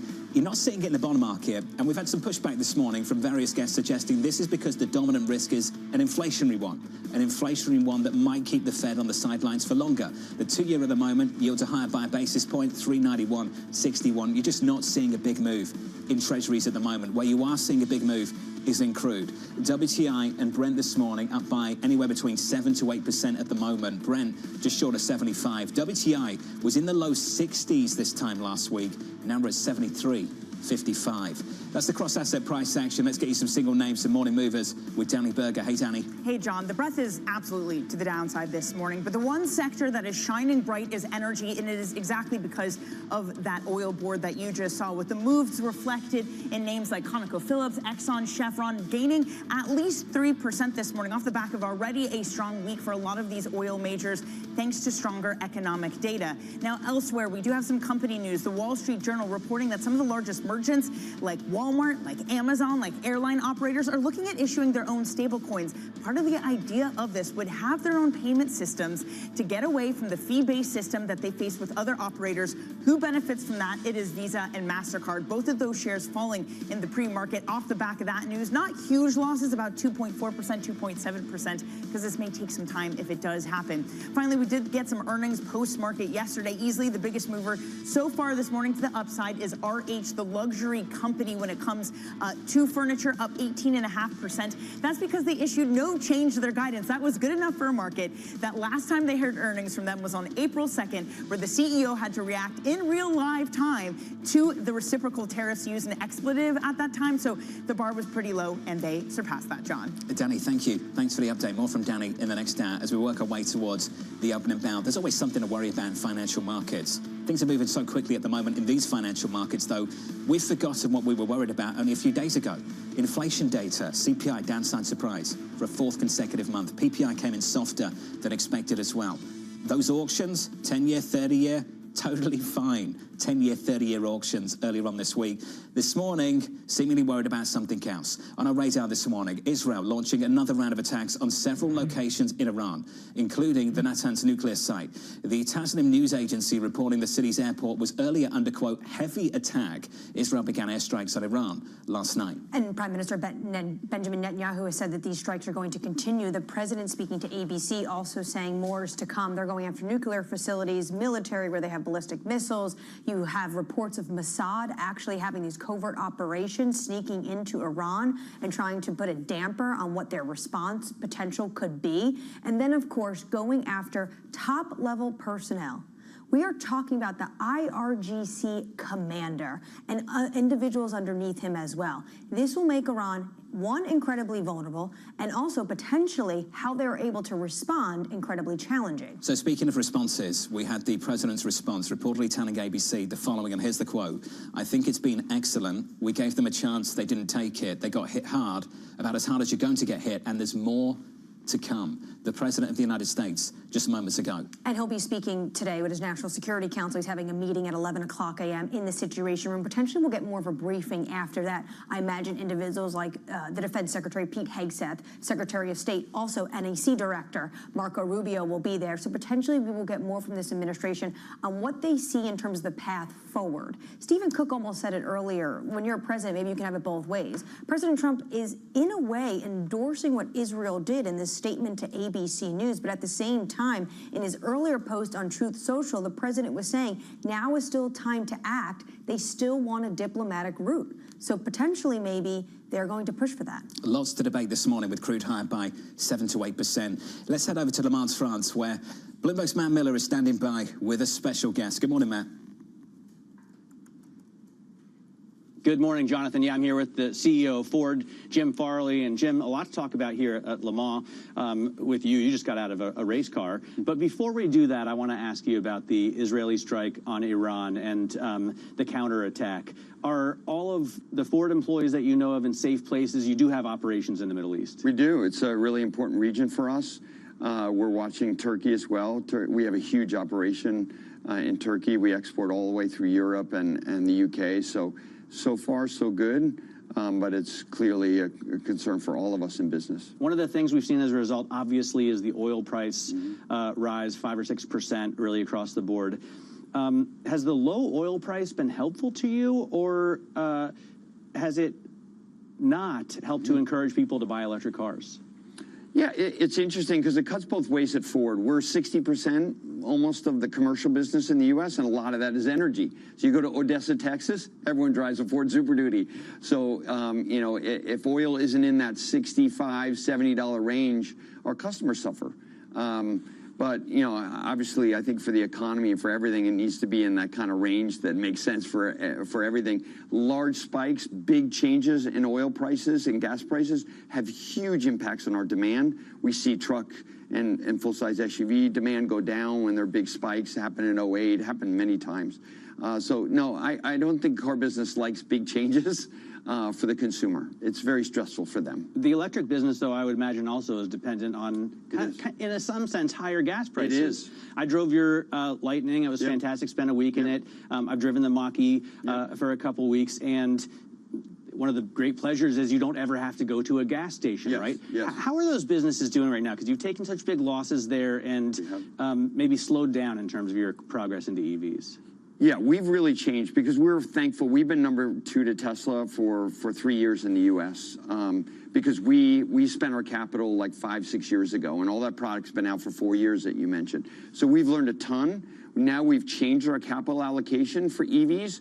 We've reduced the spending, changed the battery chemistry a lot to focus on more profitability. We've gone down market and mostly in commercial. Those are the only markets where we think in the U.S., you know, an 8-7% of the industry is going to make sense for EV where you can actually make money. And the EPA requirements have a big impact on the EV investments by OEMs. During the last several years, you know, we had to kind of sell like 15 to 20% of our mix to be EVs, both for the ZEV states, California, Colorado, New York, but also, you know, to meet the national tailpipe emissions. And so what's happened, interestingly, the total number of EVs in the U.S. has grown, but the total revenue has not changed in 3 years because the prices have come down equal to the volume going up. So the EV market has not been growing for 3 years if you look at total revenue. Everyone looks at unit volume. Don't look at that. Look at the price and the volume. And I think we now have a good strategy going forward. A lot of our competitors are just investing for the first time. And good luck if you're selling an $80,000 SUV electric vehicle. We've invested a lot in hybrid. We are really successful with our truck hybrids. The best-selling vehicle in the U.S. for 47 years has been the F-150. 25% of those customers now buy hybrid, and a lot of it is exportable power. You can run your house for 6 days with an F-150 hybrid now, and the others don't offer that at all. So, yeah, we think hybrid is really the mainstream technology. We'll see EREVs come to the U.S. soon as a next technology for partial I electrification. want to ask you about race on Sunday, sell on Monday. Okay. Since we're here at Le Mans, since you just got out of a Mustang race car, how does this racing effort, and it's a big effort, trickle down to the bottom line for Ford shareholders? Well, for us, the biggest is off-road market. You know, we have, almost 20% of a global profit coming from our enthusiast off-road products, and we race at Dakar, we race at Baja, we race at King of the Hammers. That's a big thing. You know, I don't think there's a better way to promote your brand. Look what Ford winning in '66 at Le Mans did for Ford Motor Company. It made us a global company. We're an American company, but that moment changed us completely. And that's why we're going back in 27 to take on Ferrari and take on Porsche. We think we have the technology, but also the tech transfer, software, battery tech, aerodynamics. It's different than the 70s, but the tech transfer over to our road cars is immediate. You'll see hundreds of Ford engineers here who will be working on Monday on our road cars. And it's really important tech transfer. But we do it, I think, as smart as we can. And maybe as a racer, I'm more sensitive about wasting money on racing. And we challenge ourselves to be really smart. I think we've done a great job with the off-road, the Raptors, the Tremors, all the Broncos. I think that's been, frankly, some of the smartest investment we had in racing. You say you're an American company. You've touted yourself as literally the most American car maker. 80% of the cars that you sell in America are made there. Donald Trump was out overnight saying maybe he's going to go after even higher auto tariffs. While you've said in the past that causes costs and chaos, does it also kind of help you because no one else makes as many cars as you do in America? Well, for Ford, this is a moment for us. We have employee pricing out there. We gained a couple points of share year over year. A lot of Americans are shopping Ford because now they're starting to think, hey, half the cars in the U.S. are imported. And if all the car companies were like Ford, there'd be 15 new factories in the U.S., 1 million new jobs. I think a lot of Americans are starting to pay attention to where these cars come from. And for us, yes, I think Donald Trump's policies, especially around the Asian countries where, they've supported with subsidies, direct or indirect, for their automobile industry, this is a great thing. We have to sort out this Mexico-Canada thing because we need to keep the vehicles affordable in the U.S. And there's actually a lot of parts we can't even make in the U.S., Matt, as you know. And so we have to kind of sort out what role does Mexico and Canada have in our North America market from a supply chain and manufacturing, keep the vehicles affordable. And that's something that we're talking to the administration. We found the administration to be very positive to work with. They want to help companies like Ford that did the right thing for Americans, but we have more work to do. In terms of what the administration's been trying to do with China, are you satisfied with the rare earth minerals that you have access to? I know that you had to slow down production in the past. Yes. Have you been able to secure the amount of magnets that you need? It's day-to-day. It's day-to-day. These high-powered magnets, the raw materials for them only come from certain places in the world. They're all processed in China, and they go in your speakers and your auto system. They go in your motors for your wipers and your seats. They're all over our F-150, for example. We have applications in a MOFCOM. They're getting approved one at a time. We're educating the administration. We're educating the Chinese leadership about how important these jobs in the Midwest are that are dependent. We have had to shut down factories. It's hand to mouth right now. And I'm reading the paper like everyone else. I was very happy to read about London and having a good meeting there because it has a direct impact on our jobs in Michigan and Ohio. So we'll see. It's hand to mouth right now. Jim, thanks so much. Really appreciate your time, and congratulations on the race. Thank you. This morning, look forward to you in the challenge tomorrow. John, back to you in New York. Hey, Matt, thank you, buddy. Appreciated following that conversation. Thank you very much. Let's take the opportunity to get you an update on stories elsewhere this morning with your Bloomberg Brief. Here's Yahara. Hey, Yahara. Hi, John. Here's the latest on the strikes. Israel launched another round of attacks on several locations in Iran, including the Natanz nuclear site. The Tasnim news agency reporting the city's airport was under heavy attack earlier.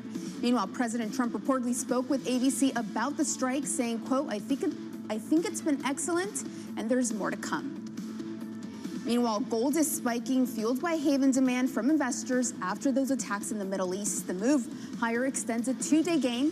Gold has rallied 30% this year as investors look for hedges against the Trump administration's trade policies and now geopolitical tensions.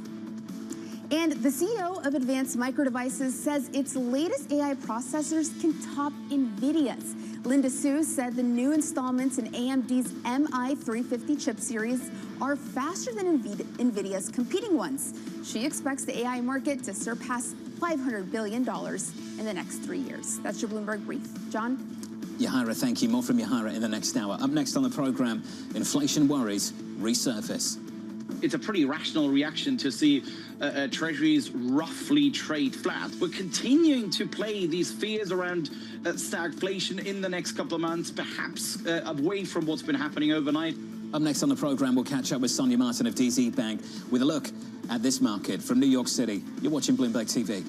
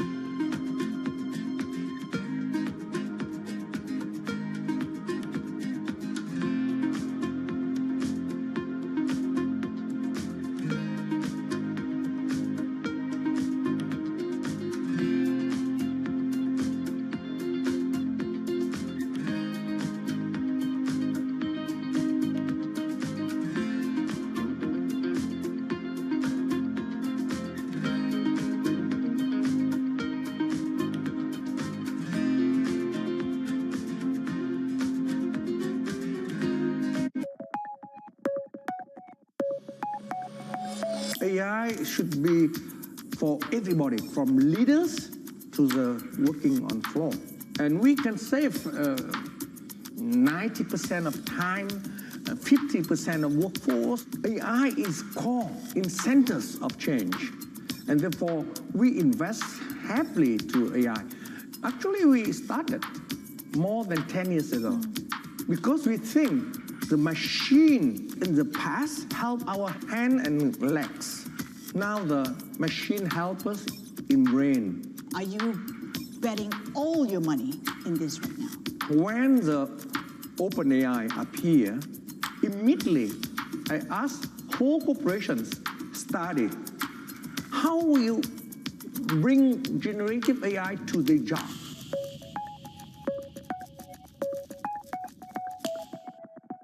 Listen carefully. Can you hear the rhythm in the markets? Not just in the syncopations triggered by inflation, but in the preludes leading to global elections, in the dissonance that moves the Nikkei, and the rising course conducted by AI. There's music in the markets, and if you want to learn to listen for it, we'll show you how. What is going to be the consequence for U.S. markets? We are basically deep in the European earnings season. Take a look at how we're faring when it comes to Asian markets. Bringing you up-to-the-minute geopolitical news whenever and wherever it happens. I'm Jumana Versace in Doha, Qatar, and this is Bloomberg.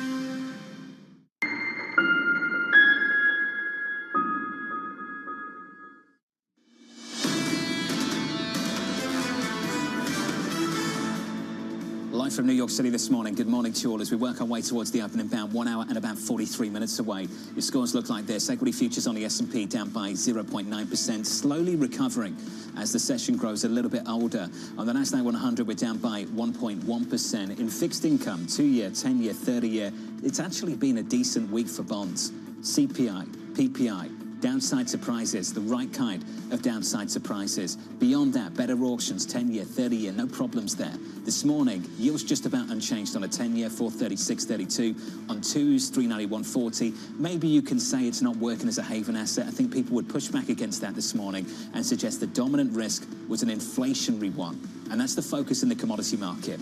WTI, Brent crude, a whole lot higher so far this morning, up by 6.8%, pairing some of the gains from earlier on. $74 on Brent, WTI 72.90 as we put together a picture of what happened overnight and what is still happening through this morning. Still happening through this morning. What we see, these strikes continue on Iranian nuclear facilities. The IDF was talking about the IRGC Air Force commander in this hour that they have said that they reportedly killed. This is on top of the IRGC general commander. And Benjamin Netanyahu is saying these strikes will continue, which is why people think that when Iran comes out and says maybe we will close Hormuz, which they've never done, maybe this time is different and they actually will do it, even though that won't hurt Israel and actually could hurt themselves. Let's just sit on the U.S. involvement. Secretary Rubio, I think, made an effort to distance the United States from the actions of Israel overnight throughout this morning. We heard from the president 30 minutes ago with a statement reportedly to ABC, and the quote said that this action was excellent and there's more to come. What does that tell you about the U.S. position on what's developing at the moment? Well, the president completely undermined what Secretary Rubio said last night and didn't put a lot of distance between him and Benjamin Netanyahu, and also shedding light that he knows more is to come. So obviously there has been conversations between these two countries. I think a key question is, will the U.S. at any point help Israel in its attack against Iran? And then when Iran decides to retaliate, more than the 100 drones we saw that have been struck down, will the U.S. really come to the Israeli defense? That's a conversation we'll have in the next hour. Under surveillance this morning, inflation worries resurface. It's a pretty rational reaction to see treasuries roughly trade flat. We're continuing to play these fears around stagflation in the next couple of months, perhaps away from what's been happening overnight. The underlying threat around debt sustainability, around fiscal sustainability, that's still there. It's the latest this morning. The dollar's role as a safe haven facing a little bit of a test this morning following Israel's continued strikes on Iran. Sonia Martin of DZ Bank writing, Israel's attack on Iranian nuclear facilities has reawakened the US dollar's primal instinct as a safe haven and caused it to appreciate once again. Sonia joins us now for more. Sonia, welcome to the program. I guess we should kick it off with this bond market first. In the bond market, yields almost totally unchanged, 2s out to 30s. What does that tell you about the risk, and what does it tell you about Treasury markets more broadly? Well, I think, as you said in the program before, I mean, there's sort of two factors pulling and pushing, if you will. So we have, the inflation concerns with a view to the oil price and the risk of the Strait of Hormuz being closed. So that plays out in much higher oil price notations. And as a result, of course, we have seen some speculation that the Fed may not be able to cut rates as much as had been anticipated recently. And on the other side of that equation, obviously, you have concerns about growth, you have geopolitical concerns, and the latter pushing some safe haven demand. So that's kind of what's happening in the U.S. Treasury market. There's a push and pull there. And I think, we will have to kind of wait and see what that situation in the Middle East plays out, how that ends up, playing out in the next, days or weeks. And that's going to give us some fresh direction. But until we know more, I think what's going to happen is the market is going to hold steady and just kind of wait and see where this is going. In the meantime, as you know, initial jobless claims and continuing claims in America have crept up to new highs for the year. At the same time, we've had a series of downside surprises on CPI and PPI, particularly through this week. Sonia, when the Federal Reserve gets together next Wednesday and they put out new forecasts and begin to think about how they might respond to adverse shocks, particularly in the labour market, how constrained would that easing bias be with the new outlook for inflation this morning? I mean, to be honest, if the Fed's going to come together next week in a way almost has to raise the white flag. I mean, there are so many factors of uncertainty up in the air right now. I mean, it was difficult for them, to begin with in the recent months with Trump's very erratic trade policy and it being almost impossible to predict what's going to happen the next day. Now we have geopolitical tensions, a rising oil price. It's just made everything so much more difficult for them. Obviously, with a view to the economy, we do expect some slowdown in growth and, some easing in the labor market, and that would theoretically open up the scope for rate cuts, even if the inflation does rise as a result of tariffs, because, you could argue that tariffs is something that's going to happen to the inflation rate, and then 1 year later it falls out of the equation. You can look through that. If we now get a second inflation push through higher energy prices, that will, of course, make a big difference for the Fed. So the only thing they can do next week, in my opinion, and I think some of your guests previously have said this today as well, is to sort of take a very neutral stance, wait and see, and really avoid giving any strong guidance, because this uncertainty makes it almost impossible for them to make accurate predictions. And they really can't gain any credibility by trying to do otherwise. So no rate cut next week, wait and see. They were dealing with uncertainty when it comes to trade. Now what do they do with this geopolitical tension? Yeah. Well, that's the problem. I mean, they can't predict any more than we can how that's going to play out. I mean, I thought interesting early on, you had Steve Cook on the program, and he talked about the motivations behind what's happening here. And I mean, one of the options he sort of, mentioned was that there's a bigger story at play here, and that would mean a further escalation. It would completely change the environment that the Fed moves in. So I think they have to just wait and see. That is all they can credibly do at this particular point in time. When it comes to the Fed and their concern about geopolitics, does it come squarely to the price of oil? I think mainly yes, for the time being. I mean, obviously, if we had a longer-lasting increase in energy prices, that's an inflationary factor which will play in to the Fed's equation. Having said that, if we were talking longer term, and for some reason we get sort of a further escalation, we get really high energy price for a longer period of time, then you have a growth impact as well. So then we're back to the sort of these scenarios we've had during COVID. So this is the difficulty they're moving in. So it impacts them mainly right now, I think, on the inflation concern, though. The dollar stronger against everything in G10 at the moment, Sonia. That's a counter move to the trend of the last few months, that's for sure. Do you expect that to continue? No. Unless we get a complete escalation in the Middle East, I don't think that's going to continue. I think we have seen strong evidence in recent weeks and months that the dollar sentiment has taken a real hit. And I don't just mean that we're having a weaker dollar because of growth or concerns. I think trust in the dollar has been not eroded, but it's certainly got damaged quite significantly in recent months by the erratic policy of Donald Trump. And I think that damage is not easily mended. People aren't looking at this right now. No one's talking about the big, beautiful tax bill today or Section 899, but these issues are not gone. So I think there is a damage that has been done here and that you cannot fix. And Donald Trump will be president for another 3.5 years. And I think we all know that there's not a high probability that, things are going to improve massively. We'll see what happens. Sonia Martin of DZ Bank. Sonia, thank you. The dollar stronger against everything in G10 so far this morning. The euro had reached 116. We're back down to 115 and negative 0.7% on that currency pair. In just a moment, we'll catch up with Darryl Cronk of Wells Fargo. The Israeli ambassador to the United Nations will be joining this program. Greg Dacko of EY and Vishal Kunduja of Morgan Stanley. That conversation with the Israeli ambassador, we need to figure out what the goals are. The operation is ongoing.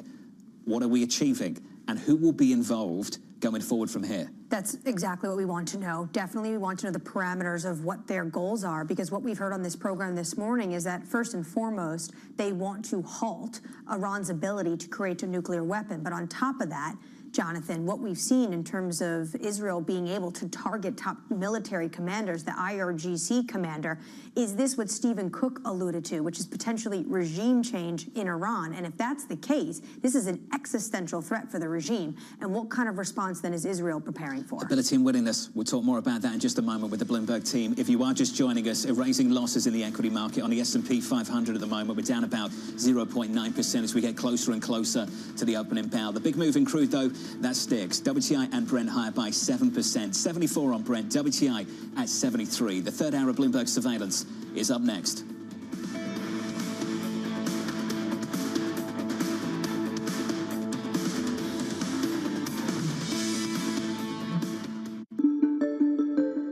And Davos, you were asking a question of President Trump, and he didn't quite answer the question, and he asked you a question. So the question he asked you was something like, why are you not banking certain groups? What is the answer? I don't think he gave you a chance to really answer that question, but what is the answer to that question? Well, first off, the Bank of America has 70 million consumer customers and millions of small businesses all over the country, all over the world. And so we bank everybody. But the real question was about overregulation, frankly. And so as you look, what's happened is because the interpretations of AML, anti-money laundering, BSA, Bank Secrecy Act, KYC, know your customer's customer, there's a lot of burden upon the banking system to both report suspicious activity reports and do a lot of analysis and we have to close accounts, so we can't tell people why we did it.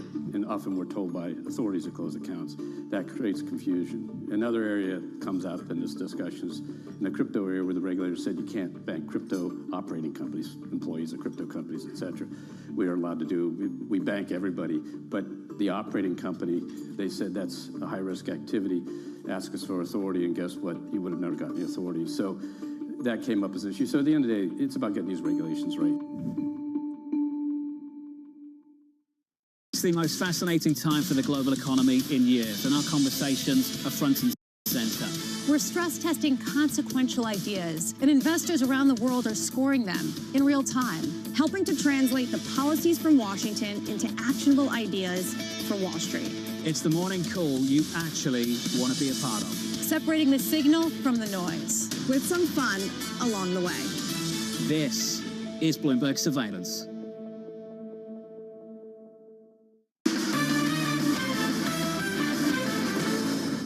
But what about the diagnosis? If the diagnosis at the end is worries about growth rates, yeah. How do you get from point A to point B? Why do you worry so much about that end goal of better growth? Because if we can't grow, you're going to have a much more inflated debt to GDP and federal deficit, and that's not good for the economy. Growth is really critical, and I think what's underappreciated is what the inputs are to get to the growth number. And so we talked a little bit about productivity. I hope that we can continue to produce at 2% indefinitely on productivity. I think that would be great. But you got to make sure you have the other levers in place, I think, to buoy that. So if you look back over the last several years, we've had 8 million immigrants come into this country in the last 4 years. And that's helped growth. And by the way, that's deflationary.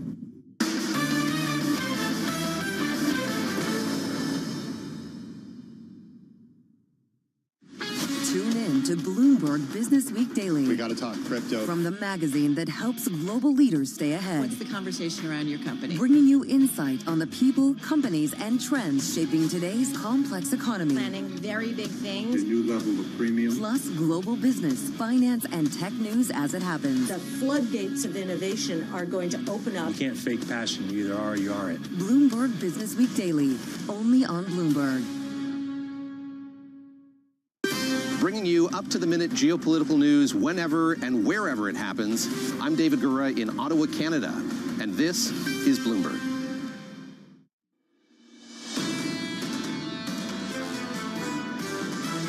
There's a resistance at this point to really add a lot of risk. We've seen some very unusual correlation moves, and I think that it's sometimes hard to figure out exactly why that is. There's just the opportunity here to be a little bit cautious that you're not taking undue risk. People still have very little appetite, but this is a well-told story. People are a little bit too bearish. The single thing that investors are looking for right now, if I picked one out, it's certainty. This is Bloomberg Surveillance with Jonathan Farrow, Lisa Abramowitz, and Anne-Marie Hordern.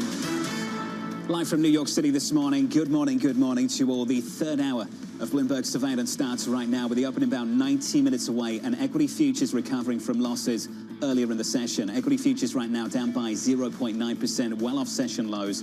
On the Nasdaq 100, we're down by 1.1%. On the Russell, we're down by 1.3%. In the bond market, not much price action. Yields down a basis point, up a basis point this morning, just about unchanged on 10s. 435.53 in the commodity market. Oil, anything but unchanged. Crude right now, Brent and WTI higher by more than 7%. Geopolitical risk premium coming into the oil market because of what is taking place right now in the Middle East. The strikes continue when it comes to Israel, targeting Iran's nuclear facilities, their ballistic missile program, and also continue to go after what we continue to hear this morning, more individuals. The top personnel that are leading the IRGC, the general commander, reportedly dead. So this is why individuals like Stephen Cook are saying this might be more than just Israel reaching a line where they're unwilling to accept where Iran is in terms of their uranium enrichment, and it actually might be looking for something more, which leads you to potentially regime change. The operation isn't over. The U.S. involvement, Secretary Rubio distancing himself from the attack of Israel on Iran overnight. Then this morning, the president asked reportedly by ABC for his take on things, calling this event excellent. Excellent. He says more is to come. So basically insinuating that he has insight into what is going on and what Benjamin Netanyahu's next steps are and for how long potentially this might take, Jonathan. Last night with Rubio, he basically said, we were aware of these attacks beforehand, and then gave a warning to Iran, do not go after American military personnel. People were expecting potentially something. Remember earlier this week, we did have embassy staff have to evacuate the region. But now it begs the question, when will the U.S. potentially join Israel in strikes? And if they don't, how much are they willing to go to Israel's defense when we obviously will see at some point an Iranian retaliation? We'll focus on that question in just a moment. Brent crude at 74.43, WTI just short of 74. Coming up this program, through the next hour, we'll catch up with Darryl Cronk of Wells Fargo as equities retreat, the Israeli ambassador to the UN, Danny Danon, as escalations reach a boiling point, and we'll speak to Greg Dacko of EY on inflationary risks for the months and year ahead. We begin this hour with our top story, a major escalation in the Middle East. Israel will never allow those who call for our annihilation to develop the means to achieve that goal. Tonight, Israel backs those words with action. We struck at the heart of Iran's nuclear enrichment program. We struck at the heart of Iran's nuclear weaponization program. This morning, Israel launching another round of airstrikes across Iran, taking out senior military leadership and damaging nuclear sites. President Donald Trump reportedly calling the action excellent. Our team coverage here at Bloomberg starts right now with Tyler Kendall in Washington, D.C., Jumana Basecci over in London. Jumana, we need to think about the Iranian response, and I think you nailed it earlier on in the program when you were thinking about ability and willingness of Iran and Iranian proxies to respond. What is their ability this morning?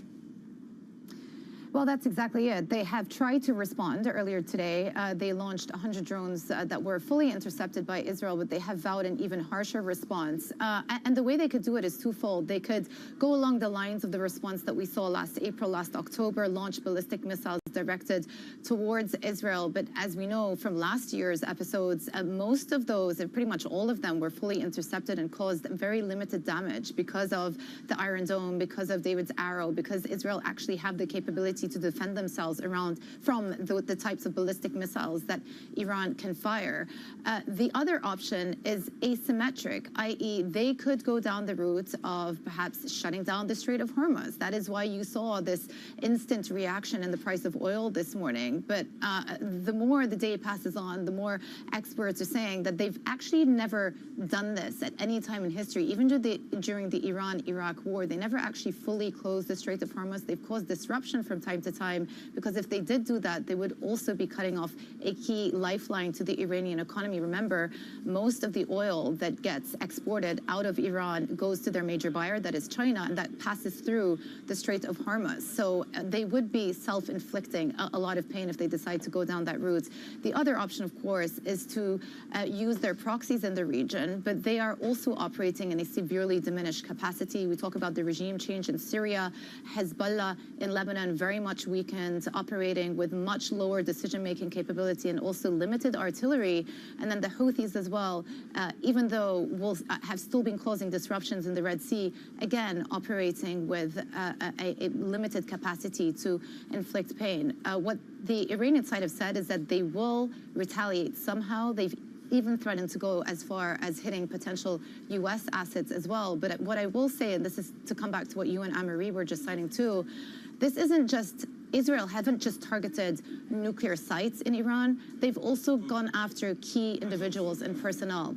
They've taken out more than 20 nuclear scientists. They've also taken out the head of the IRGC. That cannot be understated. They've taken out the chief of staff of the armed forces. And if you look at these individuals' histories, they single-handedly were responsible for the strikes on Israel last year. And also, let me rewind it back to those attacks on Saudi Arabia facilities at Aramco and Upcake in 2019. And so key masterminds of some of the regional conflagration in the last couple of years have been taken out with this strike. So they most definitely are operating from a weakened position now. Tana, let's pick up on that point on the United States. Potential U.S. involvement. Secretary Rubio overnight distancing the U.S. from the actions of Israel on Iran. What's the president's position this morning?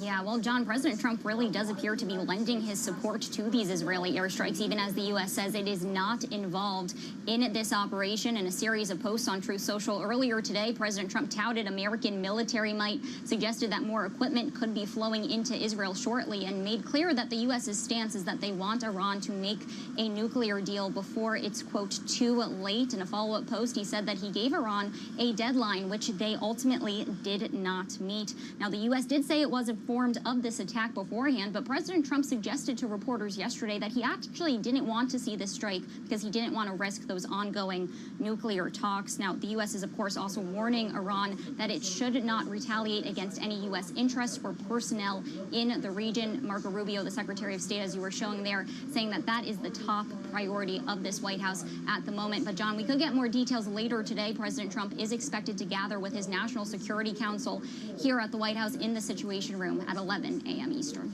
Tyler, looking forward to your reporting on that. Tyler Kendall there alongside Jemana Pasechi, your team coverage here at Bloomberg. Let's get you the reaction and response on Wall Street with Darryl Cronk of Wells Fargo. Darryl, good morning. Good morning, John. It's good to see you, sir. You too. We were going to have a very different conversation to the one we're about to have. That's fine. Earlier on in the week, you got to pivot sometimes, right? CPI, PPI came in better than expected, and all of a sudden we reintroduce some inflationary risk to the conversation. What's your response to the action overnight?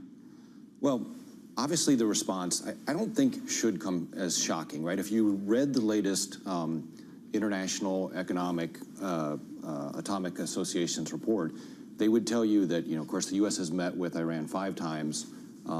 They've taken their 60% uranium enriched stockpile and increased it by 50% from February to May, right? In order to get weapons grade, you got to get to 90% enriched. It's maybe a couple weeks to do that, which is why there was such a sense of urgency around bringing this, action to the table. Obviously, the diplomats come out of the Middle East and the key areas, so you could kind of see this coming. And frankly, I think markets might have sniffed some of this out, right? I mean, so today the reactions are not what you would maybe see in big rally in the bond market. Dollar is a little stronger, right? But earlier this week, right, we had a huge rally. 10-year started this week at 451, down to 437. Gold's back above 3,400, right? Safe haven asset. The dollar up until today was weaker, right? 3-year low, and had been continuing to trend lower.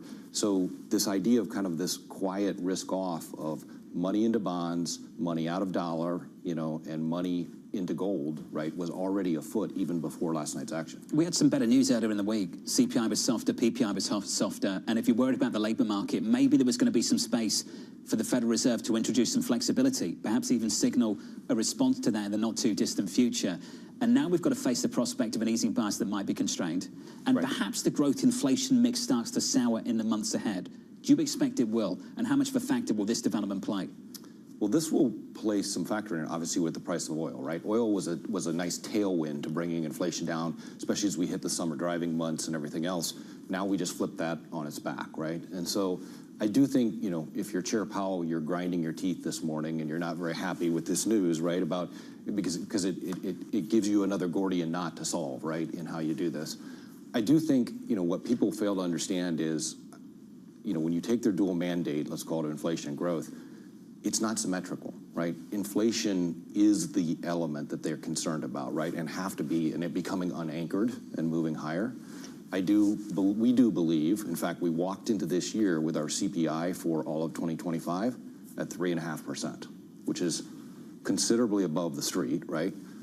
I think that's still going to come to us in the back half of the year. And frankly, in the portfolios, 2 of our highest conviction ideas have been energy stocks, which have languished up until maybe today, right? This morning. And commodities, right? And, precious has done extraordinarily well. Now energy is going to come in with it. So that's actually helped our investors. But the market is well supplied. How high do you think prices can go?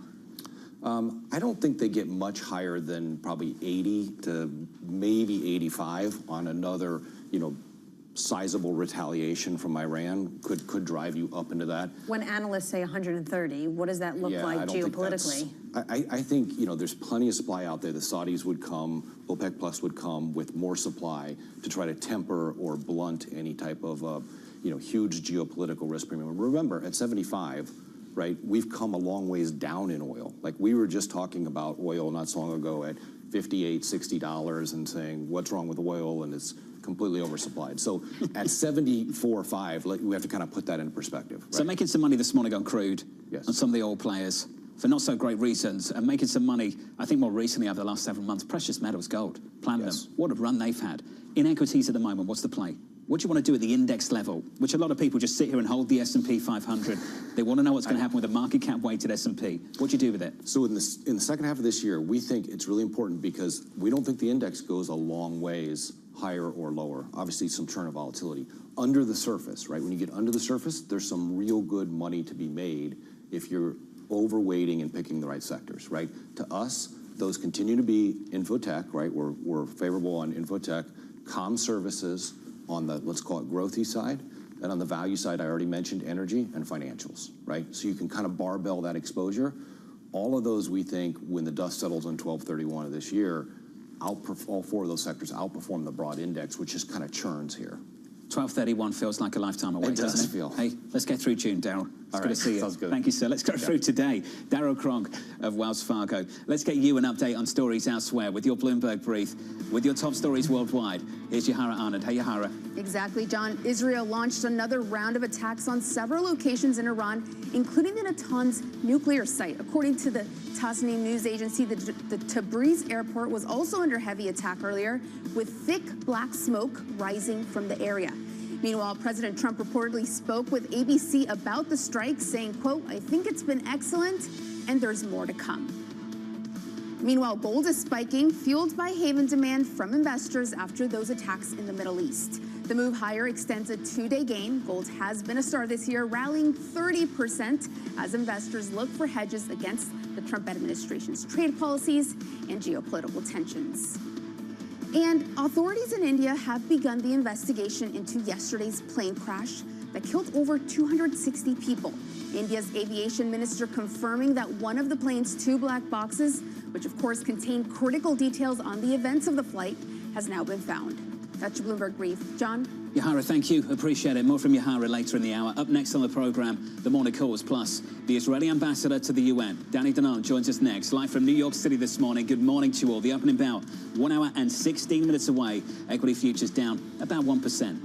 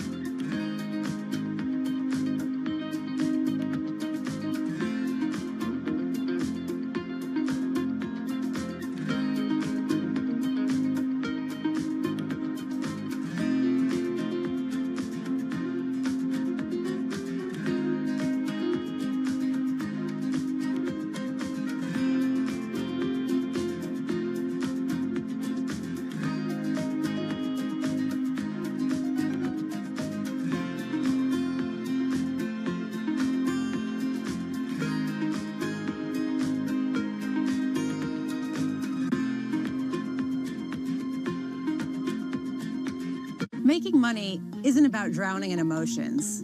It's about understanding what's actually happening. Markets are the best way to glean signal from noise, and that is what we try to do every morning. This is Bloomberg Surveillance. Jumpstart your trading day on Bloomberg Open Interest. 2 hours of single stock stories that are driving the opening bell action. We'll take you to Wall Street, Main Street, the C-suite, and beyond. These are companies that are growing their market. The great companies in the U.S. are the companies hitting the cutting edge. That's a different story. Get the inside track on what's buzzing in markets. With the players who are shaping the narrative. If you have bad earnings reports, you're going to get punished. They're not buying what the industry is selling. Join us on Bloomberg Open Interest. Every trading day, only on Bloomberg. Why do the biggest names in business choose Bloomberg Television? That's a great question. It's a very good question. Interesting question. Good question. Great question. I so appreciate that question. You certainly ask interesting questions. Bloomberg Television. Top experts, great questions.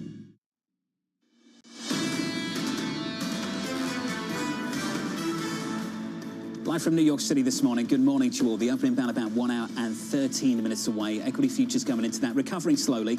Equity futures still down about 1% on the S&P. Similar move on the Nasdaq 100. We're down by 2.2%. That's the price action. Let's get you some morning calls. Your first call from Roth Capital, raising its price target on AMD to 150, saying it's encouraged by the company's AI portfolio. That stock is down by 1.5%. Your second call from Argus, downgrading McDonald's to hold, expecting traffic to remain weak as consumers push back against price hikes. That stock is down by 0.7%. And finally, JP Morgan raising its price target on Ross Stores to 154, highlighting opportunities in marketing and store experience. Ross Stores this morning, just about unchanged. Let's turn back to our top story worldwide. Israel launching another round of attacks on several locations in Iran. President Trump reportedly telling ABC, quote, "I think it's been excellent and there's more to come." Joining us now to discuss is Danny Danon, the Israeli ambassador to the United Nations. Ambassador, good morning. Thank you for having me, Jonathan. Thank you for sharing some of your time with us, because I'm sure you've been exceptionally busy. Let's just talk about where things stand right now. Is this operation ongoing, and ultimately, what are the goals?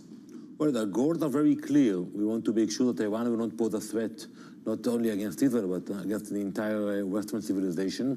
And specifically, we have two main goals: to eliminate the nuclear capabilities and to stop the production of ballistic missiles. And let me elaborate on that. You know, it's not only the nuclear weapons. We all know about the uranium enrichment and about that they're getting very close to put a bomb together. But look at what they're doing with the ballistic missiles. They wanted to be at the same level of the US and Russia in terms of the quantity and the technology of the ballistic missiles. We couldn't allow it to happen. We got intel about their intentions to create another attack against Israel. You know, we all remember what happened on October 7th, but this time they wanted to use thousands of ballistic missiles and invade into Israel with their proxies. So it was a preemptive attack. So we will continue until we will be sure that we eliminated those two capabilities. How sure are you right now? Well, we will have to wait and see the result of the attack of last night. It was a major attack. More than 200 aircrafts participated in the attack. Many targets, many senior military officials were eliminated last night. And we will continue until we will know that Iran is in the point that they cannot continue with their efforts. Including the IRGC general commander. Is there an intent for regime change in Iran from Israel? Well, that's not our goal. You know, we are concerned about the threats to Israel. For the Iranian people, I wish they would have a different regime. You know, we saw what happened in Iran. The people are suffering there. They have no heat in the winter, no AC in the summer. They are suffering there. But our goal is to eliminate the capabilities of Iran so they will not be able to threaten us. And Anne-Marie, look at the map. We have no border with Iran. It takes us hours to fly there in order to attack those facilities, but still they spend billions of dollars to create threats against Israel. This nuclear enrichment is deep into the mountains. How long will that victory actually take? And it's called Rising Lion. Why is that? Well, you know, every time we pick a name when we have a military operation, sometimes the computer is doing it for us, so there is no real meaning for the word of the operation. But I would say that IAEA published recently that Iran has enough uranium to create not only one bomb, multiple bombs. So it was a matter of days to put it together. We decided not to wait, not to take that risk. We believed the threat of the Iranian. When they said that they're going to use those ballistic missiles to destroy Israel, we took it very seriously. How much did the Israeli government brief the U.S. government? So we talked with the U.S., but this decision was decided in Jerusalem. And we took that decision independently, not for the first time. In the 80s, I want to remind you, we attacked the nuclear reactor in Iraq. We took the decision by ourselves when we attacked the reactor in Syria. I think it will serve the U.S. and other Western democracies, but it was a decision that was made in Israel. Do you think the United States will come to not just the Israeli defense, but potentially if you're needing help with more attacks, if this continues for days and weeks? Well, since the day Israel was established, we never asked the U.S. to fight for us. We know how to fight, and we know how to defeat our enemies. You know, we have heard threats that the Iranians are threatening the U.S. Targets. They are threatening the allies of the U.S. And you're closing your embassy, right? So we take precautions in different places around the world. We are aware of the threats, but we will continue. Also in Israel, we have to be honest. You know, in Israel today, we are getting ready for serious attacks coming from Iran. It will be very intense in Israel in the next few days. We are preparing the population. And this operation, it's not only about the bravery of the pilots, it's about the population in Israel. They will have to follow the guidelines in order to avoid casualties. Ambassador, as you know, the United States has distanced themselves from this in the last 24 hours and said they weren't part of the attack. What's not clear to us is whether they assisted in the defense of Israel. Did they? Well, you know, we have capabilities, and we are... You did, but did they assist you when they sent over drones from Iran to Israel? Did you receive any help from partners outside of Israel? Well, as far as I know, that we were able to deal with the drones by ourselves. You know, but we have to realize, you know, the threat is not only against Israel. As I said earlier, Iran is threatening the allies of the U.S. in the Gulf. So we have the capabilities. I'm not sure they have the same capabilities. Are you worried about an asymmetrical response from Iran? Well, we took into consideration that there will be retaliation, Anne-Marie. Will it be proportional? Well, they know that we have capabilities as well, so they will have to think, you know, twice before they attack us and what they are doing. And I would say that today we can reach every target in Iran. We have the control in terms of our pilots. Do you have intent to reach every target? Well, you know, we have the capability. We focused on the goals I mentioned earlier, the ballistic missile infrastructure and the nuclear facilities. How long will that take if you were to reach every target? Well, it's not going to be a short operation. And it will so is it weeks or months? No, I wouldn't say months, but it can take days or weeks. How lonely is Israel at the United Nations at the moment? Well, I will let you know in a few minutes when I go there, Jonathan, but it's going to be tough for us. Iran already called for the Security Council to meet. Probably it will happen this afternoon. But, you know, I will tell my colleagues at the UN, where were you in the last 10 years when Iran threatened Israel? Where were you when they sent ballistic missiles? Where were you when they actually acquired the nuclear capabilities? So, you know, words will not stop Iran. Israel will. The international response, Saudi Arabia calling it heinous, the NATO Secretary General calling for de-escalation, the UN Secretary General calling for maximum restraint. Do you think there is a diplomatic route when it comes to dealing with this regime? Well, I think that, you know, always you have the diplomatic act, and the time for that will come. But we saw that the diplomacy didn't convince Iran to change course. You know, for decades they negotiated, they played the game, they lied. We had the intel that they are developing nuclear capabilities for military usage. There's some analysis, though, that under the JCPOA, they were restrained, they were capped. They are not capped now when it comes to enrichment. Well, you know, with and without the JCPOA, they were continuing. And what we revealed only recently, that, you know, alongside the reactors and the plan that was supervised by the international community, they developed a military capability that they were hiding it from the international community. So once we realized that they are going to that direction, we decided to stop that. Ambassador, we appreciate your time this morning. Thanks for making time for us. Thank you very much. I'm sure you're going to have an exceptionally busy day ahead of you. So thank you, sir.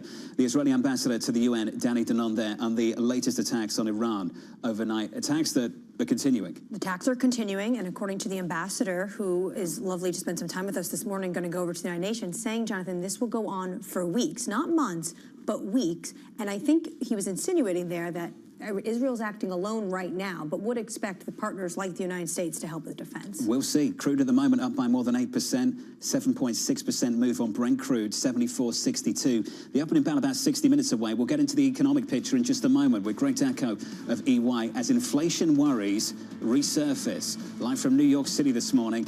Good morning.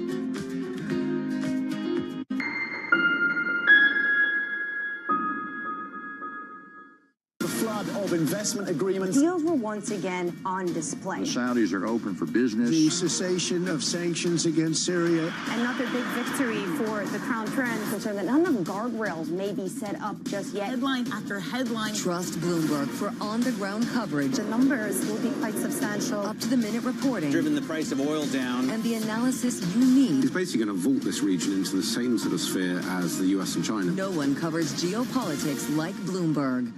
Bloomberg brings you breaking news 24 hours a day.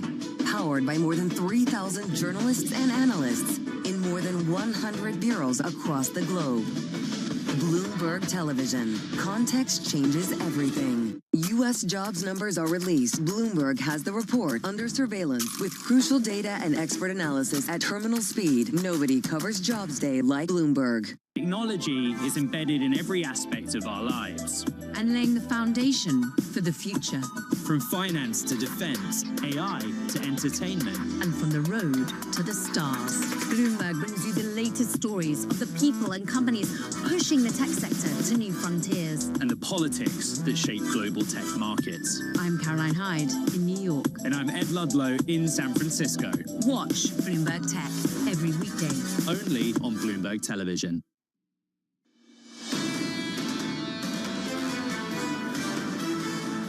The opening bell 60 minutes away, and going into that opening bell, equity futures recovering just a touch. We're down by 0.9% on the S&P, down by more than 1 full percentage point on the Nasdaq 100. So far this week, so good for the bond market. Yields lower at the long end of the curve on 10s and 30s off the back of 2 decent auctions on those maturities. And then inflation data, both CPI and PPI, coming in softer than expected. 435.53 is where the 10-year is. Unchanged at the moment, but there's a lot of tension in that bond market. On the one side, you've got the risk aversion. On the other, the inflationary development in the commodity market. Crude, WTI and Brent shaping up as follows. Big rally today, up by 7.5% on Brent, 74.50. On WTI, up 8%, 73.53. Inflation worries resurfacing just a little bit going into the Federal Reserve's meeting next week. Bloomberg's Mike McKee joins us now with more. Good morning, Mike. Good morning, John. Well, you can file this under last thing we needed at the Federal Reserve. They've got a lot of uncertainty going on, and now it's even greater. It maybe just pushes back on the idea that the Fed will be cutting rates at all this year, depending on what happens. You have to go back to the 1970s when the Arthur Burns Fed was cutting interest rates because of inflation at the time brought about by the oil embargoes. And that touched off the great inflation that ended with Paul Volcker raising interest rates to almost 20%. By 2004, Ben Bernanke was saying the Fed knew that they had made a policy mistake at that point. He pointed out that monetary policy cannot offset the recessionary and inflationary effects of increased oil prices at the same time. And that's the situation we have right now. The Fed already facing that with the tariff regime from the president, and now with oil prices going up, that would have the simultaneous effect of bringing up inflation and perhaps slowing growth. So it'll be interesting to read the minutes after this meeting, but the Fed is going to look through this for the time being and wait and see how long this lasts, the elevated oil prices, and what the ultimate effect of tariffs are going to be. Hold on, you're not going to get any decisions from the Fed for a while. Yeah, Mike McKee, I think if they had a choice, they might skip this one, skip the next one, maybe get to Jackson Hole and think about having a conversation. Mike, they can't do that. In fact, next week, as you know, they've got to put out some forecasts. It just feels like it's getting harder and harder to put out forecasts. What are the updates going to look like next week?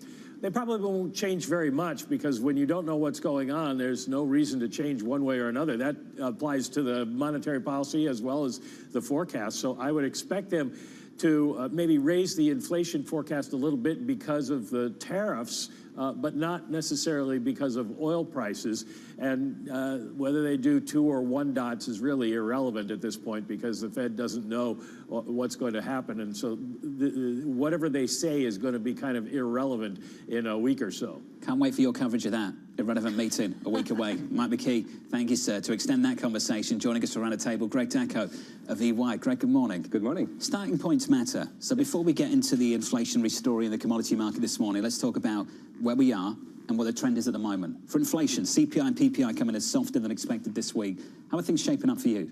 Well, I think one thing that we know for sure is that we had strong disinflationary current entering the year, and this is something that a lot of observers were dismissing. We had this strong disinflationary current. We're now at the inflection point. We're going to start to see stronger inflation as a result of the tariffs feeding through, and I think the other part that people are overlooking, because on the surface things look okay, is the fact that the labor market is softening, and that's been the key pillar to consumer spending activity. As that softens, you're going to see more weakness in income growth, and in turn, that's going to lead to more softness in consumer spending. Does that erode the potential for second-round effects if the labour market's starting to loosen up? Absolutely. I think the key thing that people are missing is that tariff shocks are not necessarily going to have a persistent inflationary effect in an environment where the labour market is soft, because you're not going to get that pass-through onto wages, which is what happened right after COVID, where you had strong labour demand that was facing short labour supply, and that led to inflationary second-round effects from the wage growth side of the picture. You're not going to get that this time around. This, as you know, is the Governor Waller argument. And I wonder how many people on the FOMC share the Governor Waller argument. And if they do, is the chairman willing to come out next week and just present it as the base case of the Federal Reserve, that perhaps this is something we should look through, and we've got to acknowledge the developments, the adverse developments that are taking place in the labour market? I think what's very important from the Fed's perspective in this environment is the ability to develop scenarios. We have not seen that. We should see more of that. Right now, when we're talking about the median forecast, it's really a mishmash of a lot of different forecasts and a lot of different underlying assumptions. We have to have a clear view as to what the underlying assumptions are for different policymakers' assumptions, and in turn, what they expect those assumptions will have in terms of their effect on economic activity. In this environment that is highly volatile, where you have tariffs, where you now have the potential risk of higher oil prices, higher financial market volatility, tightening financial conditions, it's very difficult to gauge what the outlook is going to be under different circumstances, and as a result, what the Fed's reaction function is going to be. Greg, this morning, Terry Haynes says markets shouldn't assume today is another dot in a geopolitical dot plot. This event or incident isn't either of those where risk spikes and settles quickly. If that's the case, how high could we see oil, and how long could it sustain that price? Well, I think one thing that I remembered from the recent interview from the ambassador was this notion that this could last for weeks. And this is very important. The duration of any shock is very important. Just like with tariffs, these types of oil price shocks are important in terms of their duration. We've looked at 3 different scenarios with our geopolitical team. One is a contained scenario, one is a moderate escalation, and one is a severe escalation. We've gone from the contained closer to the severe escalation scenario, where prices could accelerate and surpass $100 per barrel. What that does is 2 things. 1, it leads to severe demand erosion on top of the inflationary effect from tariffs. 2, it creates increased financial market volatility. And 3, it leads to a tightening of financial conditions with downward pressure on equity prices and upward pressure on the US dollar. That is something that could be a catalyst for an acceleration in the global growth slowdown that is already underway and lead to potential recession risks across the world. What does the Fed do with that? Because it was optimistic that, at least the market was optimistic, that energy was coming down. That was going to help bring down inflation. Well, what if you have north of $100 a barrel oil for quite some time? I think the Fed sits on its hands for longer. Policymakers have said and repeated, and Fed Chair Powell has said and repeated, they do not want to preempt the effects of all of these developments, whether it's the administration policy shifts or, in this environment, a geopolitical conflict. They do not want to preempt the effect on the economy, so they wait and sit. And they're likely to do so, especially in a stagflationary environment. We're going to see in the projections next week that you're going to have more of a stagflationary feel to the projections, lower growth and higher inflation. That's really a headache for any central banker. And in that type of environment, they're likely to wait and see. One piece of the SEP puzzle missing. You gave me the inflation, you gave me the growth. Where's the median dot for the Federal Reserve and the Fed funds rate? The median dot really doesn't matter that much, to be honest, John. If you don't know what the underlying assumptions are for economic activity, the median dot does not make much sense at all. So I still think we remain with this view of 2 rate cuts by the end of this year as the median dot plot, and then another 2 in 2026. But those dots don't really make much sense, if any, in an environment where you have so much uncertainty as to the economic landscape, and you have no idea as to what each member of the FOMC is anticipating on the economic front. And yet somehow we will infer the reaction function of the Federal Reserve through the median dot on Fed funds. And that's the issue that I think we've all got going into this. If we get the stagflationary backdrop that might develop, and I stress might, we need to be very open-minded about what happens down the road, and I know you are too. We want to understand which side of the mandate the Fed might bias. If the dual mandate is in conflict, do you have any idea on which side they would put more weight on? I think given where we're starting from, an environment where inflation is not yet at the target, but where employment is arguably close to full employment, it will lean towards the inflation side of the mandate, and be careful not to essentially ease too rapidly in an environment where there are upside risks to inflation that could be more persistent. I've been arguing that the second round effects won't materialize, but when you start to add different sources of inflationary shocks, from higher traded goods to higher oil prices, then you can start to have a longer and more persistent shock to inflation, which would argue for the Fed not easing excessively and maintaining a slightly restrictive monetary policy stance. So I think that's really where we are right now in this environment where the two mandates are not met, they're not equally weighed, and as a result, the Fed will likely lean, or at least a number of policymakers will likely lean towards the inflation side and protect the risk of a reacceleration in inflation. So next week, it's statement, forecast, news conference. In the statement, words matter. In the forecast, numbers matter or not, depending on how you view that statement and how you view those forecasts. In the news conference, I always say that emphasis matters. Yes. Where do you think the chairman's going to put the emphasis in the news conference next week? I think he'll put the emphasis on the fact that uncertainty has risen, that upside risks to both the unemployment and inflation have risen, and I would expect he will be questioned on the staff's latest forecast. If you read the minutes attentively, you'll see that the staff is essentially putting equal weights to a baseline scenario that has a recession versus a baseline scenario that does not have recession. That is not good news, because generally speaking, these staff forecasts move up to the policymakers and become part of the conversation. If we have this equal weight, I would expect Fed Chair Powell to have to answer this question as to how high the risks of a recession are. Greg Danko of EY. Greg, it's good to see you, sir. Always a pleasure. Setting things up about where we are right now going into that Federal Reserve meeting next week, and where we are matters. We had an improvement this week on CPI and PPI, and we seem to just on the margin upend that with the conversation in the Middle East this morning. And what Greg is talking about when it comes to oil prices, what he sees right now playing out in the region is a more severe reaction, which means potentially, especially what the ambassador told us, this is going to be a week's operation as they go after these nuclear facilities. You can see oil push towards 100. Yesterday, at the White House, the president needling his energy secretary sitting in the front row, Chris Wright, saying, you're going to make sure we keep oil prices down, right? You're going to make sure we keep oil prices down. This is a picture that the president does not want to see. Pushing deeper into the 70s, 74.80 on Brent, 73.83 on WTI, up by 7.8% and 8.5% respectively on those two contracts at the moment. Let's give you an update on stories elsewhere, your top stories worldwide with your Bloomberg Brief. Here's Yahara. Hey, Yahara. Hi, John. President Donald Trump is urging Iran to accept a nuclear deal to avoid further attacks, posting on Truth Social that there is still time to make the slaughter come to an end. He added that the next already planned attacks will be even more brutal. CNN reporting Trump is set to speak with Israeli Prime Minister Benjamin Netanyahu today. Meanwhile, the Trump administration winning a brief reprieve from a judge's order to pull back its use of troops in Los Angeles. Protesters against deportation raids have clashed with law enforcement in downtown LA for days, with California Governor Gavin Newsom and President Trump at odds over how to restore order. Another hearing on the case has been scheduled for Tuesday. And a check on U.S. steel shares. They are down more than 3% in the pre-market after Japanese media reported that Nippon Steel's planned acquisition of the company could be at risk. The report suggests the deal may not go forward if Nippon is not granted sufficient freedom to manage the company independently. Nippon continues to push that U.S. Steel becomes wholly owned. That's your Bloomberg Brief. John? Yahara, thank you. Thanks for this morning. Have a nice weekend. Up next on the program, we'll set you up for the day ahead, the week ahead. We'll be catching up with Vishal Kandudra of Morgan Stanley as investors back out of equities and look at crude pushing a whole lot higher. Live from New York, this is Bloomberg.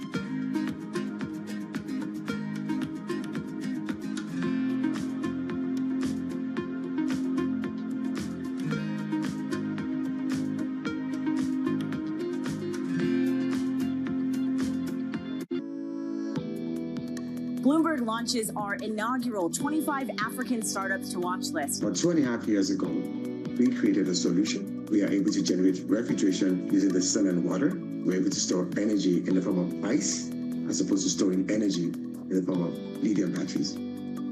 We integrated in every refrigerator a pay-as-you-go technology, allowing individuals and small businesses to be able to pay as low as $10 to own a refrigerator. Uncover is a women's wellness brand that is specifically made for women of color. It's based in Africa, which is the most underserved beauty market in the world. We are making Africa a priority and not an afterthought. We believe that the population on this continent deserves to be formulated for, heard, and we are giving this consumer a voice.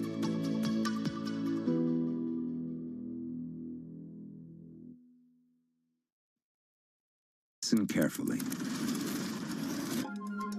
Can you hear the rhythm in the markets? Not just in the syncopations triggered by inflation, but in the preludes leading to global elections, in the dissonance that moves the Nikkei, and the rising course conducted by AI. There's music in the markets, and if you want to learn to listen for it, we'll show you how. Key investors, top executives, global innovators. Join me for in-depth conversations with the biggest newsmakers on the day's top stories. Insight with Haslinda Onen, only on Bloomberg. Bringing you up-to-the-minute tech news whenever and wherever it happens. I'm Ed Ludlow in Las Vegas, and this is Bloomberg.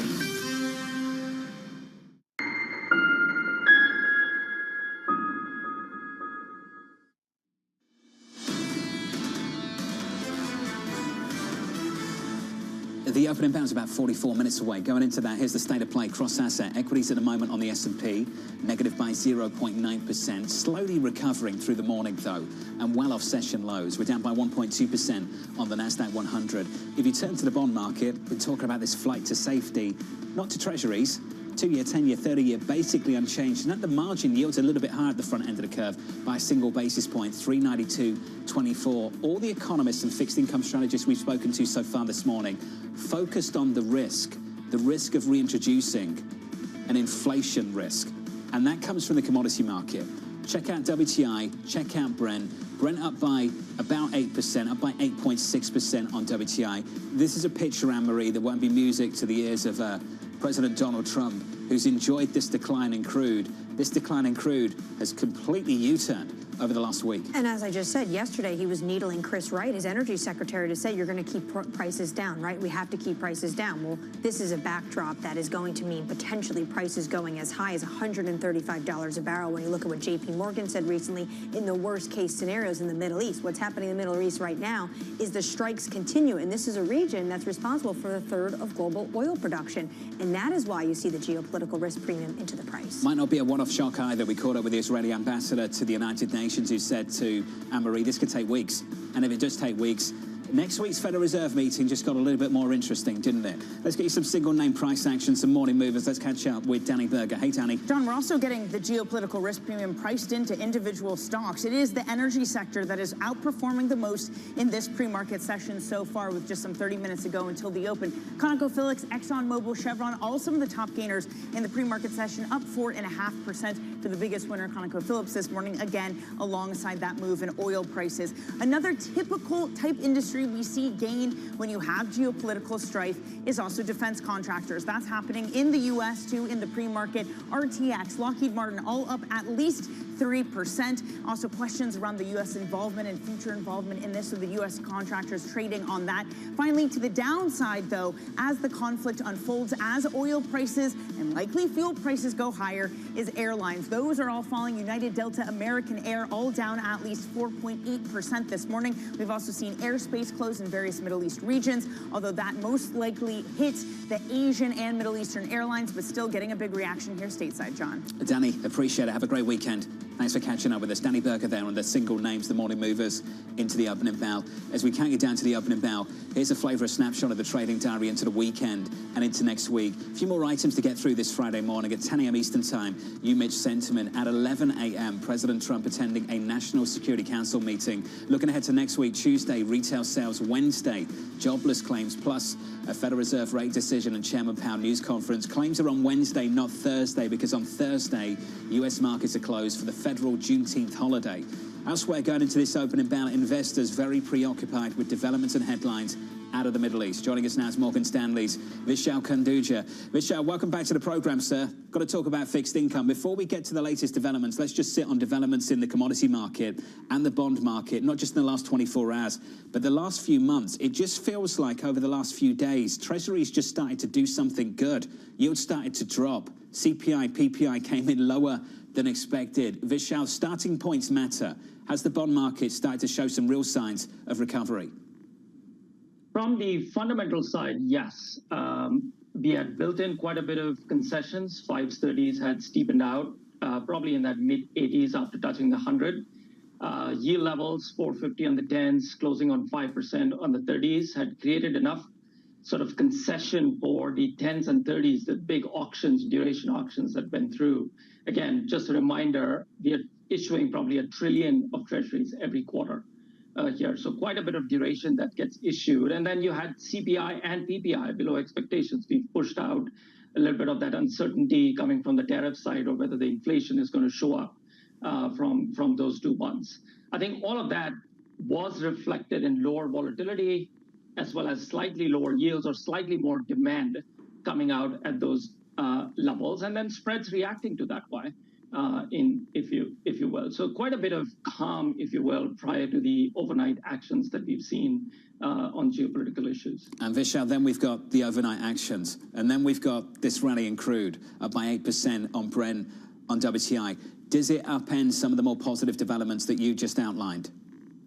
Definitely it does. I think, Jonathan, what it does is if you look at the price action, very clearly it shows the reluctance of that 20 and 30-year bonds to behave as a risk hedge that it was probably for 4 decades that we've seen in the bond markets. The front end is more reactionary to the Fed. We have probably about 13 meetings from now until end of 2026. We are pricing in probably around 4 cuts approximately. Maybe we will probably be around that 2 to 4 cuts. I think next week we might hear that they're pushing back another dot of their cut basically to 2026, which we think is probably fair value in the front end. But very clearly, I think the back end is struggling to see that demand, whether it's the risk hedge demand or it's that income demand that typically shows up in the back end of the yield curve, which is very clear from that overnight action as well that we've seen. Vishal, if oil prices stay elevated, how can there be 4 cuts this year? Not this year, but probably, I think as demand destruction comes in, higher prices should bring in slight more demand destruction in the back end, whether it's related to tariffs, whether it's related to a very draconian tail risk scenario that this becomes a protracted issue, a geopolitical issue, which has that sort of 3-figure dollar price on Brent crude. I think that you should see a global demand sort of taper down for the commodity in that type of a scenario. You could see in the next probably 18 months, probably 2 to 4 cuts then showing up, at least the market pricing that in as a modal risk rather than actual outcome from the Fed. So Vishal, what I hear from you is a degree of confidence in the front end of the yield curve, providing some form of negative correlation to risk. What I don't hear is the same degree of confidence about the long end. And I wonder, putting those 2 things together, what that means for your approach to taking corporate credit risk at the moment. I think this becomes a pretty fantastic spot for corporate credit risk. Now, the only issue is that probably spreads and corporate risk have probably front-run the macro developments, that inflation is not spiking higher, growth is lower, but we are not going into a recession. And the Fed is ready to act if need be, even though they might be slightly stuck here, but stuck here for good reasons, that they don't see pretty significant sort of risk to their dual mandate, whether it's a labor market or it's inflation on the other side. So I think it becomes almost like a fantastic Goldilocks type of environment. I know I'm going to be brutally scrutinized for using that word on your show, but I think it becomes a fantastic environment for credit risk assets, and that's how they've been behaving. Lower growth, not huge spikes in inflation. Fed has still 450 basis points in their toolkit to go. So lower growth is not bad for credit risk, especially at the starting points of yield levels and then starting points and fundamentals of how balance sheets are behaving at this point. It just doesn't feel very Goldilocks at the moment this morning, that's for sure. Vishal, appreciate your time, sir. Thank you. Vishal Kanduja there of Morgan Stanley on fixed income. Just an update on the crude market. Oil is higher. Obviously, you've seen that play out through most of this morning. We're up by 8%. Moments ago, this from OPEC. The Secretary General of the Organization of the Petroleum Exporting Countries affirms that there are currently no developments in supply or market dynamics that warrant unnecessary measures. That's pretty surprising given the fact that you have oil up close to 8% this morning, and it has been sustaining this rally throughout the entire night as Israel continues to strike on Iran. The OPEC is saying basically we are not going to come in and fill barrels, but also you have to remember OPEC can change its mind. This is their current statement, but this is, I would say, pretty bullish for the price, the fact that OPEC is saying we're not stepping in. That's the latest on OPEC. Here's the latest from the White House. The president holding a National Security Council meeting later on this morning, also expected to speak with the Israeli leader. Tyler Kendall joins us now for more from the White House. Tyler, what are you hearing? Yeah, hey, John. Well, it does appear that these two leaders will hold a phone call later today. It is our understanding that they time, though, contends that it is not part of the current ongoing operation. Now, it's going to be the big question here moving forward. What is U.S. involvement actually going to look like? As Israel's ambassador to the UN told you both earlier on the program that they are preparing for significant retaliation from Iran. And he also suggested that as of now, the U.S. has not assisted in its defense response. So we're going to have to wait and see, as it does appear clear that President Trump is lending his support in a pretty big way to these ongoing strikes. As you well know, in his post earlier this morning, he really touted American military might and also suggested that more equipment could be flowing into Israel shortly. Tyler Kendall with the latest. Tyler, looking forward to your reporting. Thank you. Anne-Marie, just to wrap it up and walk away from the studio, it felt like it was targeted. It might be limited. Now there's questions about whether that would be the case. It felt like maybe the strikes were a one-off, just to the last 24 hours, and we're finding out this morning this could take weeks, maybe longer. The Israeli ambassador to the UN telling us right here in the studio this is going to be days and weeks, and they're going after every single nuclear facility. Conversation continues into the weekend. Following up on things on Monday, Kelsey Barrow of JP Morgan, Dan Skelly of Morgan Stanley, Cameron Dawson of New Edge Wealth, and Jonathan Pingle of UBS. From all of us here at Bloomberg Surveillance, thank you for choosing Bloomberg TV. This was Bloomberg Surveillance. It's the most fascinating time for the global economy in years, and our conversations are front and center. We're stress testing consequential ideas, and investors around the world are scoring them in real time, helping to translate the policies from Washington into actionable ideas for Wall Street. It's the morning call you actually want to be a part of. Separating the signal from the noise, with some fun along the way. This is Bloomberg Surveillance. There is a nice confluence between the long-term investor and what we're trying to do. We have an operating principle that's in our handbook, take the long view. When we went public, we put a timeline up on the screen for the whole company in an all-hands meeting. And that timeline went from founding to 100 years out. And the IPO was one dot in 1 year on that timeline.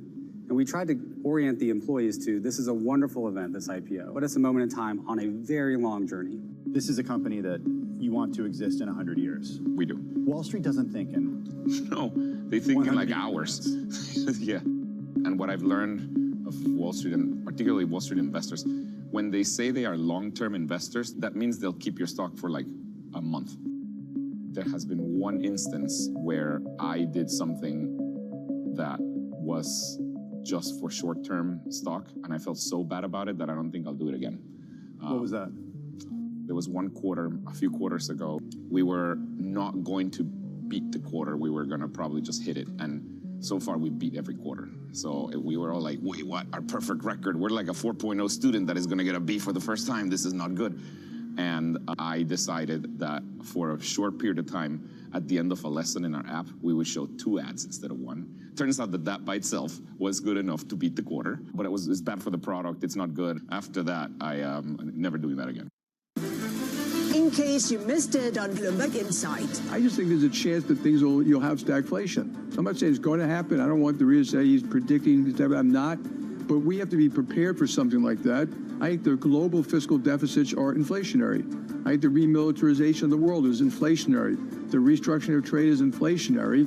And this is not all an American thing. With all those things taking place, yeah, you may be surprised. I spoke to Jamie Dimon. He says that we should actually prepare for stagflation.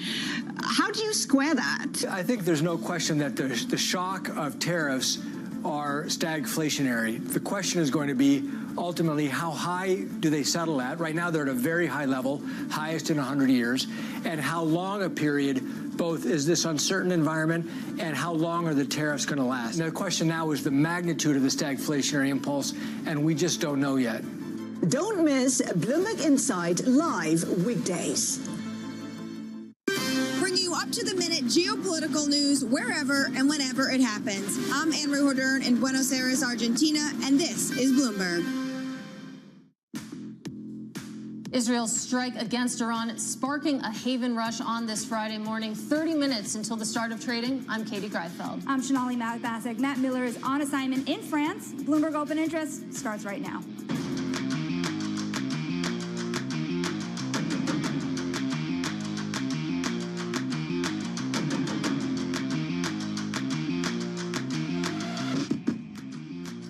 Coming up, a major escalation. Israel strikes Iran's nuclear facilities, taking out its top military command. Iran vowing retaliation, raising the risk of a wider war. That news sending crude higher and driving investors to safer assets. Meanwhile, in Washington, President Donald Trump urges Iran to make a nuclear deal to avoid more attacks. And you're seeing that fallout in markets right now, Shanali. Yeah, let's take a look across assets to see what's going on as Katie has been talking about a haven trade building. S&P futures down about 1%. We see Brent crude. This is where a lot of the action is. It's still up about 8%. Remember, it was up about 13% earlier in the day, reaching $78 a barrel. It's about right under $75 now. It had the biggest intraday jump earlier since 2022. Gold as well, because we are going to talk a little bit more about where oil is headed. We'll have more impacts cross asset. Gold is still up about 1.5%. Katie, we were taking a look across all of those moves, the bond market as well. But first, you're looking at some stocks too. Absolutely. Let's take a look at the single stock level because energy, defense, and shipping stocks surging with Exxon, Lockheed Martin, and Zim Shipping, just some of the names moving higher in response. Meanwhile, on the other side, travel stocks under pressure in a big way. You can see that United Airlines, Carnival Cruise, and Hilton all lower this morning. Now, Israel's Prime Minister Benjamin Netanyahu pledged to continue with airstrikes. Moments ago, Israel launched Operation Rising Lion, a targeted military operation to roll back the Iranian threat to Israel's very survival. This operation will continue for as many days as it takes to remove this threat. President Donald Trump taking to Truth Social this morning, writing, quote, 2 months ago, I gave Iran a 60-day ultimatum to make a deal. They should have done it. Today is day 61. I told them what to do, but they just couldn't get there. Now they have, perhaps, a second chance. Now, this stands in contrast to a statement coming overnight from U.S. Secretary of State Marco Rubio, who said that the U.S. is not involved in the strikes. Joining us with the latest is Bloomberg's chief political correspondent, Anne-Marie Hordern. So, Anne-Marie, specifically, Secretary Rubio said that this was a unilateral action by Israel. The president's words could be taken slightly differently. What do we know? Well, the UN ambassador, Israel's UN ambassador, came in and joined us today, and he also said that Israel decided to take this unilaterally and they acted alone and by themselves. What we do know, though, is that they obviously gave the United States a heads up, and that was very clear earlier in the week when we saw embassy staff being relieved from the Middle East and sent home, especially in places like Iraq. What I would say now is actually when the president says he gave Iran 2 months, I actually reported 3 months ago on March 19th that he had sent a letter to the Ayatollah saying, I'm giving you 2 months and I want to make a deal. It feels like he actually gave the Iranians a little bit more time. They were supposed to have a 6th sit-down of negotiations in Oman this Sunday. That has obviously been canceled. The Iranians saying they are not going to have these nuclear discussions with the United States right now.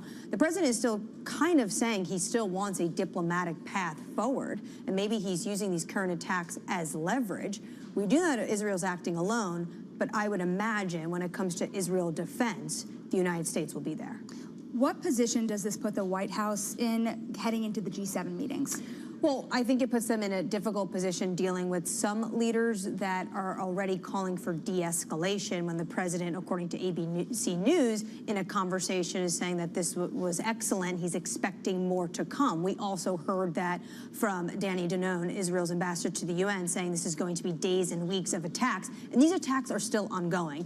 And I think what's most notable about these attacks is it's not just going after Iranian nuclear facilities. It's not just going after its ballistic missile program. It's going after senior military personnel. We are talking about the IRGC, the Islamic Revolutionary Guard Corps commander, and individuals under him. These are key individuals to the Ayatollah, and it also will mean that Iran is incredibly vulnerable, and it's going to be difficult for them in terms of their response level when they don't have this kind of personnel. And Stephen Cook from CFR was on with us earlier, and he was saying that because they're going after this senior level of individuals, it almost feels less like they're trying to halt Iran from being able to have that capability to create a nuclear bomb, but also that they're going after regime change. Certainly a lot going on at the same time. Anne-Marie, I'll be keeping an eye on your X handle throughout the weekend before we head to surveillance, of course, on Monday morning. That is Anne-Marie Horder, co-host of Surveillance and chief political correspondent for Bloomberg Television. Now, oil prices are surging, as we've been talking about, on the heels of these strikes by Israel. Joining us now, Will Kennedy. He's Bloomberg's senior executive editor for energy and commodities. You are seeing that Brent crude rise hold to a large degree. Ultimately, we talked a lot about the White House's response, but investors, of course, the world is watching for Iran's response. How might the oil markets respond based on what will happen over the weekend and into next week? Yeah, that's exactly right, Sonali.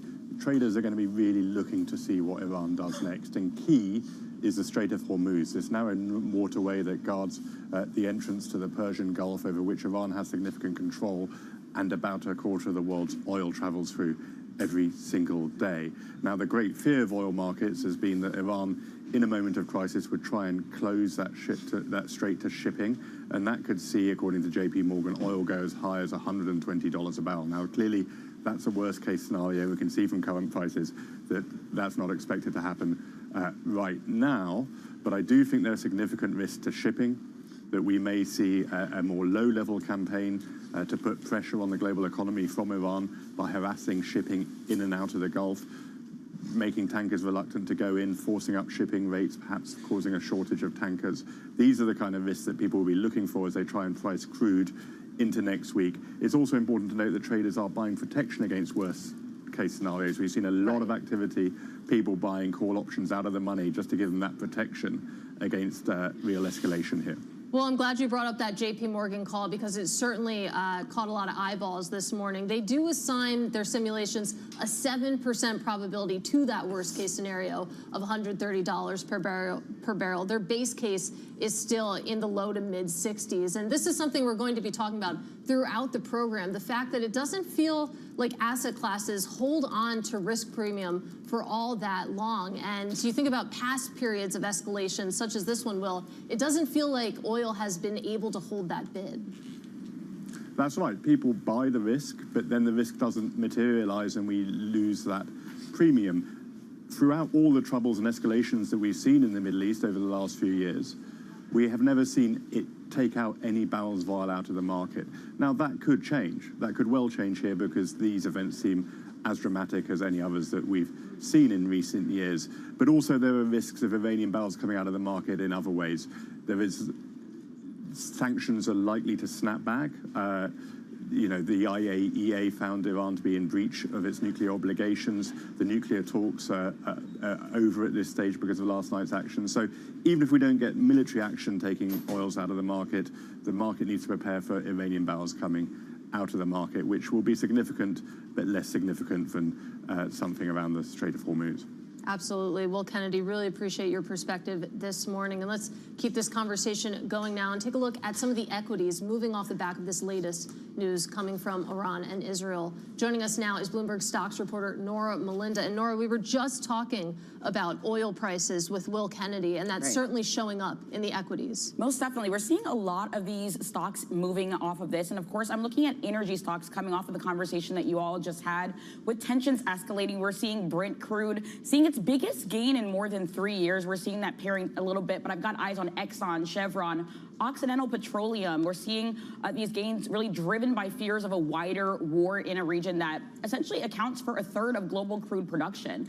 But I've also got eyes on defense. This is an area that I cover very closely. And of course, we're seeing Lockheed Martin, the likes of RTX and some of those others in the sector. They are also gaining, of course, as conflict escalations signal elevated military spending. So you're going to see defense being one of the beneficiaries of this trade. But also on the flip side, I'm looking at some names that are in the red, and that's travel stocks. They're under pressure right now.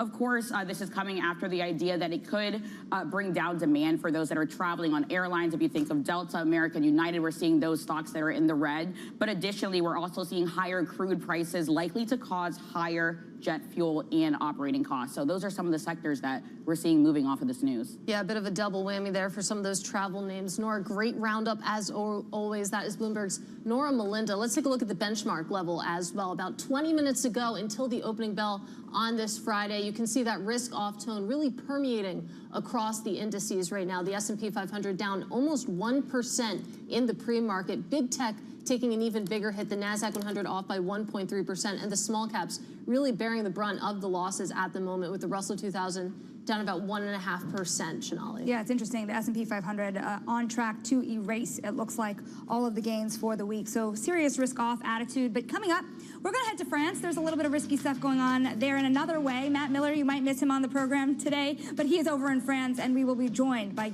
Gil West of Hertz, Adrian Hallmark of Aston Martin. This is Bloomberg Open Interest.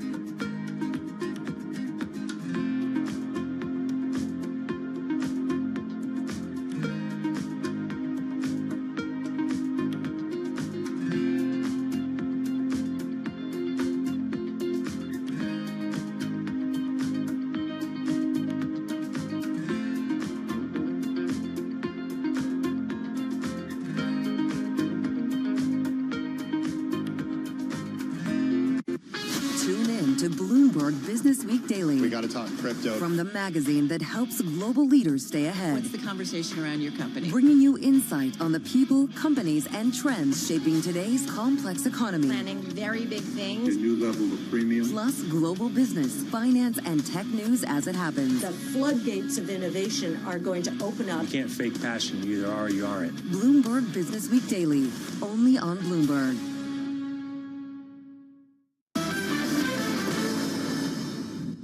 What is the issue between the type of information that's being collected by investors and the marking issue that you're describing? But what mark-to-market assets do is it forces honesty into the situation. We're talking right after the DeepSeek model surprised everybody in its efficiency. It took hundreds of billions off of market caps because it legitimately raised concerns that maybe the future of AI was different. I guarantee you that if you look at other portfolios that aren't marked, they didn't move. If private assets are going to eat the world, as they say, with the equity market halving in the number of names, you come to a world that is increasingly an echo chamber. Imagine you have a firm that has some public assets and some private assets. If you see your public assets in AI going down by 20%, you're going to be thinking very, very deeply about what your private assets are worth differently than someone who just has the latter.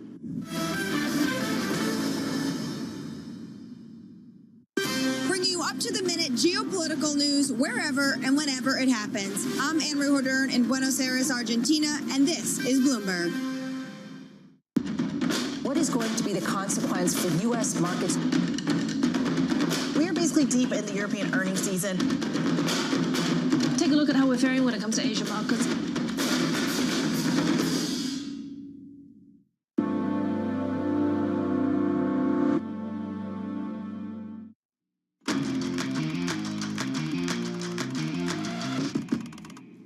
And now to high interest, a look at what's making headlines around the world. Investigators are combing the wreckage of the Air India flight that killed all but one of the 242 people aboard yesterday when it crashed shortly after takeoff.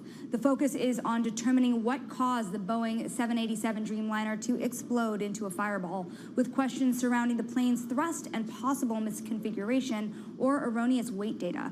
The crash is the deadliest aviation accident in over a decade and the first ever complete loss of a 787. The Trump administration can keep control of National Guard troops in California and continue to deploy them in Los Angeles, according to a ruling by a federal appeals court. The decision pauses a lower court ruling that determined President Trump's federalization of the Guardsmen was unlawful. The appeals court will hold a hearing on Tuesday. Protests in LA and other cities have erupted over the questionable tactics used by federal agents to enforce immigration laws. And investors are awaiting the University of Michigan's consumer sentiment data out next hour that could shed some light on how evolving trade policies are impacting inflation and household confidence. Matt Miller sat down with Tom Wagner, the Knighthead Capital co-founder, in Le Mans, France, and asked him what the Fed could be doing to stem inflationary pressures. I do think the Fed needs to cut. Yes, I don't think that.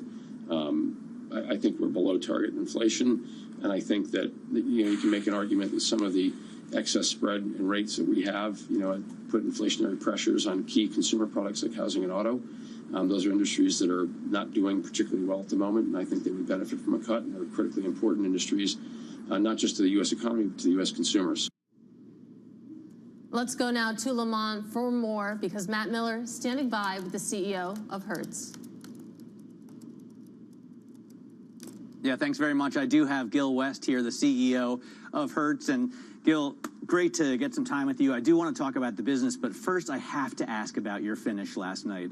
Cadillac 1-2, Hertz Team Yoda locked out the front row for Le Mans. I mean, how did you do it? It's historic stuff. I'm a big gearhead myself, race vintage, and couldn't be happier, couldn't be prouder of the team and the partnerships we have. So it's historic stuff at the most historic racetrack in the world. I always ask CEOs, what's the return on investment when it comes to motorsport? Because it's fun, so I get why you want to do it. A lot of people see it maybe as a vanity project, but does it really feed down to the bottom line? Does your big Hertz logo on that winning Cadillac make a difference at the end of the day? Yeah, it's racing motorsports, it's part of our heritage. Hertz has been involved in motorsports longer than I've been alive. Me as a customer before I joined Hertz, the 65 Shelby Hertz GT, that drew me to Hertz. So, we're in the car business, and motorsports are central to that. In terms of your business, we've had some real worries about travel, a slowdown in demand, maybe softer numbers than you would have wanted in the first quarter. Do you see that picking up now in the second quarter? Yeah, I think at an aggregate level, we still see year-over-year growth, as far out as we can see. I think the challenge has been the mix has shifted. So, government travel's down a bit, but leisure travel, which is our kind of highest margin travel, is up. So while the mix may shift, the U.S. inbound, government down, there's other increases in travel as well. Hertz famously built up its fleet of Teslas before you came on as CEO, and I know you've been working to get them down from, I think, about 100,000. How have you worked through that inventory? Is that part behind you now? Yeah. Well, I think the whole industry probably went too far too fast with EVs. For us, yeah, we've rationalized our EV fleet, and we've reduced it, but more importantly, we've rationalized it around where the natural product market fit for EVs are. So we got a great partnership with Uber and Lyft. So on the ride-hail business that we support, there is a lot of demand for EVs. So we've rationalized most of the EVs that we have around that. We also have them off airport rentals, which is another good product market fit, much fewer at the airports. You also are one of the biggest sellers of cars. And a lot of people don't know that. They think, obviously, of you as a rental car business. But if we see car prices go up, does that help your business because you can sell cars at a higher price? Or does it hurt your business because you need to replace them at a higher price? Yeah, I think we look at the buy and the sell. So the difference is what's key. For us, as an example, one of our strategies around our fleet is to sell more vehicles through retail, which then, if you look at what we buy vehicles for, ultimately what we sell them for, it narrows the gap between the two and improves our depreciation. So it's a conscious part of our strategy. You're right, not a lot of people know that we sell cars, but we're one of the largest used car dealerships in the world. So we've grown our capacity to sell through retail channels. We do that ourselves. We digitize the experience. We offer financing, insurance, everything. And then we got great partnerships in that space as well. But as residual values increase, it certainly helps us in the short run. In terms of, you mentioned the airport, locations obviously, and then off airport is helpful. You're getting a lot more competition right now. What does that do to pricing if you have, say, Sixt coming into 50 airports across America? Yeah. Well, I mean, competition will always face competition. We're positioned well. We got an iconic brand, been here for over 100 years. For us, we've really focused and leaned into what we call back to basics, but it's running just a great operational excellence along with enhancing our customer experience. So we're differentiated and people want to rent from Hertz. And then from a competitive standpoint, we've positioned ourselves well. In terms of investors, we just heard from Tom Wagner. He at Knighthead, they have well over 50% stake, I think, in the company. Mm-hmm. And recently we've seen Bill Ackman get involved as well. Does Bill want to call you up? Does he get you on the phone? Does he give you advice? Yeah. Well, first of all, I mean, we're really happy with his confidence in Hertz and his investment. So we welcome his investment. Certainly welcome all ideas, his included, from all quarters, as we're looking to transform the business. So he's got some great insights, he and his team. So we appreciate all the input we can get. How do you transform the business? I think of a future where we all get into a car that drives itself. Mm-hmm. Is that a benefit to you, or is that a problem for Hertz in the future? Yeah, of course, we're a huge fleet manager, right? I mean, we've got, well over 500,000 vehicles. So if you think about large fleets, asset heavy, footprint to operate them globally, carrying, feeding, maintenance of all those vehicles, we're one of the few in the world that can do this at scale. So we're a natural player in the AV space. And so how soon do you expect that to happen? When am I going to go to my Hertz location at John Glenn International Airport in Columbus, Ohio, and get myself a car that can drive me home to Granville? Yeah, I think it's coming quicker than what we have all thought. It's been leading up to the moment, but I think right now, most major cities in the U.S., you're starting to see not just testing, but commercial deployment. So our aim is to be, one of the key players in that market space. All right, well, you're certainly one of the key players here at the 24 Hours of Le Mans. It was amazing to see you guys qualify in first and second, lock out the front row.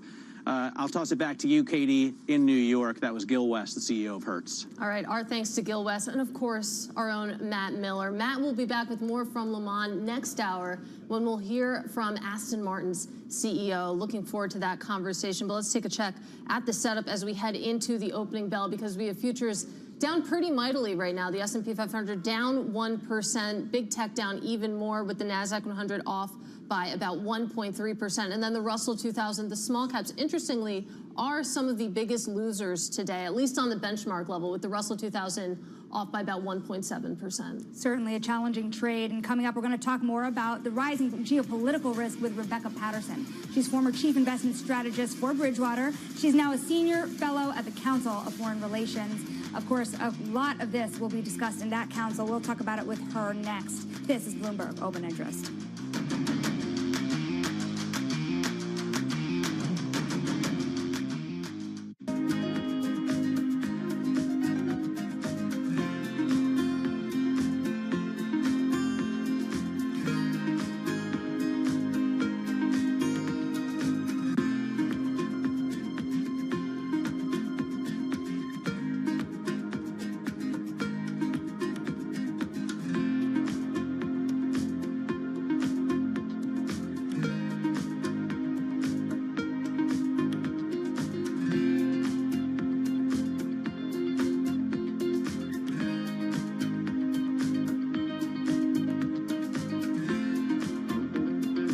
This is Bloomberg Daybreak Europe. I'm Tom McKenzie in London. These are the stories that set your agenda.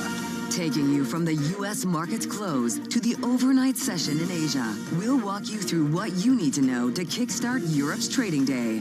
Live from our European headquarters, we bring you the day's top market-moving stories, unmatched expert analysis, and on-the-ground reporting from across the continent. Tune in to Daybreak Europe, only on Bloomberg Television. Context changes everything.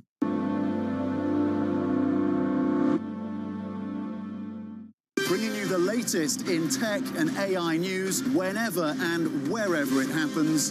I'm Tom McKenzie in Paris, and this is Bloomberg. Why do the biggest names in business choose Bloomberg Television?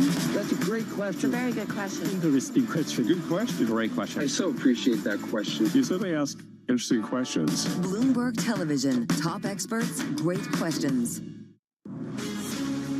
From the beating heart of global finance, economics, and politics, and wherever newsmakers are moving markets, Bloomberg brings you conversations that allow for deep discussions and important insights. What do you think the future is for inflation? Is this a new normal? Are markets too optimistic? How do you worry about the things that are outside your control? How does the current fighting completely stop?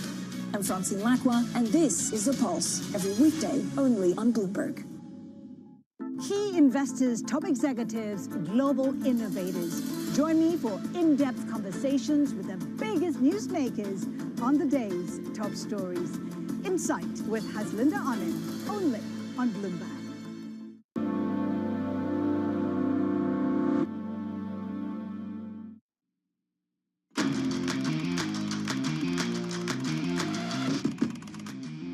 Welcome back to Open Interest. We're checking that risk-off sentiment across asset classes right now. You can see that in the S&P 500, down about 1% in the pre-market. You can see that in Brent crude, higher by about 7% right now, of course, after Israel attacked Iran overnight. But what's interesting to me is that you have two-year Treasury yields higher by about 3 basis points right now, Sonali. There is an interesting conversation to have about what this means for the Fed. If we do get durably higher oil prices from here, that's going to filter into inflation expectations, and that's something that the Fed can't ignore. That might explain the move that you're seeing in the bond market right now, at least when it comes to the short end. It's interesting. You would have expected a traditional safe haven bid, but instead, to your point, you're seeing yields actually up a little bit. So complicated equation there. We're watching some stocks as well ahead of the opening bell. We're watching energy sector, defense sector, travel stocks as well. ExxonMobil up about 2.6%, right ahead of the market open. Lockheed Martin also up almost 2%.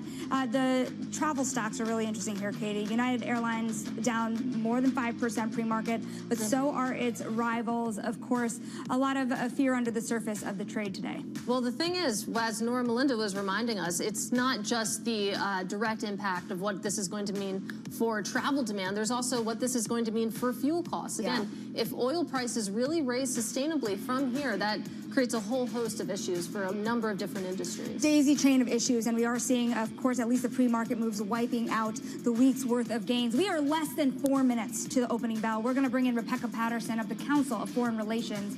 This is Bloomberg Open Interest.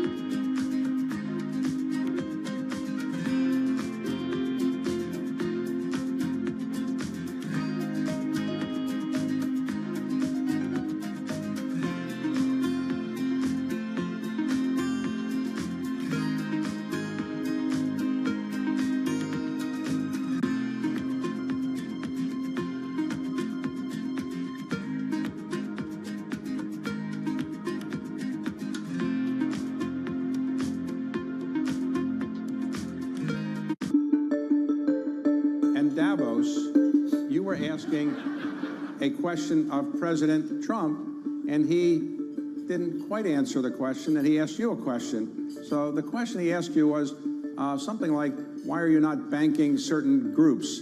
What is the answer? I don't think he gave you a chance to really answer that question, but what is the answer to that question? Well, first off, the Bank of America has 70 million consumer customers and millions of small businesses all over the country, all over the world. And so we bank everybody. But the real question was about overregulation, frankly. And so as you look, what's happened is because the interpretations of AML, anti-money laundering, BSA, Bank Secrecy Act, KYC, know your customer's customer.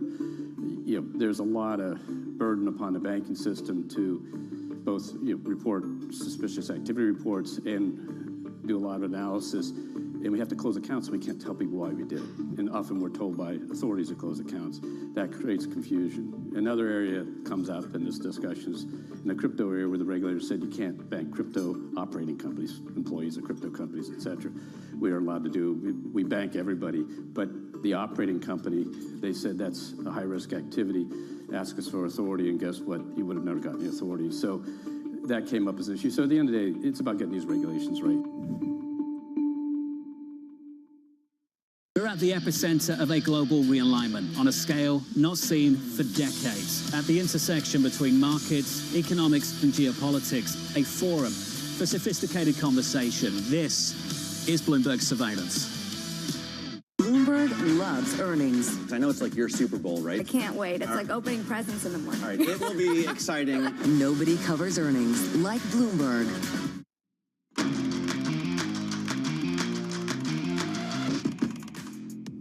All right, we are moments away from the start of trading on this Friday morning. Welcome back to Bloomberg Open Interest. I'm Katie Greifeld. We've been talking all week about how we've been waiting for a catalyst, and for better or worse, we have one this morning. You can see futures lower across the board as we count down to those opening bells after Israel struck Iran, and there's promise from the Prime Minister of Israel that there's more to come. You can see the S&P 500 down about 0.9%. As Shanali was telling us, if these losses hold, that will wipe out this week's gain. That would end 2 straight weeks of gains for the S&P 500. But nevertheless, you can see the bells ringing, of course, the market opening on this Friday morning. And Shanali, there is plenty to talk about. Yeah, there really is. Under the surface, let's take a look at what's moving here. Markets are reacting to Israel's attack on Iran. And you're seeing, of course, not surprisingly, oil stocks higher. We're looking at ExxonMobil up by almost 2% as the market opens. Lockheed Martin, also not surprising. Defense stocks are also higher, about 1.6% higher at the market open. Zim Shipping also moving higher by the tune of 2.7%. Remember that oil and shipping story very closely linked, and the direction of travel here between oil and shipping is this idea that prices will be higher moving forward. And you can see that in the travel stocks as well, which are some of the biggest movers to the downside this morning at the opening bell. You're watching Delta, Norwegian Cruise, Airbnb, all lower this morning, with the airlines, when it comes to Delta, being one of the biggest losers. Let's break down this market and the state of the world, really, with Rebecca Patterson. She is former chief investment strategist for Bridgewater. She's now a senior fellow at the Council on Foreign Relations. I can't imagine a better voice to have on this morning. It's great to see you. Nice to be with you guys, too. So let's talk about the cross-asset picture right now, because you're seeing a rush into the likes of gold. You're seeing oil higher. You're seeing stocks fall right now. But we were just having this conversation with our own Will Kennedy about how it feels like when you look cross-asset, we never tend to hold on to the risk premiums built in for geopolitics for very long. Do you think that this episode could be different? It always could be different. I think historically, when we have these geopolitical events, they're short-lived. There isn't broad contagion.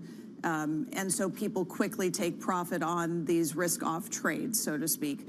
But there is always the chance that it could escalate, that there could be contagion. So anything that disrupts supply chains through the Strait of Hormuz, not only for energy, but broad supplies, that would be a big red line crossed. Depending on the retaliation Iran conducts on Israel or other places, that could also be another red line that could prolong this. But really, you have to think about, regardless of the horrible humanitarian issues here, does this have a prolonged, impactful effect on the global economy? Right now, one day, no. But if it lasts longer, so it's duration and it's also breadth of the conflict that we want to watch for. The scale of the attack was large. Yeah. Now, when you think about the potential retaliation, as you're saying, as well as the ripple effects moving forward, what's the sense here? When you talk to your colleagues over the Council of Foreign Relations, is there a sense that this is more likely to escalate or de-escalate over the coming months? I mean, there's always room for policy mistakes. That's the thing I'm probably worried about most right now, that there's just a misjudgment among any of the parties involved, including the United States, right? If anyone misjudges what anyone else is saying, or there's just conflicting signals coming out of our government, any of those things could easily create an escalation that's really not intentional. So that worries me quite a bit. Iran is in a difficult place economically. That could be one factor that pushes them to come to the table sooner than they might have otherwise. But they're going to feel like they need to retaliate. And the question is, can you have this tit for tat without a policy mistake, militarily or otherwise, that creates that bigger contagion that then becomes an economic and market issue? Well, let's talk about what this means for investors and what actually is a haven asset. You're seeing gold rally today, but that's really continuing on a rally that we've seen over the past several months. You're seeing the dollar come back as a safe haven asset. It really hasn't been acting as such. It's been breaking down. It hit the lowest level in years just yesterday. Do you think that this has sort of redefined how investors are thinking about the dollar? I think the DXY index, so trade-weighted dollar, is up less than 1% today on the back of this.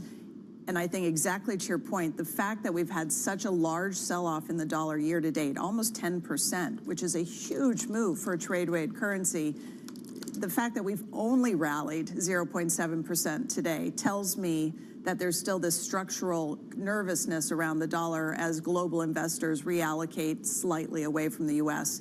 Gold, to me, is the risk-off trade, so to speak, that I think has sustainability, in that even if, and hopefully, this crisis calms down very quickly, you still have other drivers of gold that are likely to remain. And I think the big ones include central banks, especially emerging market central banks, continuing to diversify reserves into gold, retail investors. Retail investors in the United States, their gold allocations are generally between 1% and 2%. Many are zero. If you start getting more worries about treasuries as that historical safe diversifier, even a very small shift into gold as a complement to bonds can be a big upside for gold prices. So that's the one, if you're going to be in these risk-off trades, that's the one that I don't think you'd want to take profit on. I'm glad you brought up the Treasury market. Katie and I were talking a little earlier about the push-pull that's happening here. This idea that you could have worries about where the economy goes from here, but if oil is spiking to this degree and remains elevated, if shipping rates come under significant pressure, then the inflation story becomes all the more difficult. How does that play out, you think? Well, it's interesting, too, because you are seeing just next week, we have several central banks meeting, including the Federal Reserve, and the Fed, I think, is going to be continuing to be we're watching, we're waiting, we can move in either direction as needed. Other central banks are going to continue to cut, including the Swiss National Bank, which I think by the fall is going to have negative interest rates again because of its currency strength, the dollar weakness. The Swiss franc is too strong. It's hurting them. So you're getting the push-pull,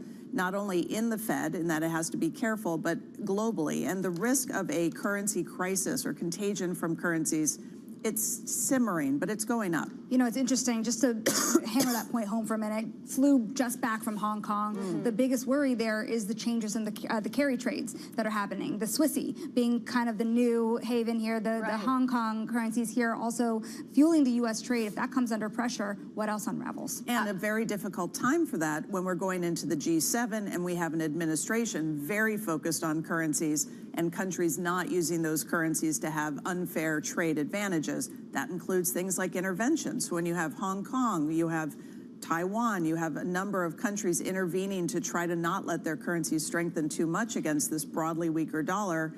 Can they explain that? Will the Trump administration accept it, or will it make some of these trade negotiations more difficult?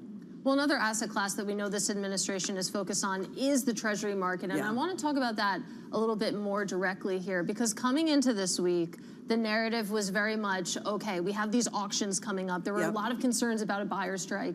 the auctions went fine. We were very nervous about the CPI data, both CPI, PPI coming in cooler than expected, and now a little bit of a haven bid, maybe showing up in the long end, not as much in the front end, but give us the temperature of the bond market right now, because it feels like we can't exactly decide what's going on there. Well, to the degree we have growth worries, so things like continuing jobless claims, continuing a tick higher, to me that's an early warning sign that the labor market might be softening further. Those sorts of things can still lead, especially your retail or your asset manager end client, they might be switching their stock bond allocation in a typical 60-40 type portfolio. That's going to push yields lower. However, when you have worries about the reconciliation process and the next fiscal bill and what that's doing to our debt supply and the amount of bonds we need investors to buy, that creates an offsetting pressure. My best case for the Treasury market this year is that it's in a range, that it just doesn't move much. If we have a deep recession, which is, I don't think, anyone's base case now, you could see bond yields lower. But in that case, stocks are going a lot lower too. I think the bias of risk is that bond yields are flat or higher over the course of this year. I don't expect the rally that we're seeing in the 10-year today to persist unless we get some really ugly jobs numbers and other hard data soon. It feels like, for better or worse, the 10-year yield is glued to 4.5%, so you might get your wish there. Rebecca, so wonderful to speak with you today. That is Rebecca Patterson of the Council on Foreign Relations. And in the next hour, we'll bring you our exclusive conversation with UK Prime Minister Keir Starmer on geopolitical risks as G7 leaders gather in Canada this Sunday. That's coming up. But let's take a check on this market right now. The S&P 500, it opened about 1% lower. Some of those losses are coming back right now, but we're still down meaningfully when it comes to the S&P 500 on the day, lower to the tune of about 0.6%. You can see we clearly have more losers than we do gainers. 120 stocks in the green right now. Up at the front, it's what you would expect. We have some of those energy names in the likes of Exxon. You also have Oracle up here as well. And remember, it had a good earnings report this week, still being rewarded. Eli Lilly up there as well, as too is Lockheed Martin. On the downside, though, and this helps explain why we are lower on the benchmark level, NVIDIA down by 1.4%. That's a big weight. Visa, MasterCard, Apple, Broadcom also dragging this benchmark lower. And you're seeing that play out on the sector level as well. Only 2 sectors are in the green if we look at it that way. Energy up top, of course, having a wonderful Friday on the heels of this geopolitical risk premium being built into that sector. Energy up 1.3%. Staples a little bit higher, but only about 0.1%. And then it just gets red from there. At the bottom, consumer discretionary, tech, and financials off by about 1.7%, Shanali. And coming up next, we're going to talk about the technology world. A beat and raise from Adobe does not impress investors much. We're going to talk about the tech sector next. Stick with us. This is Bloomberg Open Interest.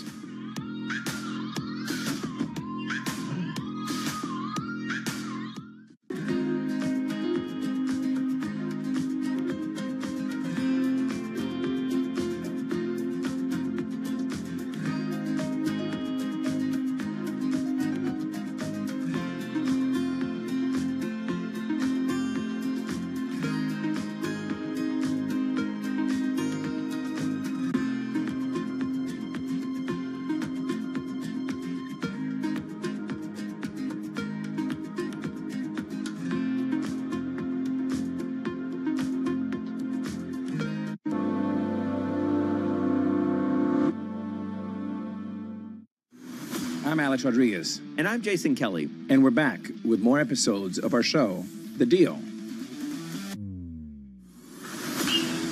The theme of this season, On the Road.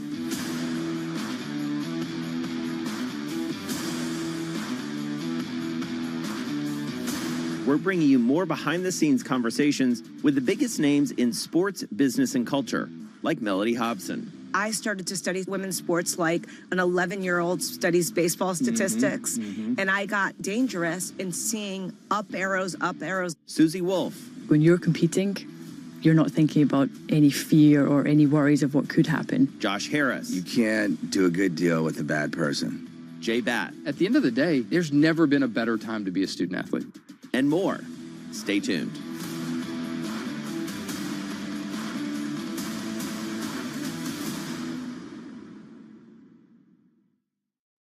Kickstart your trading day on Bloomberg Open Interest. 2 hours of single stock stories that are driving the opening bell action. We'll take you to Wall Street, Main Street, the C-suite, and beyond. These are companies that are growing their market. The great companies in the U.S. are the companies hitting the cutting edge. That's a different story. Get the inside track on what's buzzing in markets. With the players who are shaping the narrative. If you have bad earnings reports, you're going to get punished. They're not buying what the industry is selling. Join us on Bloomberg Open Interest every trading day, only on Bloomberg.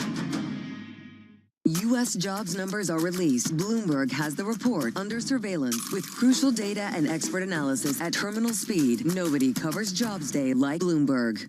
From the world of politics to the world of business, Joe Matthew and Kaylee Lines deliver news, insight, and analysis live 2 times a day, every trading day. Balance of Power at 1 and 5 Eastern, only on Bloomberg. David Weston. Join me for the next generation of Wall Street Week, telling stories of capitalism from business, markets, economics, tech, and climate. Each week, we'll go on the road for a look at what lies behind the headlines of today and what will likely be the headlines tomorrow. Above all else, it's a mission. It's done nothing but grow immensely. To me, that's an extraordinary sign. We can be the change that we want to see. Watch the all-new Wall Street Week. More than what you need to know, it's what you need to think about.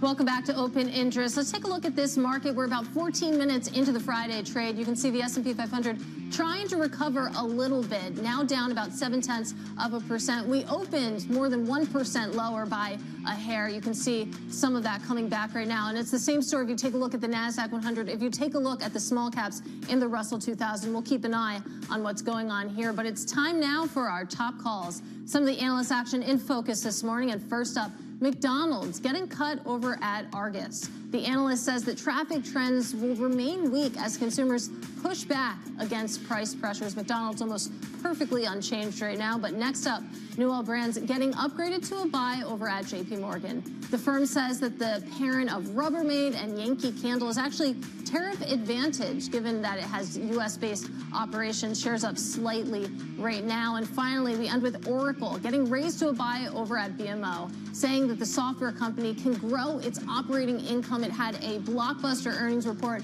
this week. Shares up another 1.9%, Janali. We're also watching shares of Adobe. The software maker issued a sales outlook for the current quarter that topped analyst estimates, but analyst concerns over its AI business persist. You're watching shares down almost 7%, bringing year-to-date losses to more than 13%. We're going to bring in co-host of Bloomberg Technology, Caroline Hyde.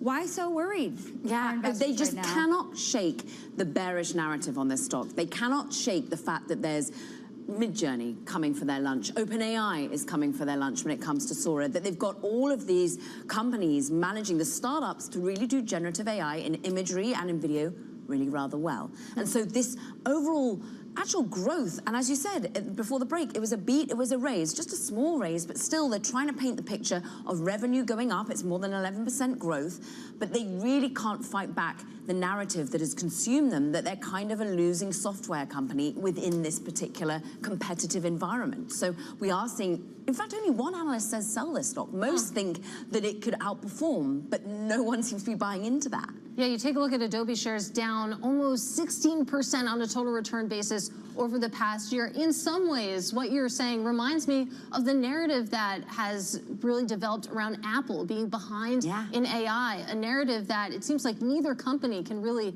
shake free of. But Adobe's actually showing growth in generative AI adoption within its products. Firefly's been doing well. They say 2.4 billion pieces of content have been created using Firefly since its launch. But that just doesn't seem to make up for the fact that everyone thinks the competition is really so stiff when it comes to the advertising applications, when it comes to these new companies. So really they're going to have to do something quite significant to change hearts and minds here. Analysts time and time again just saying this just doesn't change things enough. I want to switch gears for a moment here and talk about the broader tech world and Meta in particular. Oh, yeah. Just quickly want to pull up what's happening with the Mag 7 today because, of course, it is a hugely risk-off trade, yet Meta is still at the top of the pack. Investors are still not looking looking to sell it off too much. They seem to like that scale investment and where it's going. Scale it is in name and nature, because it's a huge amount of money. They didn't disclose exactly how much they're paying for their 49% stake in Scale AI, but Scale AI came out and said, look, we're now valued at $29 billion, so you do the math. They're basically parting with more than $14 billion for an acqui-hire. And this is something we're seeing time and time again. The basically anxiety consuming the key players in generative AI. They are willing to almost play a game of chicken with the FTC and regulators here to do these sorts of acquisitions that are acquisition in kind of reality but not nature. They take a non-controlling stake, but they license the technology. You've seen Amazon do it with Adept. You've seen Microsoft start this whole narrative last year when they bought out basically all the talent from Inflection and AI. They paid for the licensing of the technology, but they left a carcass of a company behind in its wake. And we've also seen other companies, key companies, Google, Character AI, do a similar thing. They're paying up for talent. This is an extraordinary hire. Alexander Wang coming in. He's going to be leading that so-called sort of artificial general intelligence team that Mark Zuckerberg is currently... Super intelligence, right? He's 28 years old. 28, what a payday for that 28-year-old. And his female co-founder that's no longer with the business, but I think at one point she was deemed the most wealthy, self-made billionaire out there, topping even the likes of Taylor Swift. There's definitely worse things to be called. Caroline Hyde, great to see you. That is Bloomberg Tech co-host Caroline Hyde. You can catch more of her and Ed Ludlow at 11 a.m. But stay tuned, because coming up on Open Interest, the race to the bottom for ETF fees, it may be over. We'll discuss where the competition is heading next. This is Open Interest.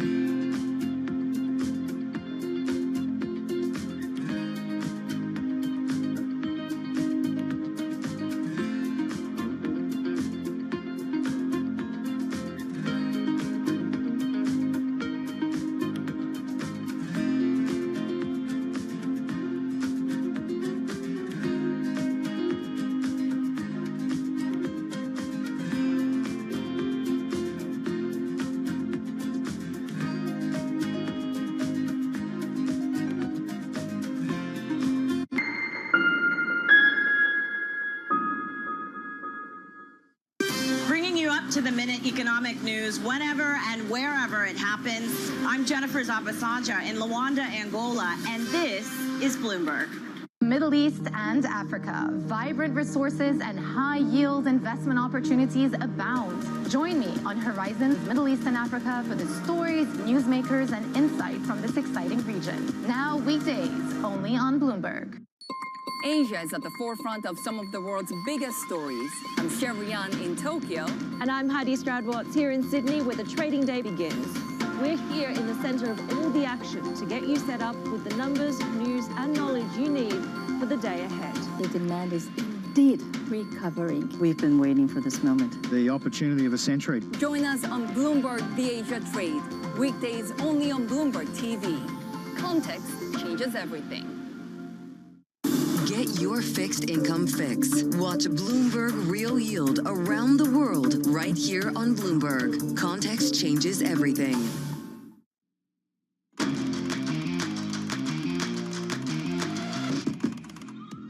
This is Bloomberg Open Interest. Let's get a check on the stock market right now. We are off of session lows for the S&P 500, but still down more than 0.7%. More pain in the Russell 2000. Real risk-off attitude, 1.3% lower. The VIX is below 20. That's kind of interesting to take a look at here. But the dollar's on the rise, so is gold and crude. Now up about 6.7%. We're watching that closely. You had Brent in particular get up to $78 earlier this morning. We were seeing some of that calm down. On the heels of those moves in cross-asset, though, you were seeing this across the market into stocks as well.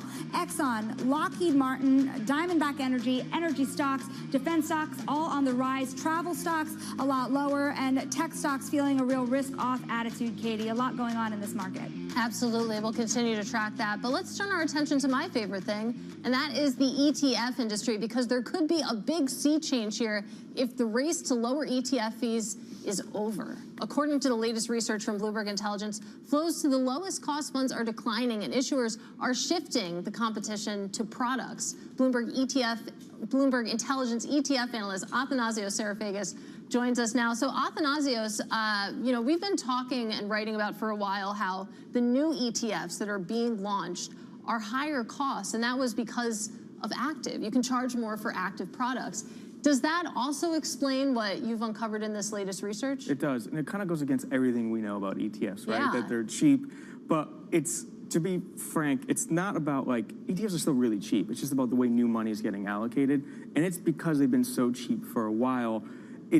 Investors have saved so much money, they now have this budget that they can go into things like active, or they can buy single stock ETFs or crypto. So it's just the way money's being allocated. You still have to remember 60% of the assets are still 10 basis points or less. So it is still a very, very cheap industry. But because of that, people are willing now to spend a little bit more on these very differentiated products. Yeah, to that end, how smart are investors on the fee structures realistically? We're talking about a matter of basis points, but if you're buying a private credit ETF, it's going to cost you less than going into a fund itself.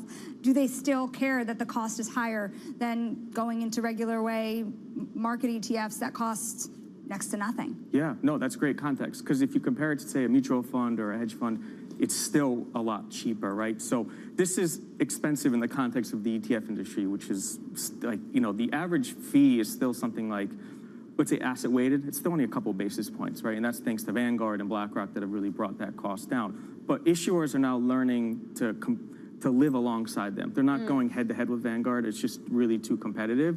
So they're saying, hey, if I could just get a little slice, I can charge a little bit more, and just learn to live in this world where Vanguard is going to just be the core of your portfolio. Right, because from the issuer perspective, there's really nothing to be gained from launching another ETF that tracks the S&P 500, that charges 3 basis points. Yeah. You're not going to win any market share that way. So, that now that we're seeing this trend, that issuers are launching more expensive products, that seems to be where the money is going from the investor side as well. Is one of the net effects here is that issuers are making more money? Yeah, and it's a good thing, right? So we always look at the league tables by assets, but they're looking at it based on revenue, right? That's what really they care about. So it's like something interesting like First Trust, which is a fraction of the assets of Vanguard, makes just as much money. So to them, that's great, right?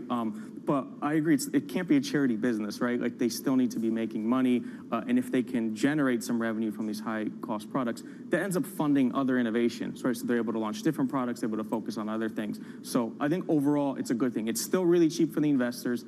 The issuers make a little bit more money, and they're able to keep funding innovation.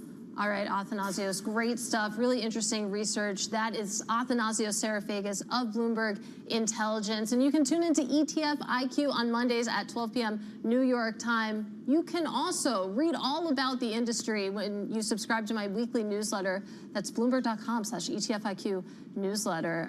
Many different ways to consume ETF content when it comes to Bloomberg's coverage. Let's take a look at markets really quickly. Of course, it has been a turbulent Friday, to put it mildly. You can see the S&P 500. It was coming back a little bit, now moving back to losses of about 0.8%. Big tech also down to a similar degree. It's the Russell 2000, the small caps, that are seeing the biggest losses today. I find that really curious, Shanali. We've broken below 6,000 on the S&P 500 and erased all of the gains for the week. Well, coming up in the next hour, we get University of Michigan consumer sentiment data, plus more special coverage from Le Mans with our own Matt Miller. Don't go anywhere. This is Open Interest.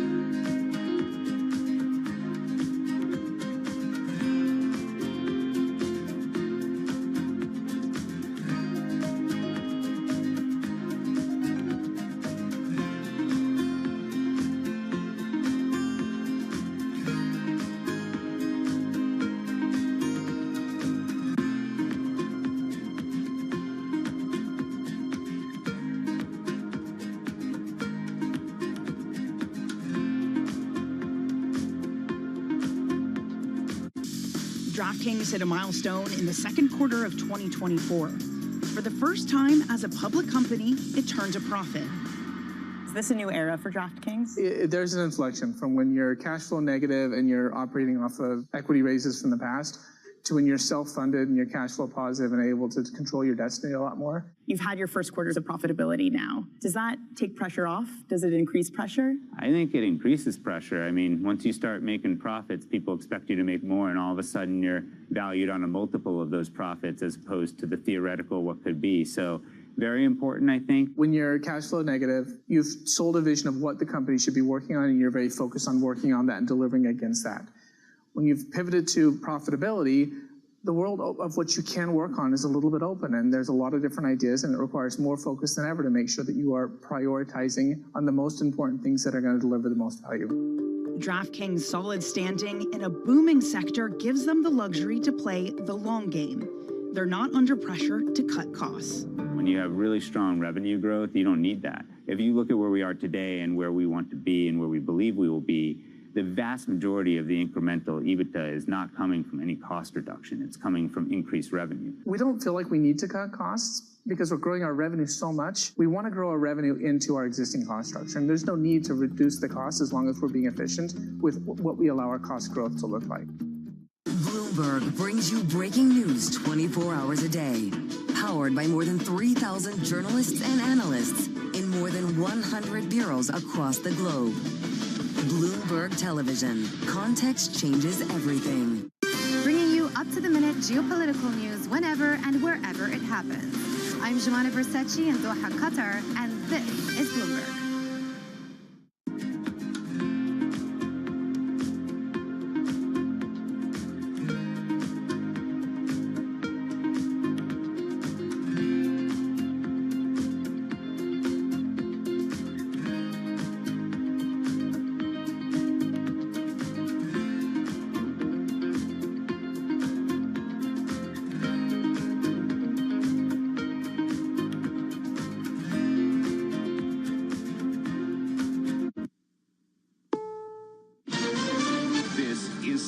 News on the Hour, sponsored by Progressive Insurance.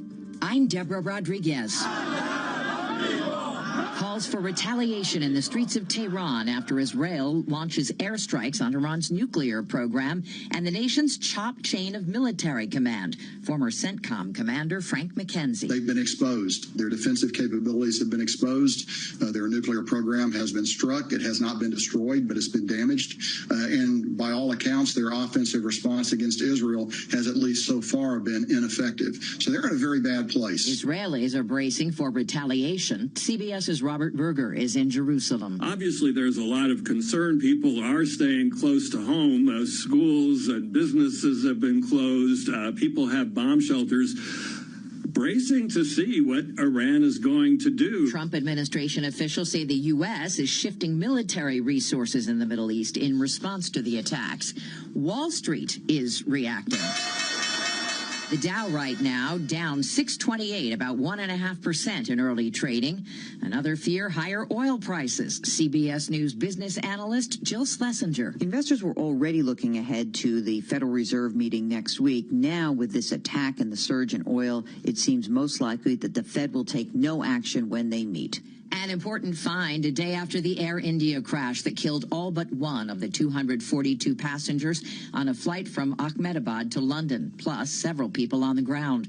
Former NTSB Chair Robert Sumwalt. They have found one of these black boxes.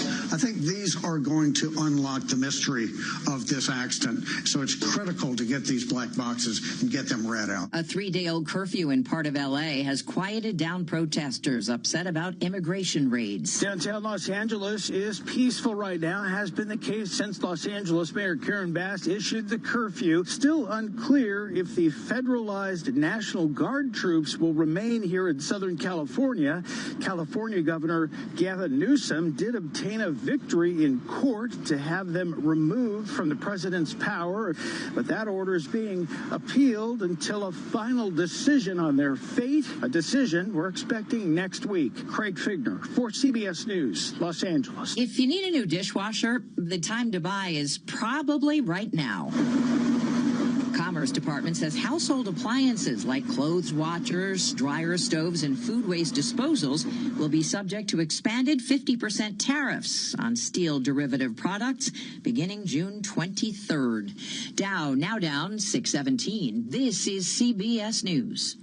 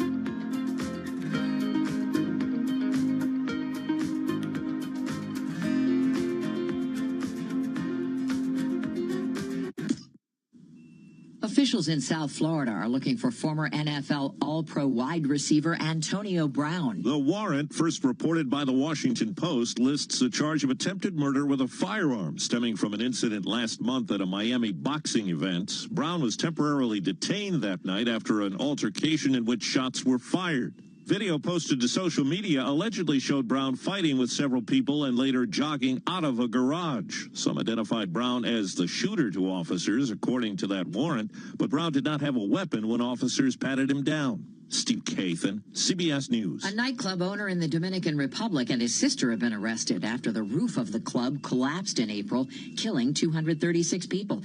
Antonio and Maribel Espaillat haven't been charged yet, but prosecutors say they displayed immense irresponsibility and negligence and tried to intimidate and manipulate company employees. Deborah Rodriguez, CBS News.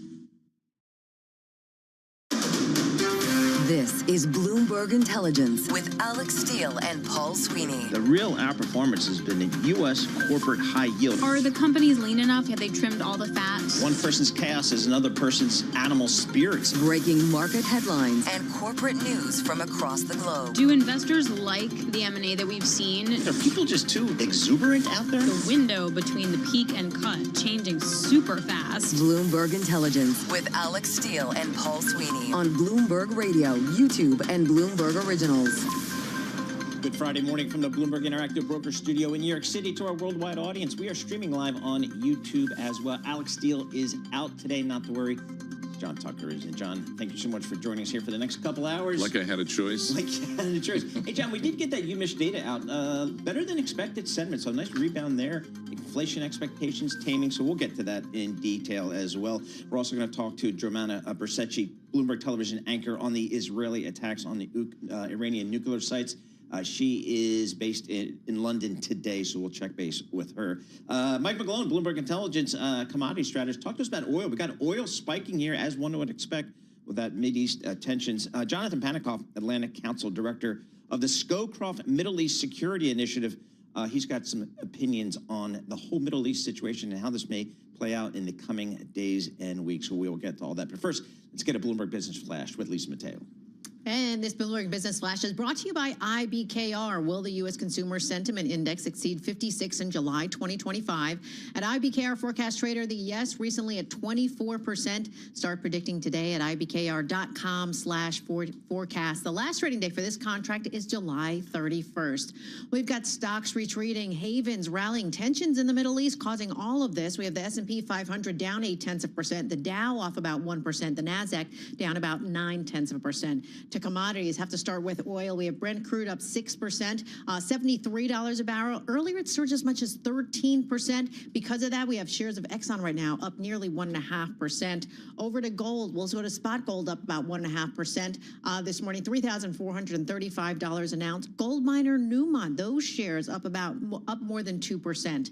We have the Bloomberg Dollar Spot Index up about 0.4%. In the yield space, the 2-year yield 3.94%. That's up 3 basis points, and the yield on the 10-year 4.39%, and that's up 3 basis points. Because of the new flow, defense stocks are on the move. We have RTX, their share is up 2%. And yes, UMISH data out for June, higher than expected, 60.5. For on-demand news 24 hours a day, subscribe to Bloomberg News Now, wherever you get your podcasts. I'm Lisa Mateo. That is your Bloomberg Business Flash. Paul and John. All right, Lisa Mateo, thank you so much. We appreciate that. John Tucker sitting in for Alex Steele. I'm Paul Sweeney. Let's get right to it. The UMISH data, as Lisa was just mentioning, 60.5 versus consensus 53.6. So big snapback from last month when it was 52.2. And also inflation expectations coming down. So let's check in with Joanne Shu, surveys of consumers director at the University of Michigan. Joanne, big snapback in the numbers, a big reversal, it seems like.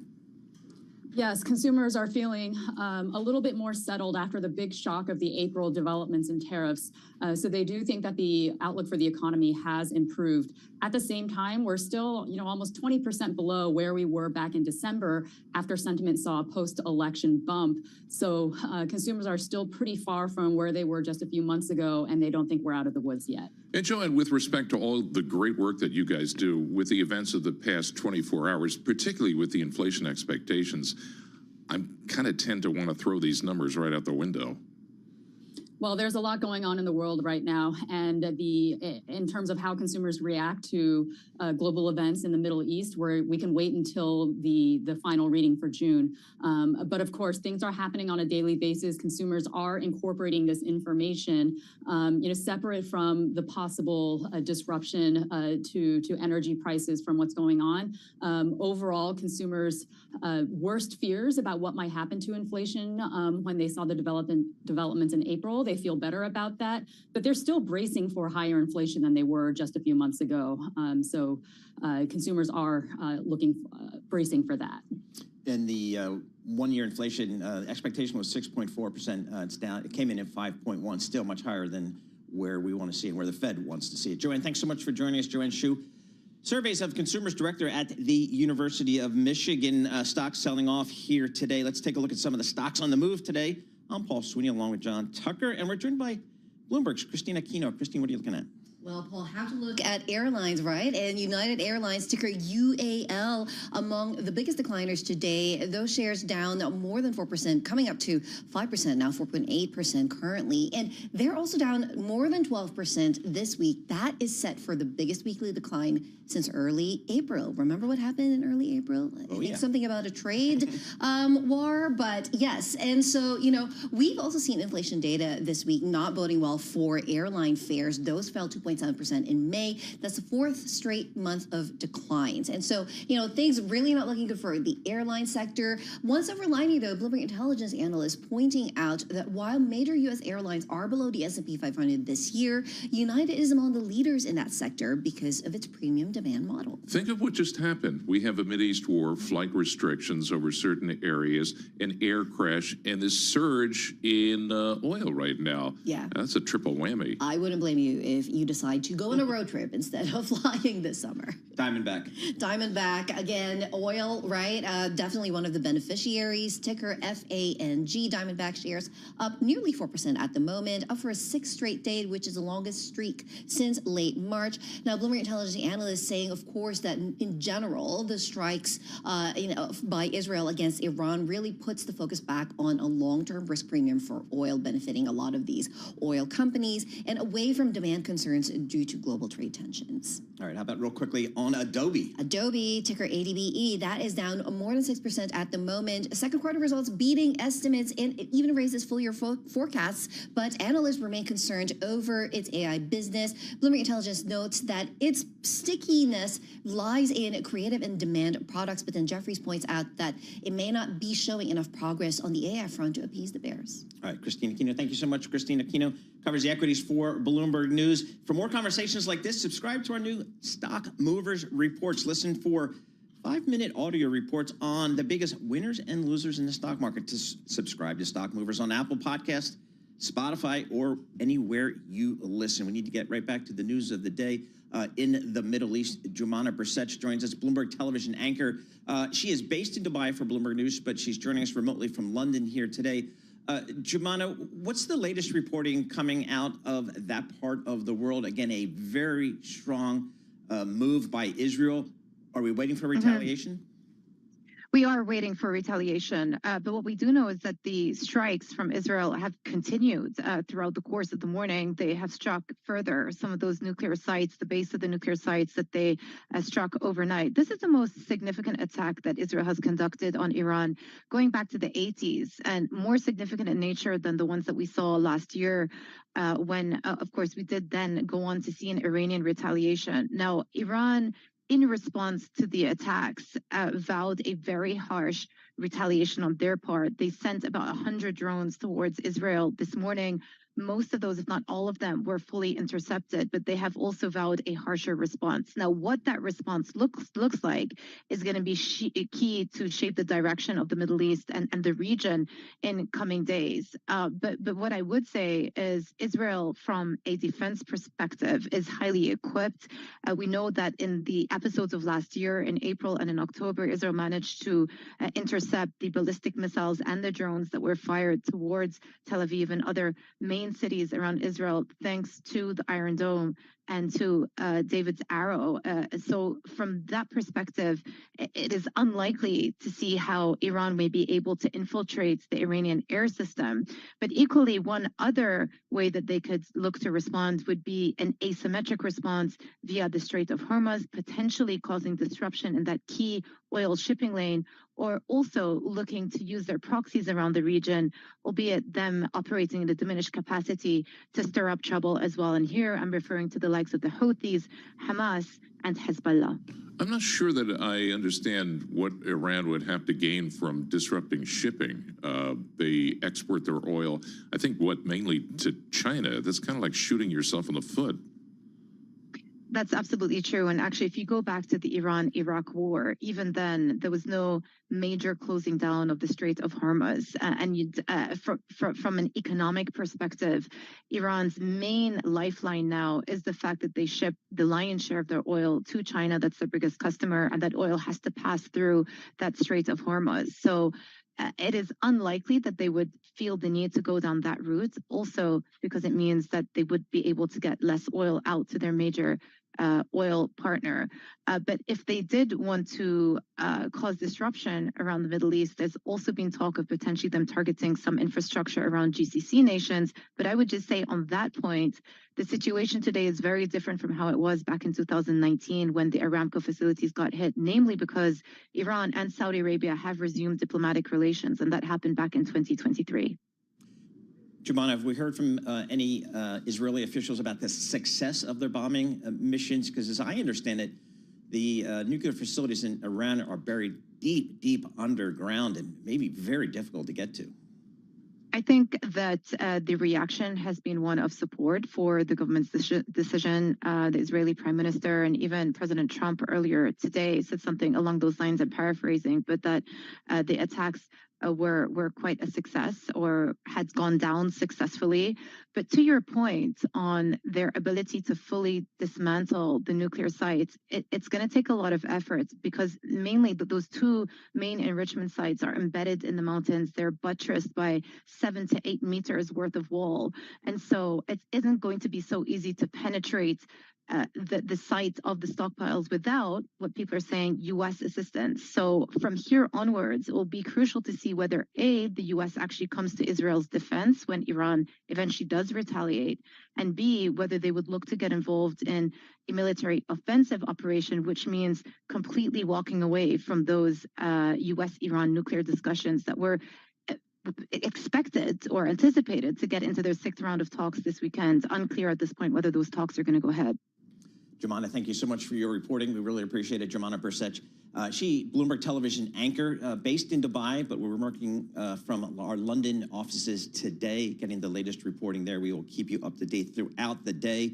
Certainly having those geopolitical tensions in the Middle East, certainly having an impact on the markets here today. We've got the S&P selling off at about 1%. A lot of folks feel like that's a pretty reasonable response. The NASDAQ's off about 1.2%.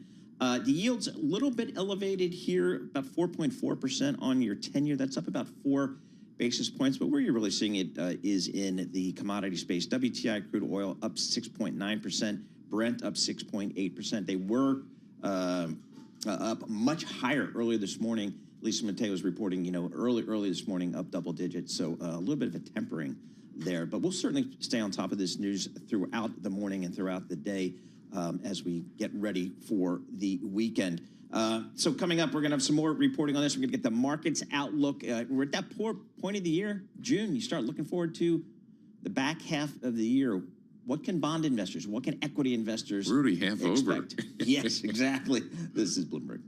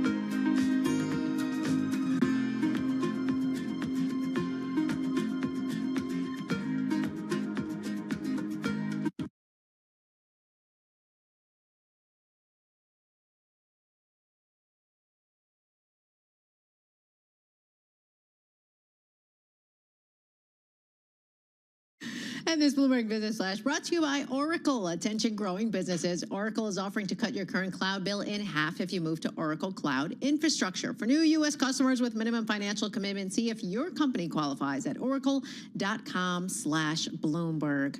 Well, the market's certainly reacting to news in the Middle East. We have the S&P 500 down more than 1%, the Dow down more than 1.5%, and the Nasdaq down more than 1%, 259 points.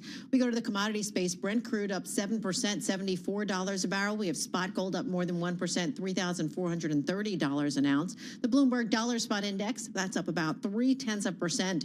In the yield space, we have the 2-year yield, 3.95%. That's up 4 basis points. And the yield on the 10-year, 4.40%. That's up 4 basis points. Airline and travel stocks, they are moving on geopolitical tensions. So, for example, American Airlines down 5%, United down nearly 5%, Royal Caribbean down 3%, same for Airbnb.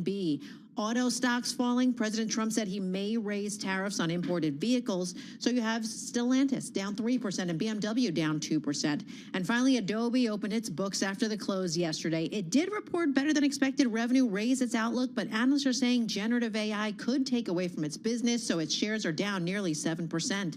For on-demand news 24 hours a day, subscribe to Bloomberg News Now. Wherever you get your podcasts, I'm Lisa Mateo. That is a Bloomberg Business Flash. Paul and John. All right, Lisa Mateo, thank you so much. We appreciate that. John Tucker sitting in for Alex Steele today. I'm Paul Sweeney. We're live here in our Bloomberg Interactive Broker studio and streaming live on YouTube. And on your smart TV, you can just go search Bloomberg, Pursuits, and that's where you find us. We're kind of everywhere. You consume media these days. Red headline crossing the Bloomberg terminal. The IDF says it continues to strike targets in Iran. So we'll have further reporting on that as we go. One of the big moves has been in oil. Got Brent crude up 6.8%. It was up late last night, over 11% when the news first broke. So a little bit of a pullback here. But let's check with Mike McGlone. He's a senior commodity strategist for Bloomberg Intelligence. He's down in sweltering Miami, Florida here. Mike, talk to us about days like today. You've traded oil, you've been around commodity pits all your life. When you get a geopolitical event like this, you get a big pop in prices, then what happens? Well, there's two things. Well, first of all, I remember when I was in the pits with clients, the first thing they'd be thinking, okay, Mike, structure me a short position. Where can we get short? If they weren't already short, because it's an enduring bear market. We've had a bounce. Has it shifted the underlying fundamentals of the market? Probably not. It actually might accelerate this increasing production and declining demand.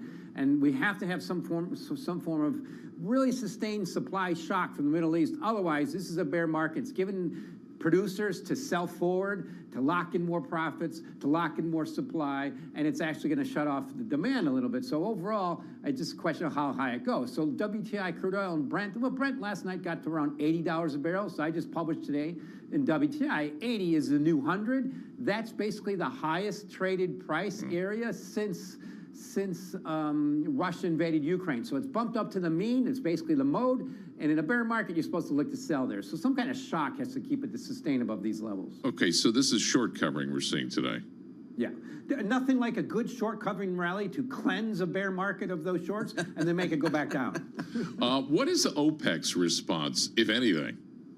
Yeah, they're going to be, that's the key thing about it, John. Pre-existing trends where they're increasing supply, bringing it on, helping alleviate, supply constraints, but that's going to just increase now. It's more incentive to bring on supply. Iran might be an outlier. Remember, most of Iran's oil, which is maybe 2 million barrels a day that they actually export, yes, exactly, goes to China. So it's actually, I just look at from the U.S. oil patch, they got up this morning and said, awesome, we can open up some more rigs and sell forward and cruise more production.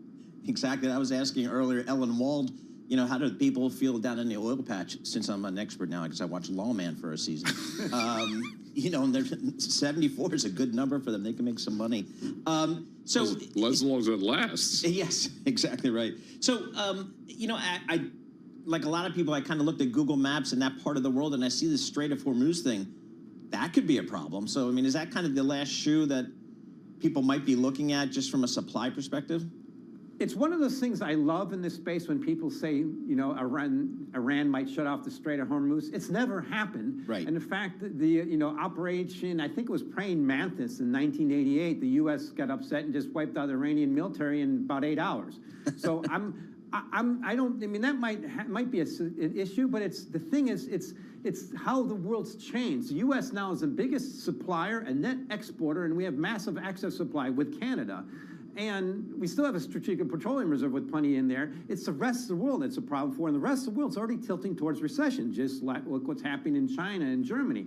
They have these issues. So I look at it as it's a thing you hear from oil bulls, but it's never happened. It's very hard and difficult and rare for that to happen. Also, that part of the world is becoming less significant from crude oil production. In fact, my colleague Javier Blas has pointed out how Brazilian production is off the charts now.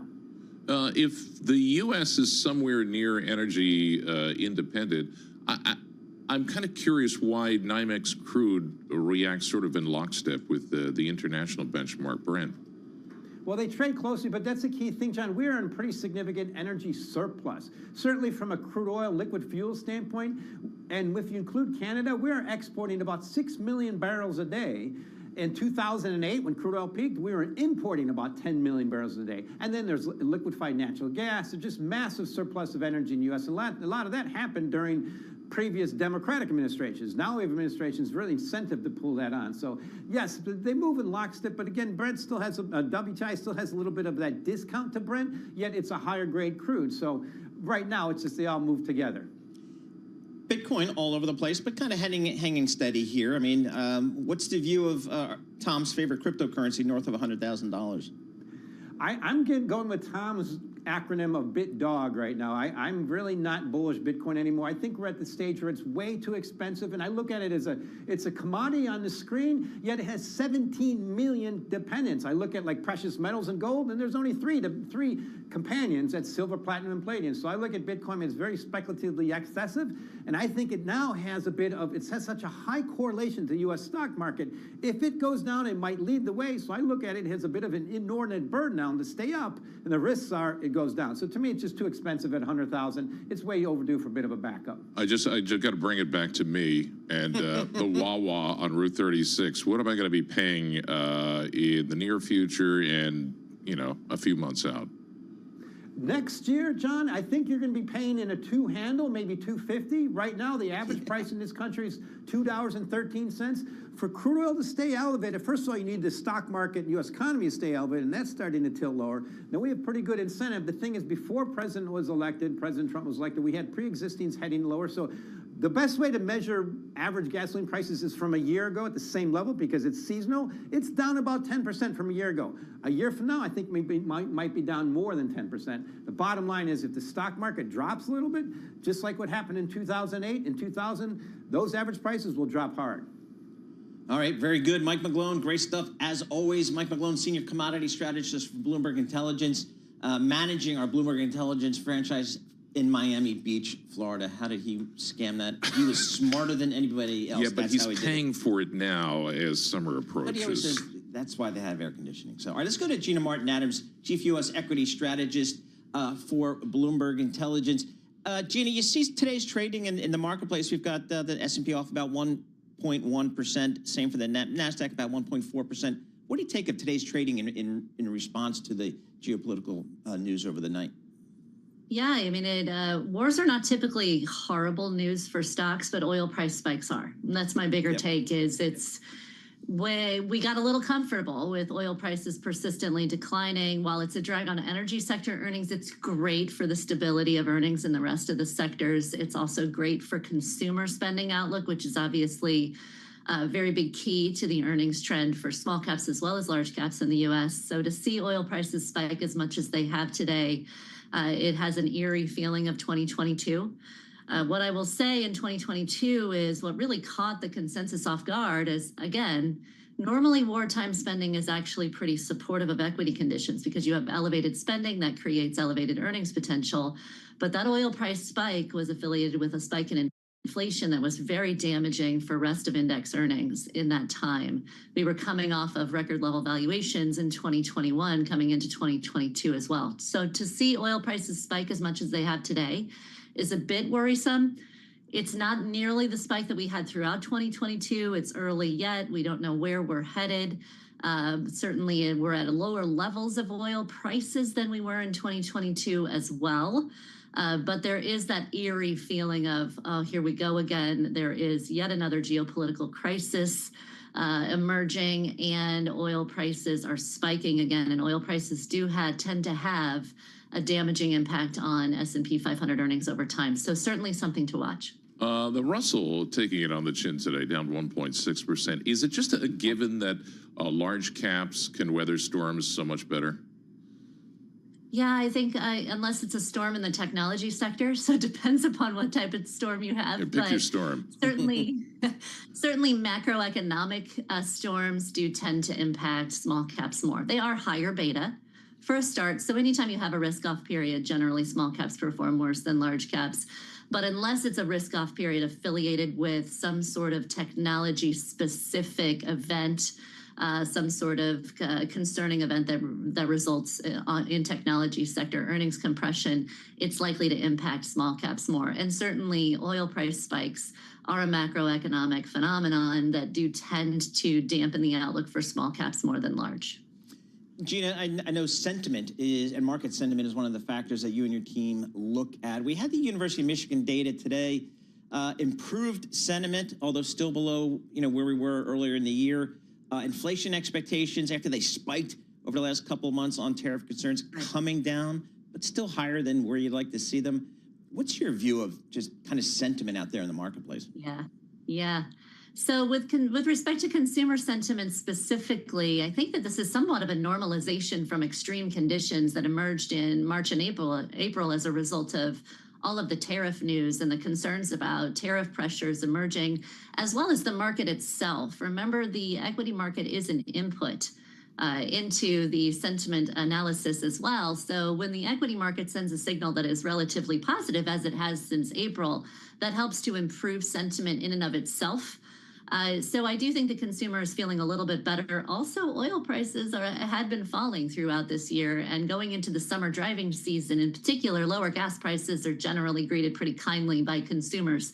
That is the primary signal between gas and food costs that the U.S. consumer takes with respect to inflation. So any kind of easing there had been, it was going to be fairly supportive of sentiment. I do think in terms of market sentiment, we've also seen a massive sea change. This is something I've been talking a lot with clients over the course of just the last few weeks.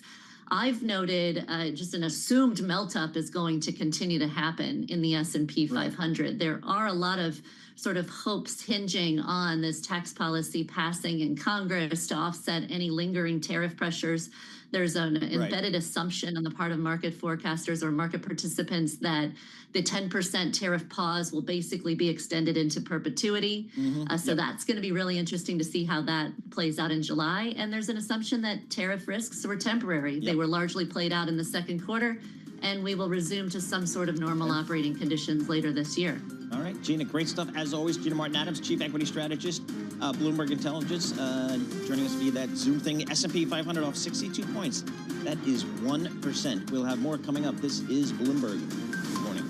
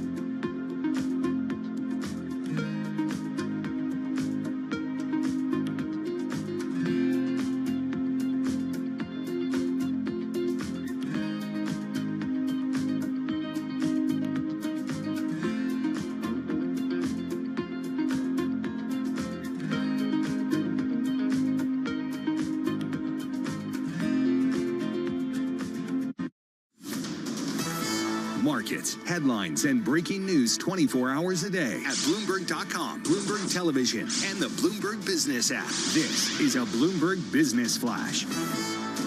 And it's Bloomberg Business Flash, brought to you by Interactive Brokers. Trade over 10,000 U.S. stocks and ETFs, U.S. equity index options, U.S. treasuries, and more on your timetable. Learn more at ibkr.com/around the clock. Well, we've got the markets really feeling the impact from geopolitical tension. The S&P 500 down 0.8%, 52 points. The Dow up more than 1%, 618 points. And the NASDAQ down 1%, 208 points. We have the two-year yield, 3.96%, up 5 basis points. The yield on the 10-year, 4.41%, and that's up 5 basis points. Oil notching the biggest moves right now. We have Brent crude up 7%, just about $74 a barrel. We have spot gold up more than 1.5%, $3,435 an ounce. One stock on the move, have to point out, RH. Its shares are up about 13%. It reported a beat on adjusted earnings per share for the first quarter. For on-demand news 24 hours a day, subscribe to Bloomberg News Now, wherever you get your podcasts. I'm Lisa Mateo. That is a Bloomberg Business Flash. Paul and John. All right, Lisa Mateo, thank you so much. We appreciate that. John Tucker sitting in for Alex Steele here this morning on Paul Swinney Live here in our Bloomberg Interactive Broker Studio in New York, streaming live on YouTube as well. Well, clearly the news overnight, Israel attacks Iran's nuclear sites and kills senior commanders. That is front and center here today, certainly having an impact on global financial markets, which we are tracking for you. Let's get some broader geopolitical viewpoint on what's happening in that troubled part of the world. We're joined by Jonathan Panikoff, director of the Scowcroft Middle East Security Initiative at the Atlantic Council, joining us via Zoom from Washington, D.C. Jonathan, thanks so much for taking the time here. Can you put into context what happened overnight between Israel and Iran? Sure, great to be with you. Look, I think at the end of the day, Israel made the decision that it could no longer wait, that Iran's nuclear program has been a challenge it has been trying to confront for decades now. But over the last especially 6 to 12 months, the situation in both the region and in Iran had changed, that Israel felt there was a window of opportunity it had to take. Part of that change was Israel's doing. It had diminished a lot of Iran's proxies, Hezbollah, Hamas, and so the threat of retaliation was diminished in terms of what would be incoming to Israel. And part of it was how Iran has advanced its nuclear program. The least talked about, but maybe most interesting data point from yesterday before the strikes was that the IAEA, for the first time in 20 years, said Iran was not in compliance with its non-proliferation obligations. I think that helped to serve as another bedrock point to the Israelis, the diplomatic side of kind of their military coin, about the need to make these strikes happen now, that they couldn't wait any longer, that Iran's program was advancing too quickly and time was running out to undermine it. In terms of the U.S. involvement or non-involvement, we heard from Secretary Rubio saying this is a unilateral action. And then President Trump on social media said, among other things, the next attack being planned will be, quote, even more brutal. I'm trying to ascertain what the U.S. policy and role, if any, is in this. I think the second part of that is easier to answer than the first. I think there was no U.S. role in the strike so far. I think Israel certainly gave fair warning of some sort, and that allowed the U.S. to evacuate, as we saw in the days before, a number of its embassies and personnel from the region in the event that this happened. I think the question on strategy is rightly a little bit more confusing. I think you have Secretary Rubio, frankly, quite significantly distancing the U.S. from Israel in a way that I really haven't seen before under Democratic administrations or Republicans when you're talking about an Israeli strike and Israeli action in the region. But President Trump this morning came back and was almost encouraging and said, no, it was well done.